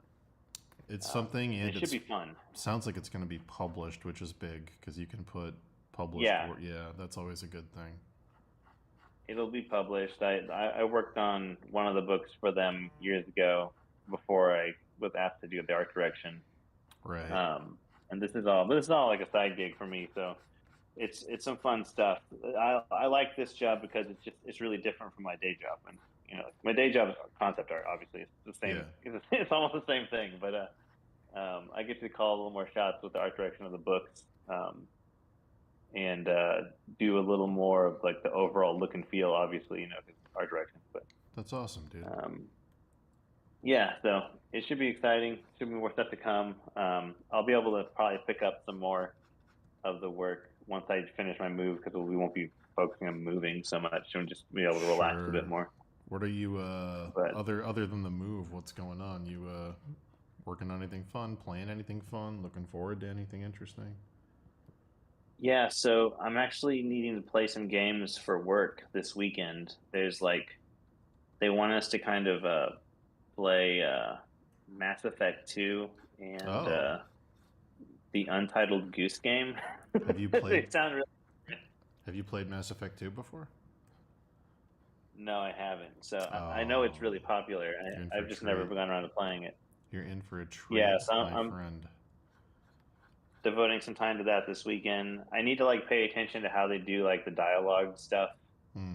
Like, I'll be playing it for fun, but also like I need to like take notes and stuff. So that's kind of what I've been up to. Um, yeah, and then we do lots of my wife and I do lots of like tabletop RPG stuff during the week. So Monday nights we always have a game going with some friends, Hmm. and we've been doing that since 2020. So it's been going on for about 4 years now, Nice. which is crazy to think, but It is, but um, you're doing it. yeah, I know. Is that what you had to bring that Nuts. food to? That Well, it's party? almost going to be over soon because they're moving. But True. what was that you said? I said, is that what you had to bring that food to when you were cooking the other night? Oh no, that was what was that? That was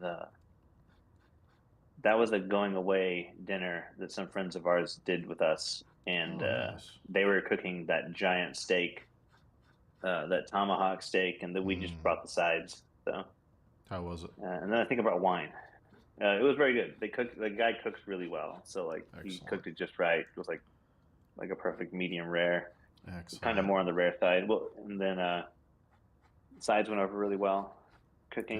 Cooking is my big like when I'm not doing art. That's my big like relaxing thing Yeah, to do. That's fun we have that in and it's common. still creative. Yeah. And Yeah, it's got much quicker turnaround time. You can cook something and have it be done in an hour, and then you don't have to worry about it anymore. yeah. I know it's not having to like cook for a month and then be like, I hate this. Yeah, Like, exactly. By the end of the recipe, I now was that I'm better than done, when I started. No. Yeah. Yeah. yeah, that's really different. Um, yeah, it's my wife's out of town for a convention, Chaosium Con. It's like a Call of Cthulhu RPG. Um, Chaosium. Okay. he's doing, yeah, they're pretty good company. They're based out of like Australia, I think. Cool. They do some really good work, and they're really nice. The people over there. I'd probably like to work with them in the future, but I haven't gotten around to like bugging them about it. Like, hey, so can you hire me? But Another thing, that's another thing uh, I always wonder about. No one's done like a Call of Cthulhu style RPG book that looks like a found object from the universe. Like, no one's made like a mm, game book that looks like a Necronomicon with like really dedicated to like the form and the function of the. It's really weird. yeah, I wonder why no one's done it. we have this like we have this like basically like an art book. Um, it's like what you're talking about. It's almost like a Necronomicon, Yeah, but it's just a book that looks interesting. Like it doesn't have any functional like game purpose. It's just like a cool looking book filled with art, right. and you're supposed to be able to use it like in an RPG. Basically, you hand someone the book and say, "You found this book," and then like they go, "Oh, sick! You got a real book," you know. Oh, cool. So it's basically like a prop for RPGs, but we have that book.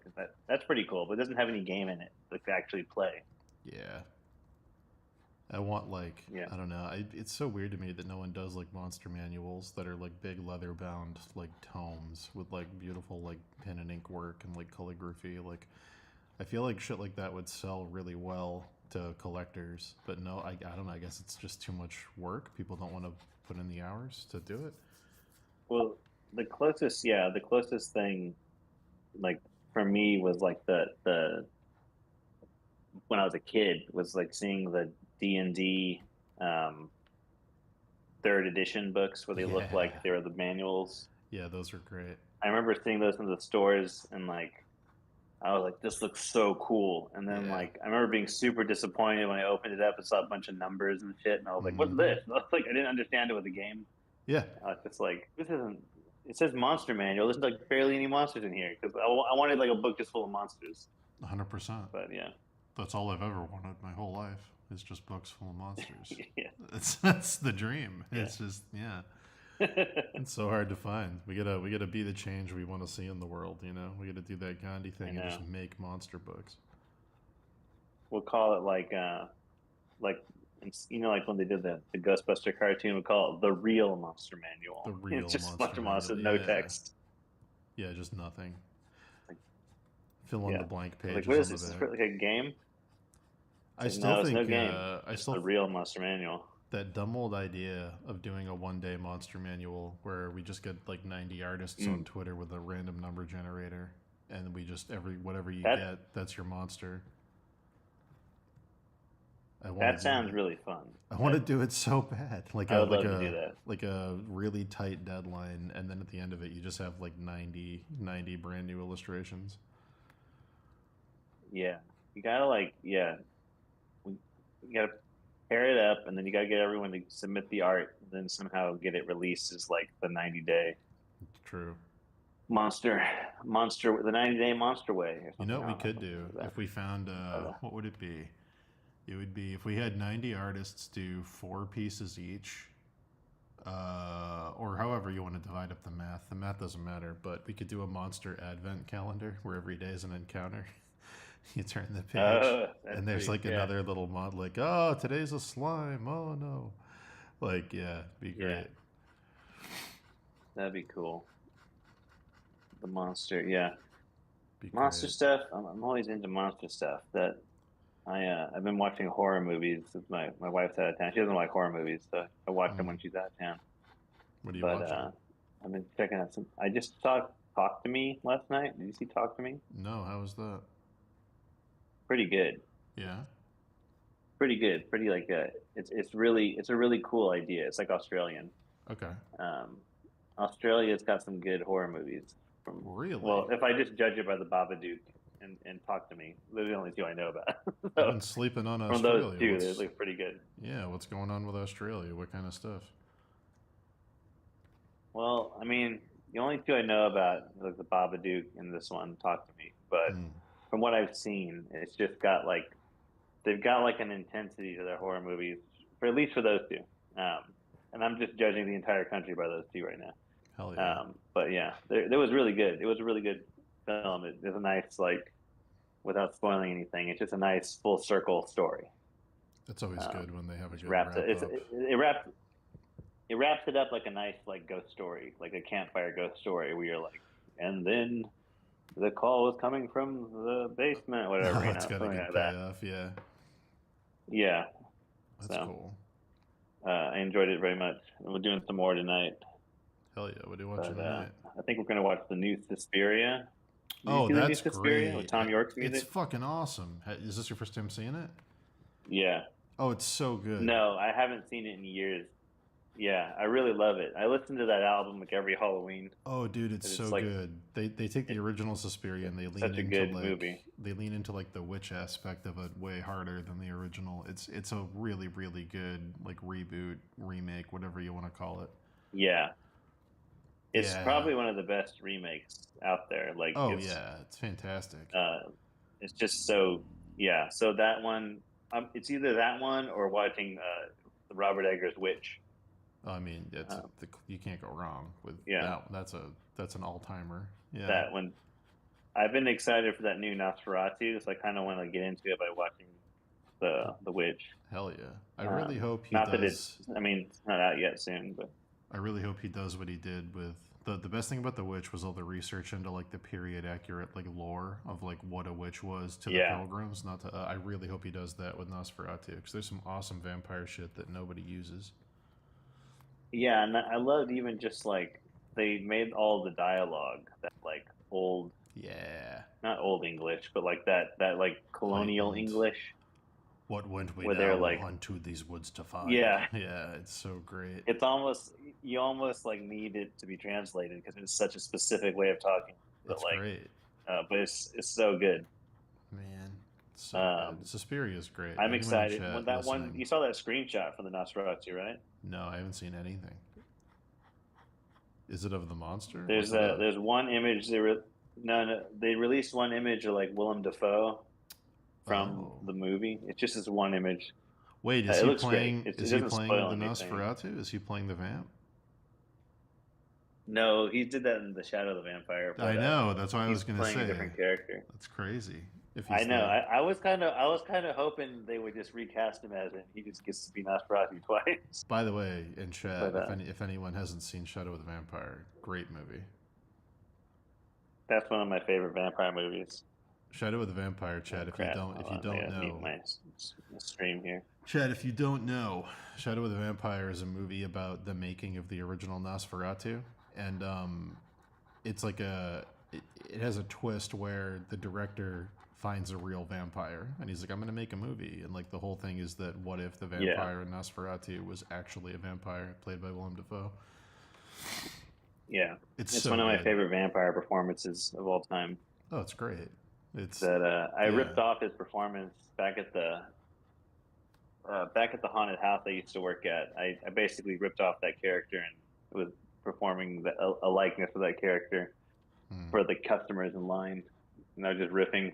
I turned it into like an insult comic thing where I was like commenting on the customers, and Hell yeah, they were dude. laughing and shit. But it was really stupid.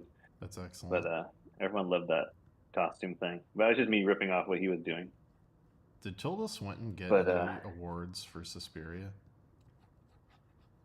I don't think so. And no one ever gets awards for horror movies for some reason. You know, like even though they can be some of the most realistic performances, like they're just not seen as like legit. You Until I know, in watched Hollywood, the like horror movies are just horror movies. Red Letter Media review of it, I did not realize that she was the old guy. Yeah, yeah, me either. I was like, what? I remember watching it and I was like, yeah, I was like, what? What? I was like, what the hell? Huh? Yeah, And it blew my mind. I think they make a good commentary on that too, where like they often mention that like these movies deserve like some more accolades for the performances, but no one ever takes them seriously because it's like, well, Yeah. it's a horror movie, so Did The Witch get any they're not. awards? I feel like the art film horror movies might break that barrier, but I don't know if The Witch even got awards. I don't know either. I mean, I remember it coming out and loving it, and then like people that saw it are like anyone that saw it seems to have loved it. They're like, oh yeah, The Witch, it's awesome. And Dude, I I'm had like, the best then no one really experience. talked about it after that. I went to a theater for a 10 p.m. showing of The Witch that got out around midnight, and I was like, I hope there's no one here. And I went in, and it was a completely empty theater. And I was like, Oh, yes. it's really cool. Yes. It fucking ruled. I just got to be completely immersed. This is great. That's really nice. Yeah. I've only had that experience like one time, but I don't think it was that great of a movie to be immersed that much. What was it? But I don't know what it was. It was like Fast and the Furious? I remember getting it wasn't like that. No. It No. was a different film. Hmm. But I remember going in and it was like I think me and Josephine were the only ones there, and I was just like, I think it's just us. And I was like, this is kind of sick. Like, nobody here.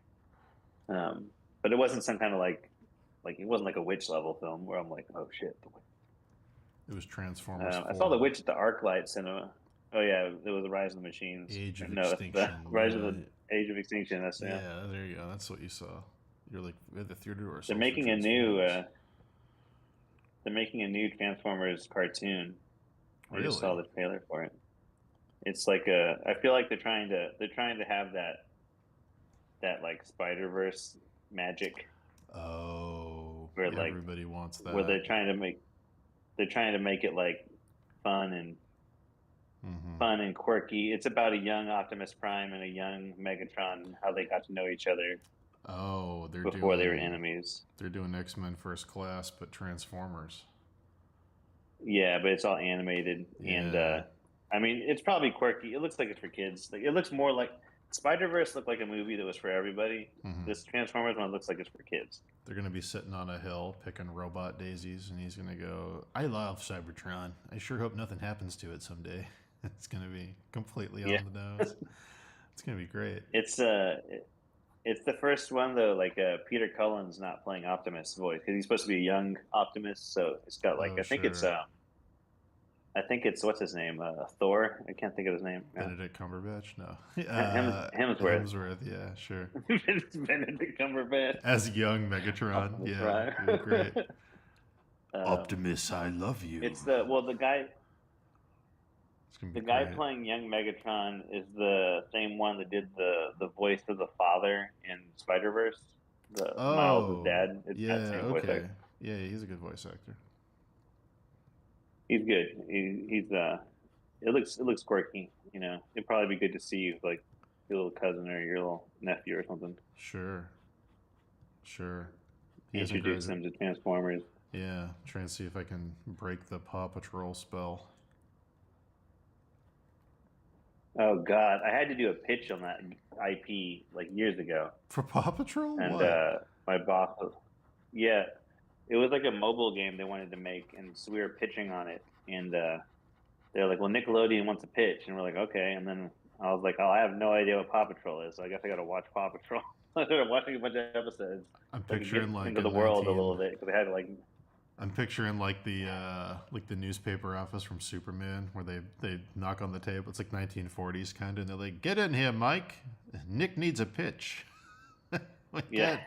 It's Paw Patrol. I mean, that's one of like that's one of like the uh, cool parts and most annoying parts of my day job is that I have to work on the pitches, and sometimes it's a really sick pitch and you're like, oh, I really hope we get this game, you know, it'd be really cool to work on this IP, and Yeah. then sometimes it's like Paw Patrol, and they're probably not going to say yes to this, you're probably just wasting your time making this pitch, and you're going to have to watch Paw Patrol now.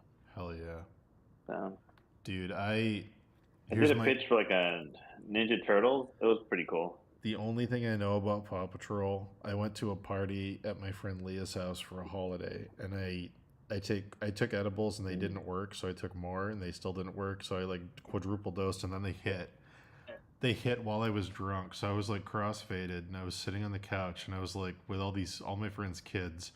They were watching Paw Patrol, and I was pretending I wasn't losing my mind. And all I remember is that the villain was trying to make some kind of weather controlling device, and I was like, "Why is this in Paw Patrol?" It's like, why are we doing this? Why are we like what? What's happening? He's trying to make it so it's like a rainy day because like pets hate rain or something. I think was the plot, and I was like, oh, it's terrible. It's a terrible experience. It's my only It's experience pretty in Paw accurate. Patrol. My dog hates rain. I mean, that is true. I guess art imitates life in a weird way. I don't know, man. We worked on the life uh, we worked on the Life is Strange mobile version. The one that if you play Life is Strange on the iPhone, then I had a hand in designing that UI. Hell yeah, So, dude. but while we were on that project, every single day I made the effort to look at my coworkers and go, you know, I guess life really is strange, and just like try and work it into conversation casually. And they said, "Get in here, Mike. You're fired. We're putting you on Paw Patrol, Mike. Get in here." I know. Oh my God, you did Yeah, just remind that's- me one of the funniest freelance jobs I ever got. You just reminded me was remember Nate Hallinan?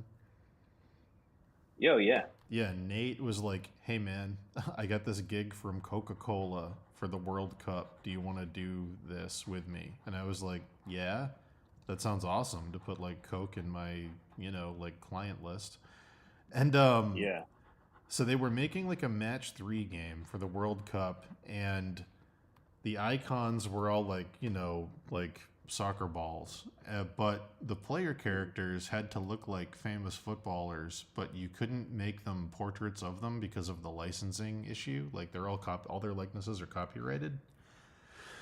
So the art direction was like, you have to paint like David Beckham, but he has to look 20% not like David Beckham, so we don't get sued. So it was very, very funny.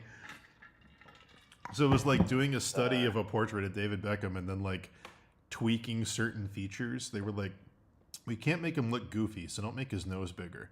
Maybe raise his eyebrows and like, pull his chin down a little bit. It was so fucking funny. God. We just need an uncanny David Beckham. Like It's just like literally. And then we did that for like not David Beckham. a handful Yeah. of players, and that was the whole gig. Was like, don't get us sued. Like, and the file names, literally, when I turned them in, the file names were not Beckham.psd and like not Cristiano. I was like, this is great, That's but pretty funny. that was such a funny job, Did you dude.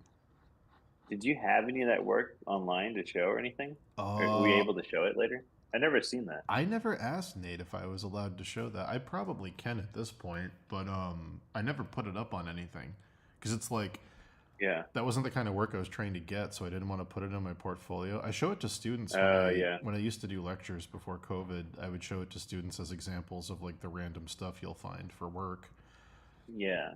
But I've got similar jobs. Like I've got a weird. So like I got hired at my day job. Like I got hired from a portfolio piece that it was like I got hired to do renderings of established concept art from this game, hmm, and they wanted me to take the concepts and make it look like they were 3D models. So hmm, it was just rendering them, make them look finished. And so I did that, and it was great because they just paid me by the hour, and I sure, just gave them like a really high hourly rate, and all it was me eating up hours because I had to render everything. yeah, of course, yeah, And so it was one of the best paid freelance jobs I ever had, and my current employer saw that piece and was like, oh, you can do really polished illustrations that look like 3D hmm, for pitch work. And so when I first got hired onto my day job, I was just doing pitch work nonstop on like different IPs we were pitching, and so I yeah. would just do a bunch of illustrations like that. That's so fun. It's so Um, funny the weird things that you'll find for work that no one thinks are jobs. yeah, I yeah, I've some of the best paid jobs I've got are like these weird, like that one was weird because I didn't even design the character. I was just finishing someone else's characters, Yeah, and I had no contact with that artist. Like he had no idea that I was doing that to his work either. Like like he just turned them in. I'm sure you know. a company saw me doing paint overs for someone way back, and I was like style matching to like help them finish a piece. And they reached out and they were Yeah. like, "We have a ton of unfinished Steph Kapinski pencil work. Could you finish it and make it look like Steph finished it?" And I was like, Oh "Yeah." wow. Like it paid really well, but I'm not going to put that in my portfolio. You know what I mean? Yeah, Like, yeah. yeah, Yeah, I've had to like take out a bunch of. Well, there's a bunch of stuff there's a bunch of stuff I can't show because I work at a studio. So like, yeah, I've been working at the studio for almost 8 years now, and like, you would not know that I've been employed for 8 years because there's no fucking work to show for it. yeah. Um, I have like hundreds. I'm gonna say like 400 pieces of work that I have never put in my portfolio and probably never will. It's mostly miniature stuff, but it's yeah, like I'm just never gonna show it. I mean, I might show it on stream or something just to show people what I did for like all the years I wasn't like posting anything. But like, I'm not looking for more of that work. It just paid really well, so I just yeah, did that. But yeah. yeah, That's the same. Well, so like we're about to release our game early access in like a couple months, so I'll finally be able to talk about what I've been working on for like 4 years. That would be sure, like nice to show off something. I'd be like, look, I did something. I've been doing something in my life. But my family have no idea what I do. I mean, they know what I do, but like they don't see any of the work I do. no, yeah, They know I'm employed and they know that I do a job every single day and it's important. And then like, but they have no clue like what I'm doing. And like during Christmas, I'll show them my work. I'll like AirPlay it onto like the Apple TV, yeah. and I'll show them like as many things as I can. But this is what I've been doing. I swear to God, I've been doing stuff. I'm like, That's look, yeah. I exist. I'm real. Yeah, it's a I don't know. It's so weird. It's so weird to look back and be like, damn, I did a ton of shit and no one knows I did any of it. And it's like, Yeah. damn. It's kind of a weird, gross feeling, but what are you That's gonna why I'm do? trying to do more freelance on the side. I mean, like, I've accepted this. Hold on, I think my dog's digging in the bag. I've accepted these different gigs. Get out of there. I accepted these different gigs to make sure I can like produce stuff that's like being published. Yeah, man. Um, I'm trying to see if I have any examples I can pull up on stream. I don't know if I do. I'm not sure I I remember do. you showing the the Transformers stuff you did, because that was like completely different from what Oh, you're doing now. that was crazy. I'll put that in my portfolio just because it was a movie. But like, yeah, that was like probably the most detailed shit up to that point that I'd ever had to do for anything. Those were crazy jobs. Yeah. What did I have to do for similar to that? I guess the closest thing I've had to do is the early pitch work when I started my job at Turn Me Up. Hmm. That's the studio I work for, Turn Me Up Games. Yeah. But my boss was just like, I need these characters to look like they're 3D renders, and so I was like, all right, I'm just going to take me a long time to do that. So if you're cool with it, I'm cool with Right. it. So it's just like, as long as you understand that painting it to look 3D, it's like almost as long as it takes to model it in 3D and get a render done. Oh, this is So, very funny. I can show this. This is actually let me pull hilarious. that up. This is actually hilarious.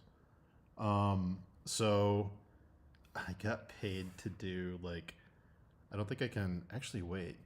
Can I just download these PSDs and see what I did? I bet I can. Give me 1 second. I did like hundreds of these. I wonder. Yeah, download. Let me see. There's no NDA on this, so I should be able to show it. I did like, oh, the layers aren't here. Fuck. Okay, well, whatever. So this was a photograph of a painted miniature that the company did, and they were like, we want to do a variant with new stuff on it, but we don't want to hire the sculptor cost too much, and we want to know what it looks like before we devote the money. So they were like, we wanted to add he was holding an axe. No, look, we want to change it to icicles, and we want to have like a chain, and we want to put like armor on him. So this was a painting of this like what was here was this elephant guy, and then I had to make it look like the icicle axe was part of the miniature and not painted on top of it. I had to make it like look like they took a photo. Like I added this shoulder pad. I had to paint that in and make it look like it was part of the mini. I added the helmet. You can kind of tell with the helmet because it doesn't wrap the form quite right. But I had to get it close enough that if it was shrunk down on a Kickstarter, it would look like just a 3D model that had already been painted and not look like a paint over. And I did like hundreds of these, and they paid really, really well. They paid like, I think that was like 150 to 300 a piece, and they had me doing tons of them. But I could do them quick because I was so used to doing paint overs on stream. So I was doing like five of these a day at like the high point, and it was just like send them out, and that was like such a weird job. I'm not gonna like put that in my portfolio, but yeah, those kinds of things, like I've got to do that for pitches often. Like we'll have a pitch where it's like I'm making something up, but like GI Joe, and it'd be like, oh, we need to like in the pitch we want to showcase that there's a map on the GI Joe world that you can click around, and so like they'll tell me, Mike, just like make a map, make it look like a GI Joe world map, and I'll have to like photo bash like from approved assets. I'll have to find approved GI Joe stuff and like paint it all together within like a day and make it look like we spent actual days designing this thing. But to me those are kind of fun because it's like a challenge, like how fast can I do this and make it look acceptable.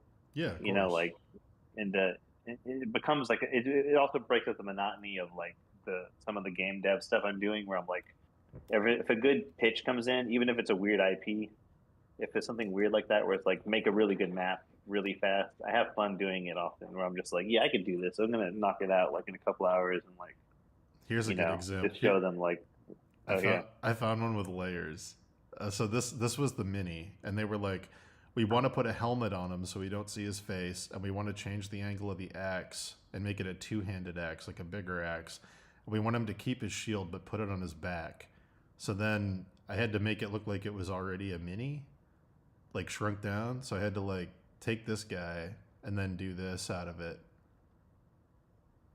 Oh, wow. So yeah, it's really weird. And like the photos they gave me weren't super high resolution either. So like it would get a little pixely. So like I had to like take this gauntlet and try to imagine what it would look like facing us, and then make a bigger version of his axe, and then design a helmet that kind of fit the rest of the armor in a weird way.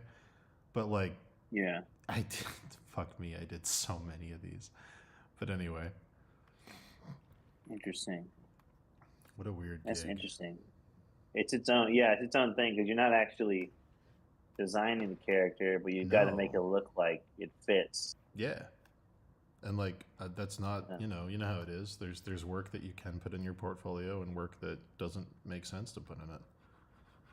yeah, that was weird when I those characters I told you about that I like finished Mm. from the other artists. Like I had them in like a private portfolio where I would show people. It was hard to show what I did because like people would just think I designed the character Right. if I just threw it in there without any explanation. So I threw in like the original concept. I had it like labeled. It was like original concept. And I had like a big arrow, and it was like my work. I'll just show Right. you like this was already done, and I'm just finishing it. Like it's all I did was painted it. Um, but I didn't know how else to communicate like without being able to tell someone, hey, I just painted these over. You know, like I didn't actually design Yeah. this character. Yeah, it's a weird Um, like gray area of like I did. It's hard to show what work I did. yeah, Yeah, it's interesting. that's why I gotta like Yeah, when I do like when I left the Hasbro job, they were like very finicky about like what stuff you can and can't show in your portfolio as like stuff you painted, because the ones that I 100% painted myself, I can show, but they still want me to credit the studio, which makes sense because we were all working as a yeah, team on it. I get that. But then the other stuff, like if like someone else painted like an arm on something and I did like 70% of it, they're like, don't include that. And I'm like, okay, like it's kind of weird that okay. I can't, but like, okay, I get it. Like I won't, but like, That yeah, it's strange. that's that's like even like the game I'm working on currently. Like we've got such the department that contributes so much to the design process. Mm, It's kind of weird for me to say I designed these characters because it's really more of like we designed the characters. I happen to draw out the final version. right. Like it wasn't really me. I'm not like going in just like, oh, I'm just gonna just knock out these characters exactly the way I want them to be. And it's like I think it's rarely that for anyone, really. You know, Right. normally if you're in a studio, you're really. I don't think many people talk about it, but there's so much feedback going on. By the time the character's done, you like finished it, but you didn't really like design it by yourself Yeah, it's from the committee. ground up. Yeah, 100%. Yeah, it's all committee. Yeah. So that's like the intricacies of like the intricacies of working in studio or like one of the things like with the RPG company I'm working with, like I quickly realized um, how not versed in communication they are compared to my day job, which is like super efficient Sure. and super like by the books and like some of the meetings I had with some of my freelance. I guess I could do meetings like last year. I had a freelance guy and he'd call a meeting and it'd be like it would be like an hour-long meeting and it would be him talking to the layout person for like 30 to 40 minutes and I was like, why am I here? Why are Yeah. you pulling me into the meeting? Yeah, yeah, I'm just why? sitting here doing nothing. You're just like wasting my time. Right. And I was like, you don't understand. Like when you schedule a meeting, like you got to have an agenda. You got to like be really specific about what we're talking about today. Mm-hmm. You can't just talk just to talk. It's like Because you're coming from it's the driving me world where insane. time is money, and you're talking to people where salary exists, and it doesn't Yeah, they don't necessarily mesh. yeah. It's this whole. That's one of the gumros I've always thought about making. It's just called like a like how to work in studio, where it's not like art related in terms of like process. It's just about like all the basic office stuff you need to understand before you go working in studio I that mean, nobody talks about. I feel like. doing a gumroad on what to expect when working on a team, I think would be cool. I think lots of people don't know what Yeah, to. Yeah, I think lots of people don't yeah. understand how insane that can That's be. we got lots like at my company. I'm like the oldest. Me and my boss are the oldest people in the company. Mm-hmm. So like everyone that joined the company either just came out of college Mm-hmm. or it's their first job that they've never had like a real career job before, Mm-hmm. and it's them figuring out like the basics of like, hey, like maybe don't do this, maybe do this instead. You know, like just how to basic communication skills Yeah, and like behavior. basic follow Yeah. up with certain things, behavior, and like it's an interesting. it's a bunch of stuff you got to learn on the job, and there's no other way to do it besides getting a job and like learning it the hard way. Hmm. But yeah, yeah. Yeah, I think that'd be cool. You got anything? I don't know. Anything you want to work on? You're not working on any dream projects? Anything you want to talk about? Yeah, so my dream project right now is um before the end of the year, I want to get a children's book illustrated. Okay. That I've had these characters bouncing around for years that I've never like I've drawn them over and over again, but I've never like committed a full story to them yet. And I have So a story let's idea that I played around with for like yeah. let's workshop it right now. So how many pages would the book be? Like for I keep thinking of it like a Dr. Seuss length, like so what is that like 20 pages, 20, 30, yeah. 20, 30? Like I think I don't know, I haven't read a Dr. Seuss book in a while, Yeah. but Okay. And then art on every page? yeah, art in every page. Plus a So cover. So let's say let's to cover. shoot for the middle, we'll say 25 art assets. Yeah. Yeah, How long do you think it would take to write it? writing probably take me probably a month to like write it and finalize it properly, like get Okay. some people to like cross check it and get feedback on it. And you want it done by I've January? Yeah, I probably want it done by January. Yeah, January for sure. That way I could So have it all ready to like try and print next year. May, June, July, August, September, October, November, December. So 8 months, 25 assets. So if you started today, you'd want to have 3 pieces done a month. So just under one a week. Yeah, okay. Yeah. And how complicated is the Sounds art? really doable. It's very simple actually. Okay. I mean, Um, that sounds doable. I Yeah, I could think you could easily, do yeah. three a month. Yeah. I've got this like style for the characters. The only thing that's similar is like, have you ever seen Tim Burton's illustrations? Yeah, they're great. They're like really like kind of scribbly and like Yeah.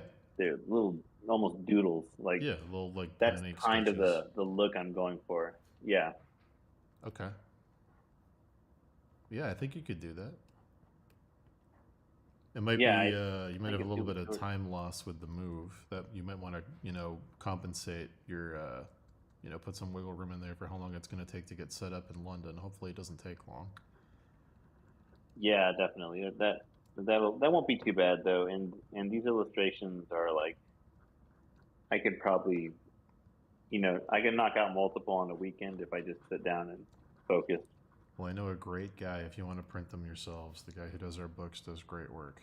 So, Okay. Yeah. but Yeah, yeah, I I mean, definitely want to get the books printed. That's like one of the things like this last couple of years, with like all the AI art and everything that hmm people are talking about. Like my main focus is like, okay, when I retire, like, am I going to be working in the video game world until I retire? And I'm like, probably not. Probably not going to be like yeah, 60 still working in a studio. But like, what I want to do, like, what I really want to do at that age, like, I want to just be making my own shit. So if I don't start that now, I right. won't have any kind of like. I got to start that now to get to establish as like someone who makes books, Well, plus and then also like I recommend this for everybody all the time. Like no matter what your job is doing art, it's nice to have as a creative person, it's nice to have something that's yours completely.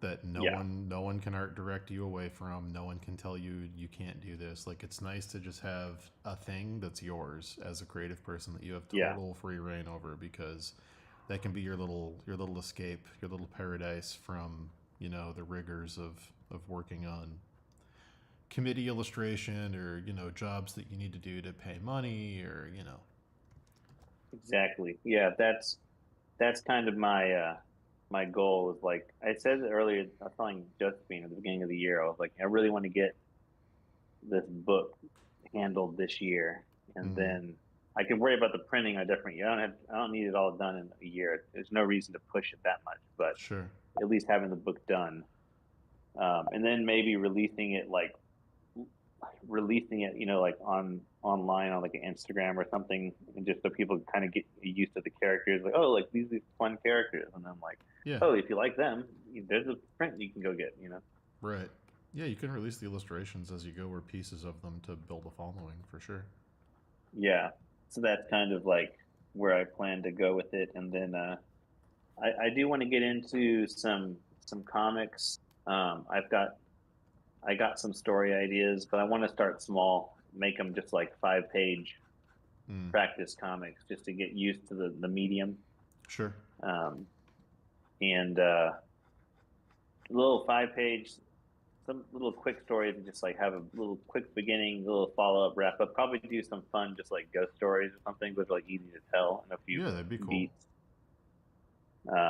That's all more of like a once I get settled in London thing. I might do that, but that's just those are the things, like, people get worried about AI and stuff, but someone always going to want like an illustrated book by a creator, like someone that actually made their own thing. Yeah, it's never going to go away. So just establishing myself as one of those people is important, and it's something I could see myself really just spending hours doing. I mean, if you really want to push yourself, you could do the Stephen King thing and say, I'm going to do a book every year. I mean, I feel like for kids' books, that's a lot more doable than his 1,000-page novels, but still, it's a cool idea to force yourself.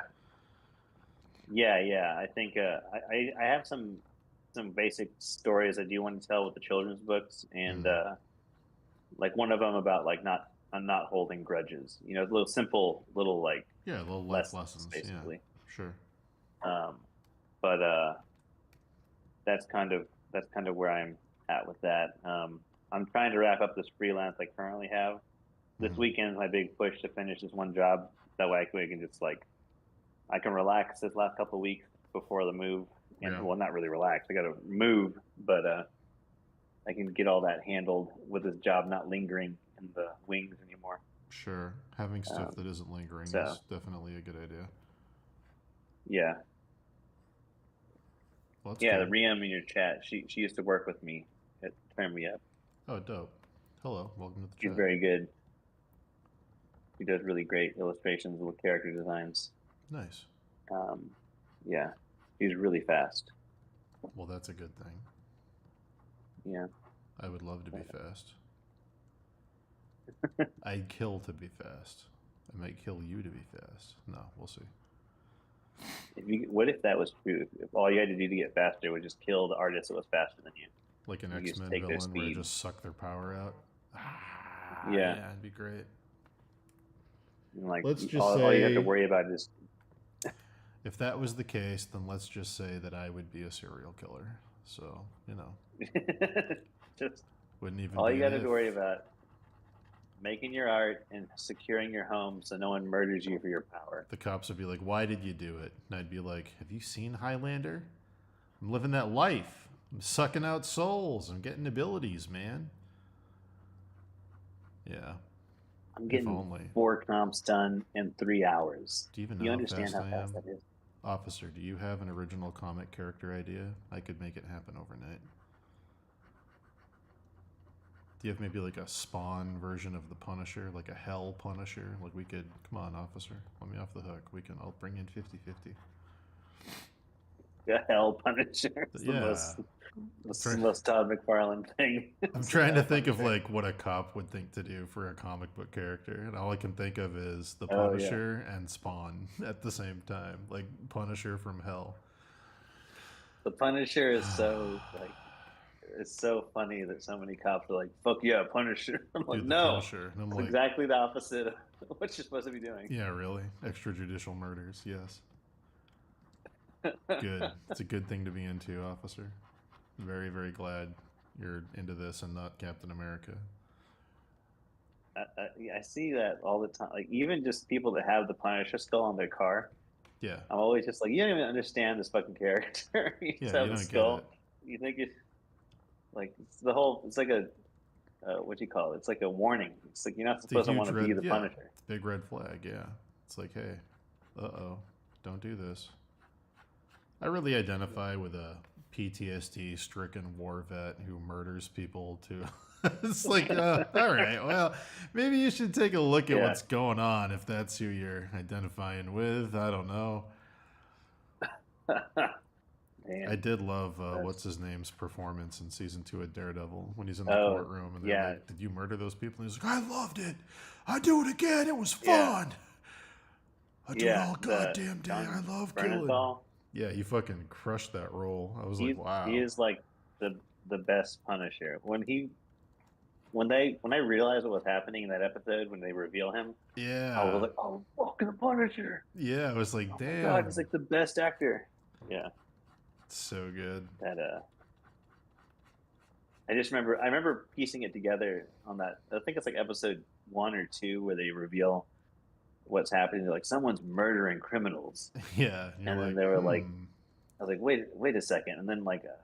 I saw like this guy got like a machine gun. I was like, someone murdering criminal. Is this the Punisher? I remember like going like, what? Yeah. It's like He did that was such a good good job. series. Such a good job.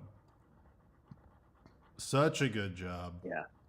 Did they cancel they're still doing Daredevil, what's it called, like Rebirth or something, or Born Again? Yeah. Born Again. So are they still doing that, or what did they I cancel heard, it? they're doing it. What I heard was they had written it out, and it basically destroyed the tone of the original series, and so they like fired everyone and rewrote it. Oh boy. Yeah, that That tone was what I doesn't heard. that tone doesn't work well with current Marvel. It was like there was someone I know that's working on it. They're not like a writer, but they're like a writer's assistant, and they're working on it currently. But what happened was like they were doing the show and they were trying to make it more like Marvel Disney, and everyone that was like, no, that's not how the show worked, and so they like fired people and they got new writers to like do it the way the Netflix show was, which sounds promising because that was a superior take on the whole IP. I would agree. Well, in my opinion, yeah.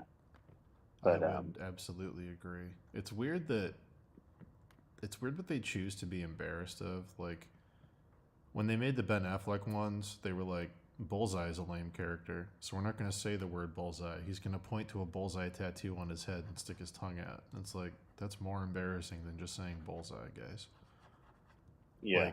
Like, and then in the fucking Netflix one, they were like, Bullseye's lame, right? It's like, no, Bullseye's, just do Bullseye. And they're like, what if we do a guy who wears Daredevil's outfit and he's like an evil version of Daredevil, but then you find out it's Bullseye? It's like, just, you already made Daredevil. You're already, like, it's a guy in a devil suit jumping around doing kung fu and killing people. Like, you can just put Bullseye in the show, guys. It's okay. Like, we're not gonna, like, it's fine. Just put him in the show. It's already, like, you've already done half the embarrassing shit and it's turned out cool. Like, don't, like, I don't get it. It's weird to me, the stuff that they're, like, confident in versus the stuff that they're like, well, this is clearly too lame.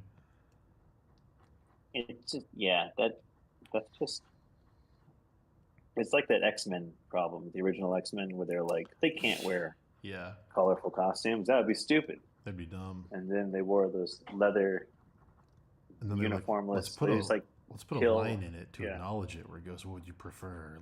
Yellow spandex? Oh, it's a funny... They lean into it, or they're just like, no, we think it's lame, even though we made this fucking movie. Like, actually, okay, whatever. Yes, I would prefer yellow spandex. Yes, I would, actually. Yes. Yeah. Man. So I'm excited about... I'm excited if they can do a nicer... I've always loved X-Men, but I'm excited if they could do... I mean, the new Deadpool looks pretty funny. Yeah, I hope. I mean, I'm assuming that's going to be the make or break for the X-Men coming into the universe they're building, is going to be if that works. And then I heard there were rumors of like the Carlos Esposito being cast as Professor X, or he was in talks to be like a new Professor X, which I thought would be really cool. Yeah, I'd be down for that. I wonder what they're going to do. Villain. I'm worried about Magneto, because I feel like if they don't make the X-Men like flash forward in time, either Magneto has to be immortal, or they're gonna have to do something other than his Holocaust origin story. And if they don't make him Jewish, Oh yeah, it's gonna be kind of weird. I don't know, like what. I don't know what they're gonna do. If he's yeah. I didn't not, think about that. They're yeah. probably going to do something like whatever they're doing with the Fantastic Four. They're probably going to carry it over to X-Men, I'm assuming that's where gonna be a like, time and travel story. I'm assuming, yeah, something but where it's like they're just set in different. because the artwork Yeah, that West did for it was very 1960s, so I'm assuming they're gonna be a family from the 1960s that gets like quantum realmed into the modern day or something. yeah. That seems plausible. But yeah, I don't I know. just want them to do an actual good Doctor Doom. That's Oh, like dude, I know.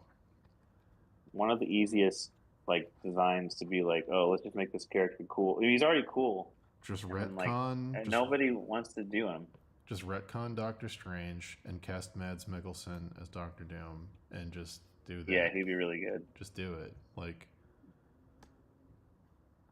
he's got the perfect Yeah, voice, the perfect presence. You could just dip his face in like in silver paint and he would look like Doctor Doom without a mask. yeah. He's unbelievably perfect for it. And part of me still wants them to. You know how like an Iron Man, right at the end of the movie, they play the Iron Man song Yeah. by Ozzy Osbourne. I still want them to play the. I want them to do the Fantastic Four movie, and right at the end, play like, a MF Doom song. That'd be Just be good. Here it is. yeah, rhymes like dimes right at the end. They'll reference him. They'll be like, his name's Doctor Doom. They'll be like, you mean like that musician? Like, no. They'll throw something in. Oh man, yeah, I don't know. I don't know what they're gonna do. Doctor Doom is such a good design, though. I'm excited to see what the fucking art team does for the new version of him because they've had, despite the movie quality, they've had pretty good success with the track record on the costume designs. Yeah, It's I pretty think that crazy would when be like one of the best designs you have for all of the Avengers is fucking Ant-Man. Like you've like nailed. You've done a pretty good job if you're pulling that off. yeah, Ant Man. I mean, I remember when they announced Ant Man. I was like, well, I guess they had to make him. I didn't think about that. It was such a good idea to Yeah, make him like they like mixed him with like Common Rider kind of. I was like, that's such a good fucking idea. yeah. But He also yeah, toned down his like he. I know. I remember reading some of the comics, and there was a version of him when they're like fighting the X-Men people, hmm, and he like turns into a giant man and bites off the Blob's head. hell yeah. And I was like, I don't think they're gonna be able to do that. I can't see Paul Rudd biting off another human's face. Here's a question. Uh, I don't know the answer to this. This is a guess. So actually, I'm going to see what you think of this. Knowing what I know about Marvel in the '60s and all the bad ideas that came with the good ideas, do you think Ant-Man ever had a villain called Man Ant that was just an ant that could get bigger or smaller, an evil ant, or a man with an well, ant's head? Do you think that's a I thing? mean, Batman has Man Bat, so That's what I'm pulling on. Yeah. yeah, Do you think it's a thing? it's got to be. I'm It's looking got to it be up. a Looking it because up right now. they used to rip each other off all the time too. So like they would have been like, well, Batman just did Man Bat. We got to do It's Man Ant, true. We got to do just like Man a Ant. four armed ant headed abomination. Oh my god, all I'm getting is results for the Ant Man movies. Let me put a hyphen in between. Man Ant. God damn Really important. it. I need to know. I need to know. Hell, I'm playing through our game right now, and I'm supposed to take screenshots so I can like audit this Mm. aspect of the game. But for some reason, I cannot find any of the NPCs. I don't know where they went. I don't know why they disappeared. What game is it? But I'm walking around this. It's the game we're working on. It's Oh. like it's just I'm like I'm trying to find the NPCs, and there's supposed to be three of them, and none of them are here. I don't know where they went. Like I don't know what to do. It's supposed to take screenshots. Is there some kind of I toggle don't for know the if I need to devs that restart turn this. them off or something? No, they shouldn't be. That's why I'm confused. I'm like, wait, Jeez. where the fuck are these characters? I have to restart this thing. I don't know what happened. It glitched out. That's the other thing. Like, if you're gonna get into game dev, you need to learn how to report bugs on games properly. It's And I'm saying true. that from my own experience of being terrible at reporting bugs. My producer is always being after me too. Like, did you report this? And I was like, oh, the one with no context? Yeah, that was me. Sorry. That's very funny. Just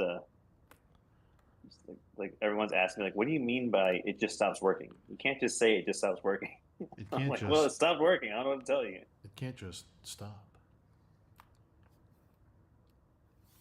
You can't report game crashes and just have no other context. Like, how does it crash? Where does it crash? Yeah. What were you doing up until the crash? I'm just like, all right, sorry, I'm not like a fucking uh, a QA tester. I'm not thinking about this that way.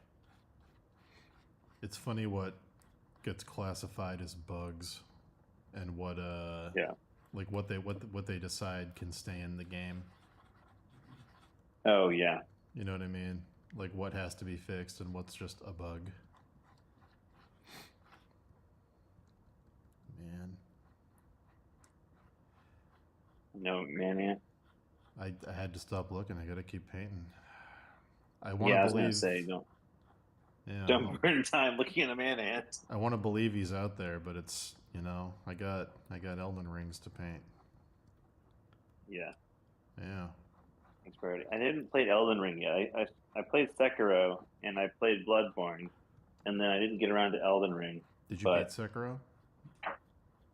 oh god, no! I got like I only started the first few missions, and I was like going. I was having a lot of fun, but Yeah. with Bloodborne, I lost like an entire weekend to it, and I Oh remember yeah. thinking like I can't just like not do other things, Oh yeah. which was what I was doing I'm with that familiar. game. Yeah.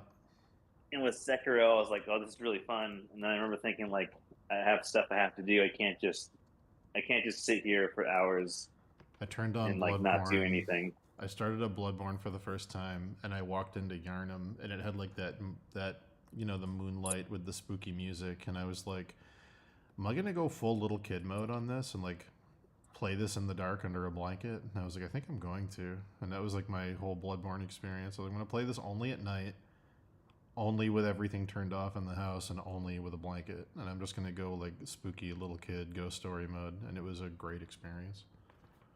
What happened with me was like, I had never played a Souls game until I Mm. played Bloodborne.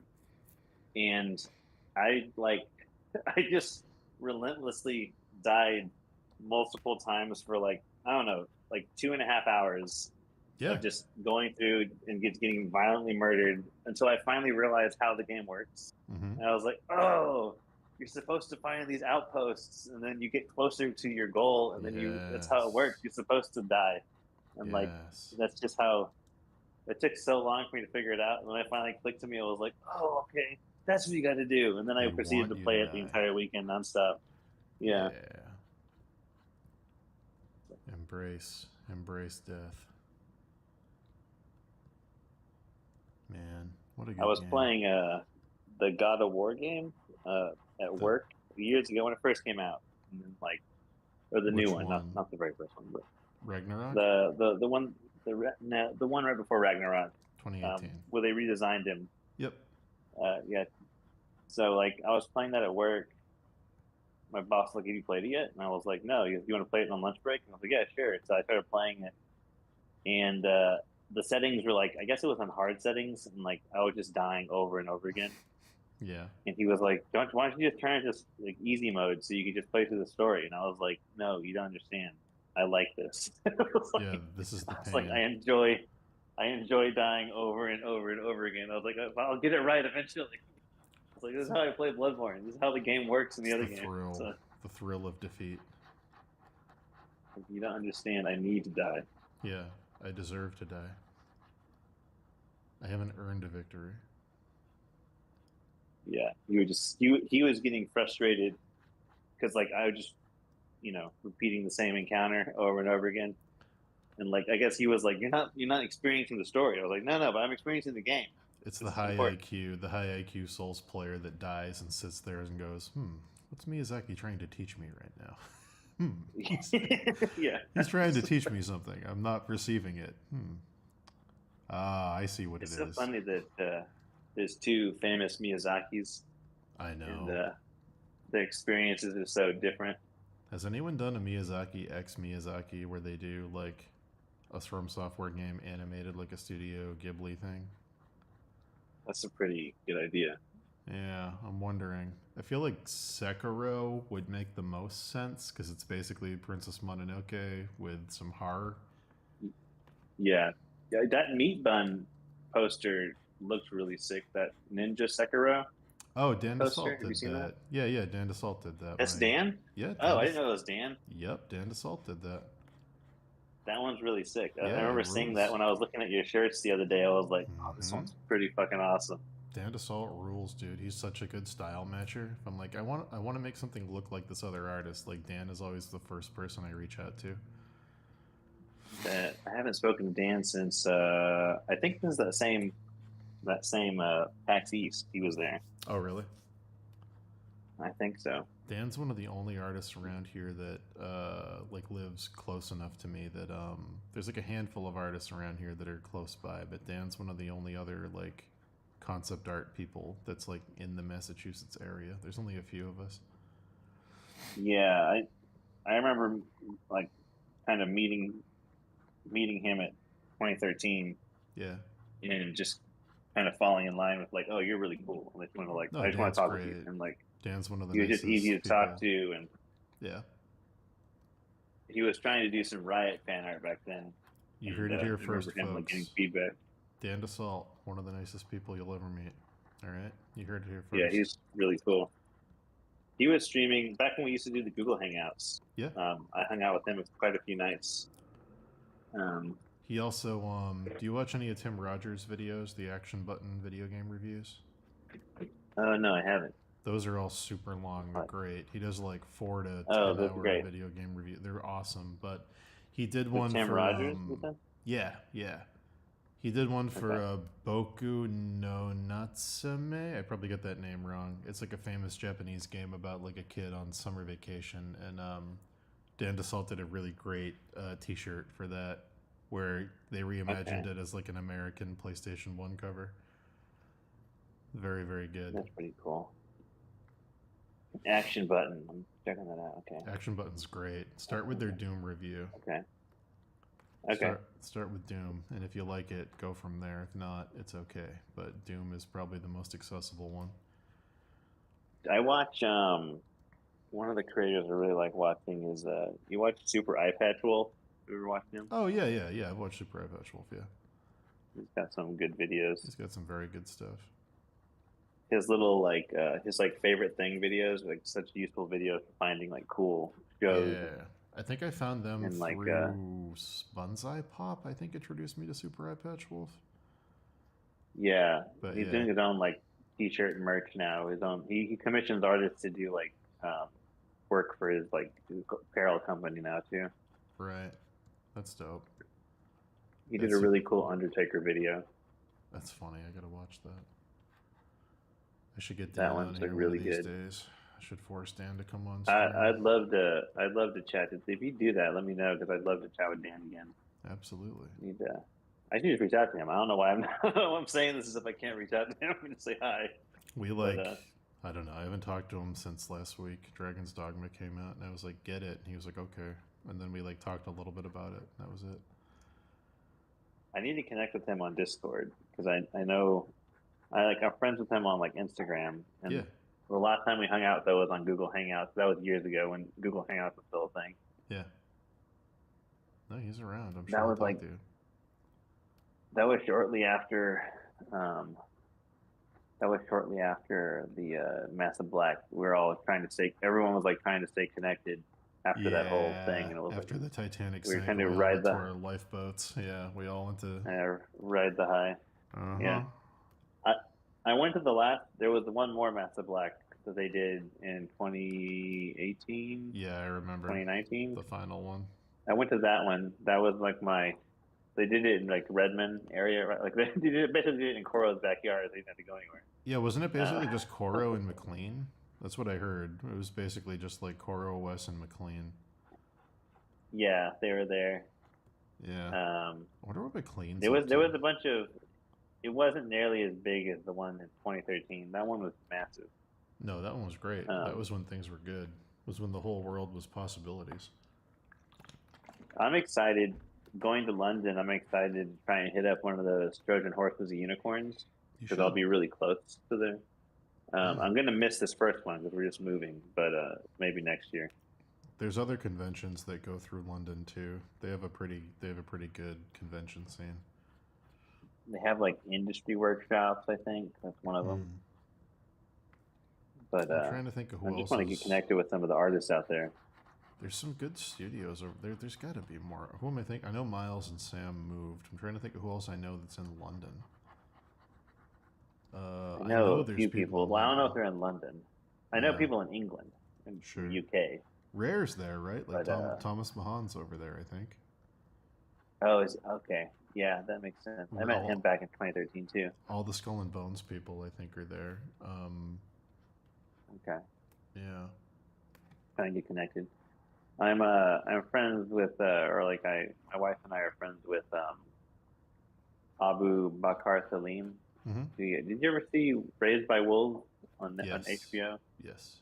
Yeah, so the father from the Mm-hmm. Raised by Wolves show. We're friends with him, Oh, that's cool. and he's got a game studio. He started up with all of it. He basically took all his Raised by Wolves money and started up a game studio. That's cool. Um, so I'm eager to meet some of his artists that are out there because we work with them. My company works with his company on projects together, and so Nice. we were connected already, which was weird because it just so happened that our companies were working together.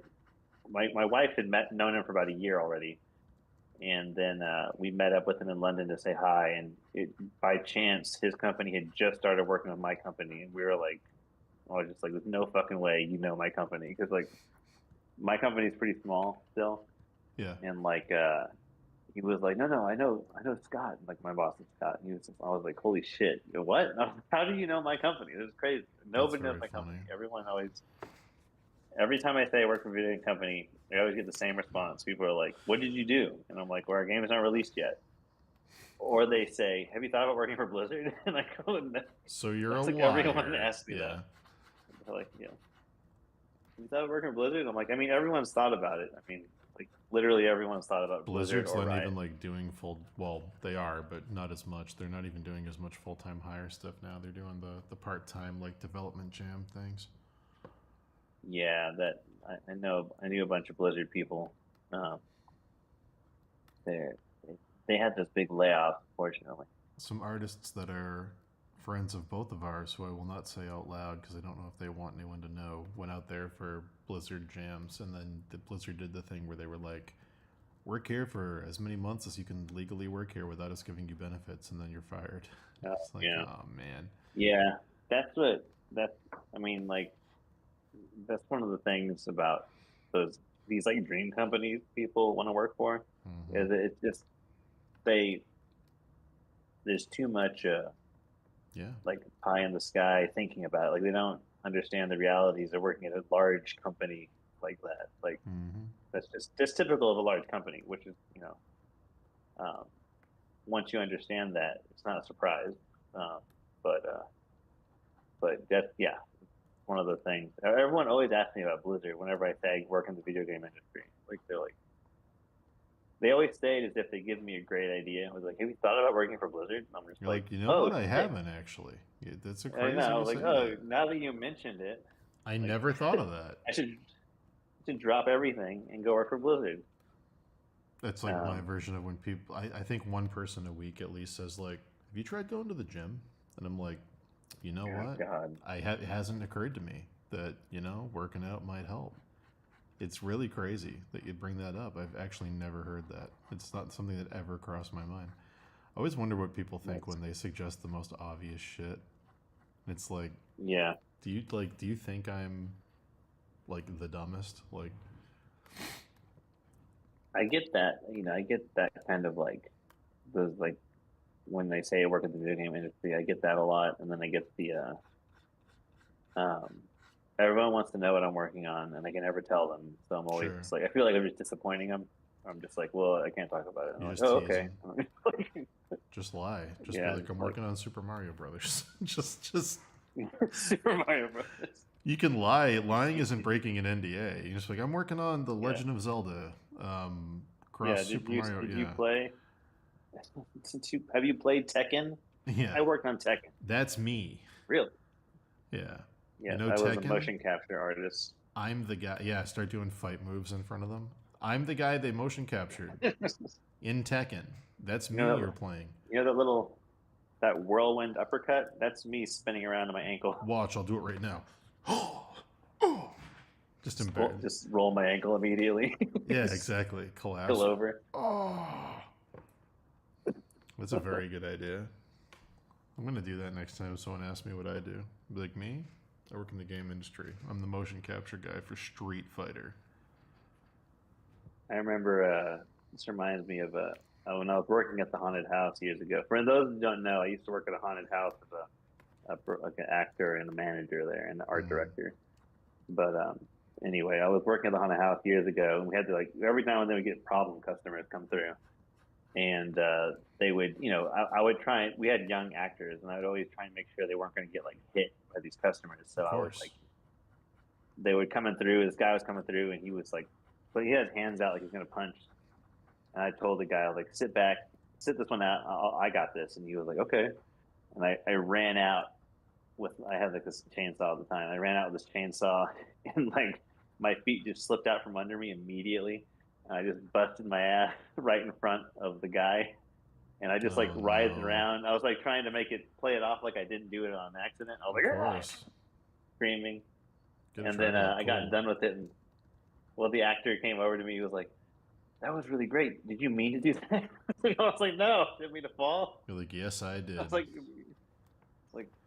you see, the key to a problem customer is to immediately embarrass yourself in front of them so they can realize it's all fake. So they go, I should give this guy money. Yeah. That's very funny. funny. You mean to do that? Yes, I meant to do that. I meant to just bust my ass in front of you and look like an idiot. I'm a professional faller. They hire me to come here and fall. That's what I do. If I fall, it makes everyone else think that it's okay when they fall. So, Yeah. Professional criers for funerals. Oh my god, dude. I love that. Love that that's even a thing. Just mourners. Mourners, yeah. I want mourners at my funeral. Do you want tears? I want mourners to be so over the top. Yeah. I'll wail, but it's going to cost you. You want me to wail, it's going to be extra, okay? I want them to be like clearly mourners. I feel like it happens in it happens like in China, right? Like they have mourners, or is it Japan? I want to clearly hire. Go ahead. No, I was just gonna say I want to clearly hire mourners that are meant for like a Chinese family and be like, why are all these Chinese people mourning your grave? He did a lot for the Chinese. Yes. I want hiring a mourner to feel the same way driving up in like in TV shows when they drive up to like the crusty drive-in and there's like the meth head prostitute in the parking lot, like in Breaking Bad. I drive up and go, I want someone to cry for me. She goes, oh yeah, $50. And he's like, I want you to wail. I want you to weep. That'll be extra. Wailing's extra. Yeah, weeping's extra. 100 for both, 75 for half. All right, get in. Some mourners. They walk around with little handkerchiefs in their hand, like they're about to cry, to just signal that's what they are. Yeah, that's a very good idea. They got the little veil. They're on the street corner with the veil and like a little handkerchief in their hand. All right, I want to believe it though. If I don't believe you're actually sad, it's not going to work for me. So I want to believe it. I want to believe you feel it. Honey, I'm a professional. Like, all right. Okay, let's go. Honey, I'm a yeah, honey, you'll believe it. Okay. What's your trick, like afterwards? The trick is I'm actually sad. Oh my god. My god. She wasn't faking it. I'm always sad. Yeah, it's the Hulk. It's my version of the Hulk. The Hulk, yeah. What's your secret? I'm always depressed. Ah. How do you keep it in check? I'm always sad. Oh, man. Wow. I'm always sad. I'm always sad, yeah. Bruce Banner. My version of Bruce Banner. I'm on borrowed time, man. I'm like, I've got that thing where my whole head hurts because I've been grinding my teeth in my sleep. Oh, no. Ugh. Oh, shit. Fucking sucks, dude. I don't grind my teeth, but I've had multiple nights where, like, I kind of, like, right before I go to sleep, I seem to, like, convulse, like, once, and I kind of, like, fall asleep. Mm-hmm. But I've bit my own tongue several times in the middle of this little, like, sleep convulsion. Oh, that's terrible. My wife's next to me, and she'll be like, "Don't get near me because you always like violently like judge like I kick my leg and like I move my body just one time like rapidly, then I fall asleep. Yeah. Like my spirit, my consciousness is leaving me. Yeah, I get that feeling. But I've definitely bitten my tongue multiple times doing that. I'm like, That's oh fucking fuck. horrible. That's gotta hurt. That sounds bad. I don't know why I do that. I don't know why. Like I don't think I've heard anyone else do that. I'm sure there's other people that do it, but There must be. There has to be. sleep convulsion. My body doesn't want to sleep. There's got to be a version of like night terrors that falls under. Yeah. Night terrors are nuts. Those are one of those things that like I can't believe exist. I know. It's wild. Man, these fucking nights. These fucking nights got detailed helmets. Is that a mirrored night that you're working on, or is there going to be two different nights? The bodies are mirrored and the weapons are going to be different because that's what we did on the other two. Okay. So thank goodness I only have to paint the body once and then I can switch the weapons. Yeah. So that's good. I might make one of them. I think there's two versions of this. I think there's a dirty one and a clean one, like a clean rot night and a rotten night. I might do like some texture on the other one to make it the opposite if I have time, but yeah. On the other pieces in the set, this part of the canvas is mirrored with different weapons, so I'll just do that. Got it. Let's see. Well, yeah, I don't know. I'm probably gonna get off here soonish, 20-ish minutes, maybe. Yeah. Probably gonna. Yeah, I gotta make my end of day meeting in about an hour. I'm coming up on hour 7, Yeah. so I'm gonna probably call it and go to the gym and do some other things. Yeah, I gotta walk my dog. I walk him. My wife's out of town. What I do is I stay home and I watch him, and just we go on a really nice long walk when I'm done with work, and he gets a nice walk in. Love a long walk with the pup. Always a good time. Yeah, he's just sleeping right now. He just sleeps all day. So. Man, let me see. Is there any other reference I pulled up for this fucking armor? I don't think so.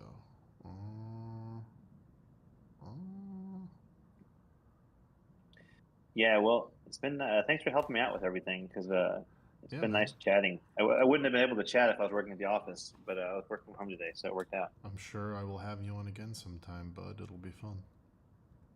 Yeah, let me know next time. If I'm working at the office, obviously I can't do it, but Sure. I'll be eventually working from home forever because I'll be in London. True. So I'll just be working from home every day. All right, man. I think the schedule will be offset, obviously. So yeah, that'll be a different situation. But when are you moving again? I moved on the 3rd of May. I moved back to Texas for about a month. Okay. So I'll be officially working on Central Standard Time, and I'll be working from home officially starting then. And then we're waiting for the visa to go through. Sure. So it could be a month, could be 2 months. Technically, according to their website, it could be up to 6 months. But everyone says it takes about 2 months. Okay. So I'll be in Texas for a little bit, and then we make the big leap to London, and then we'll settle in, and I'll be there and working remote, doing some freelance still, Nice, dude. That's working gonna on my be cool. book. Yeah, working on the book. Yeah, Absolutely.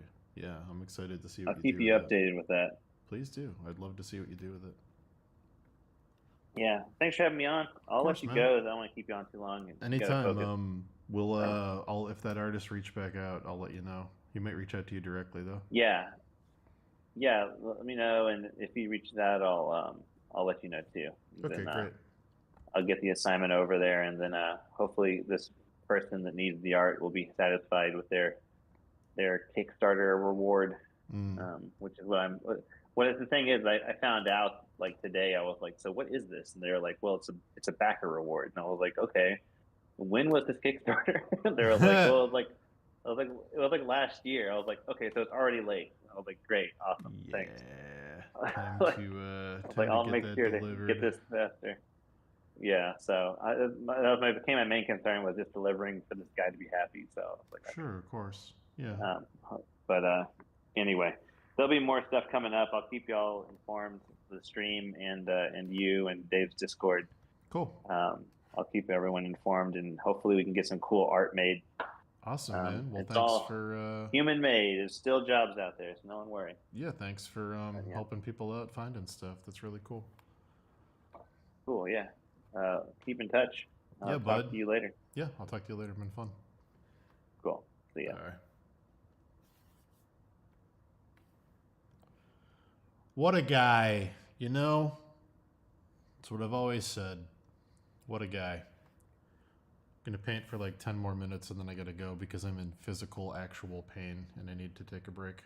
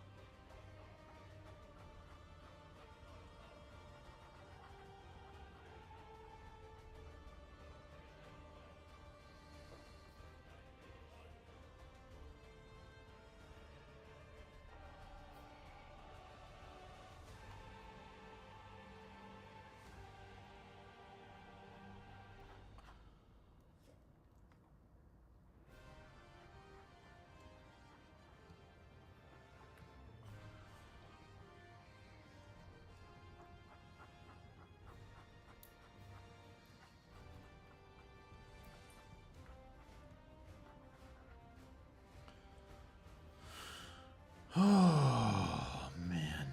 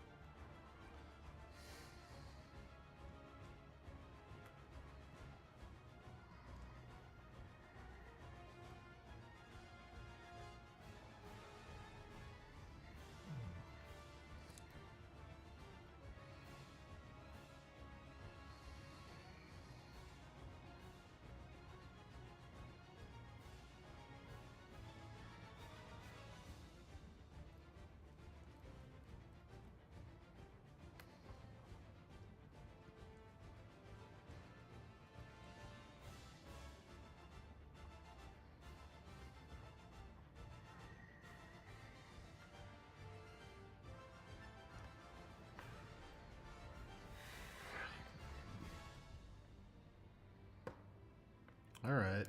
We're getting somewhere.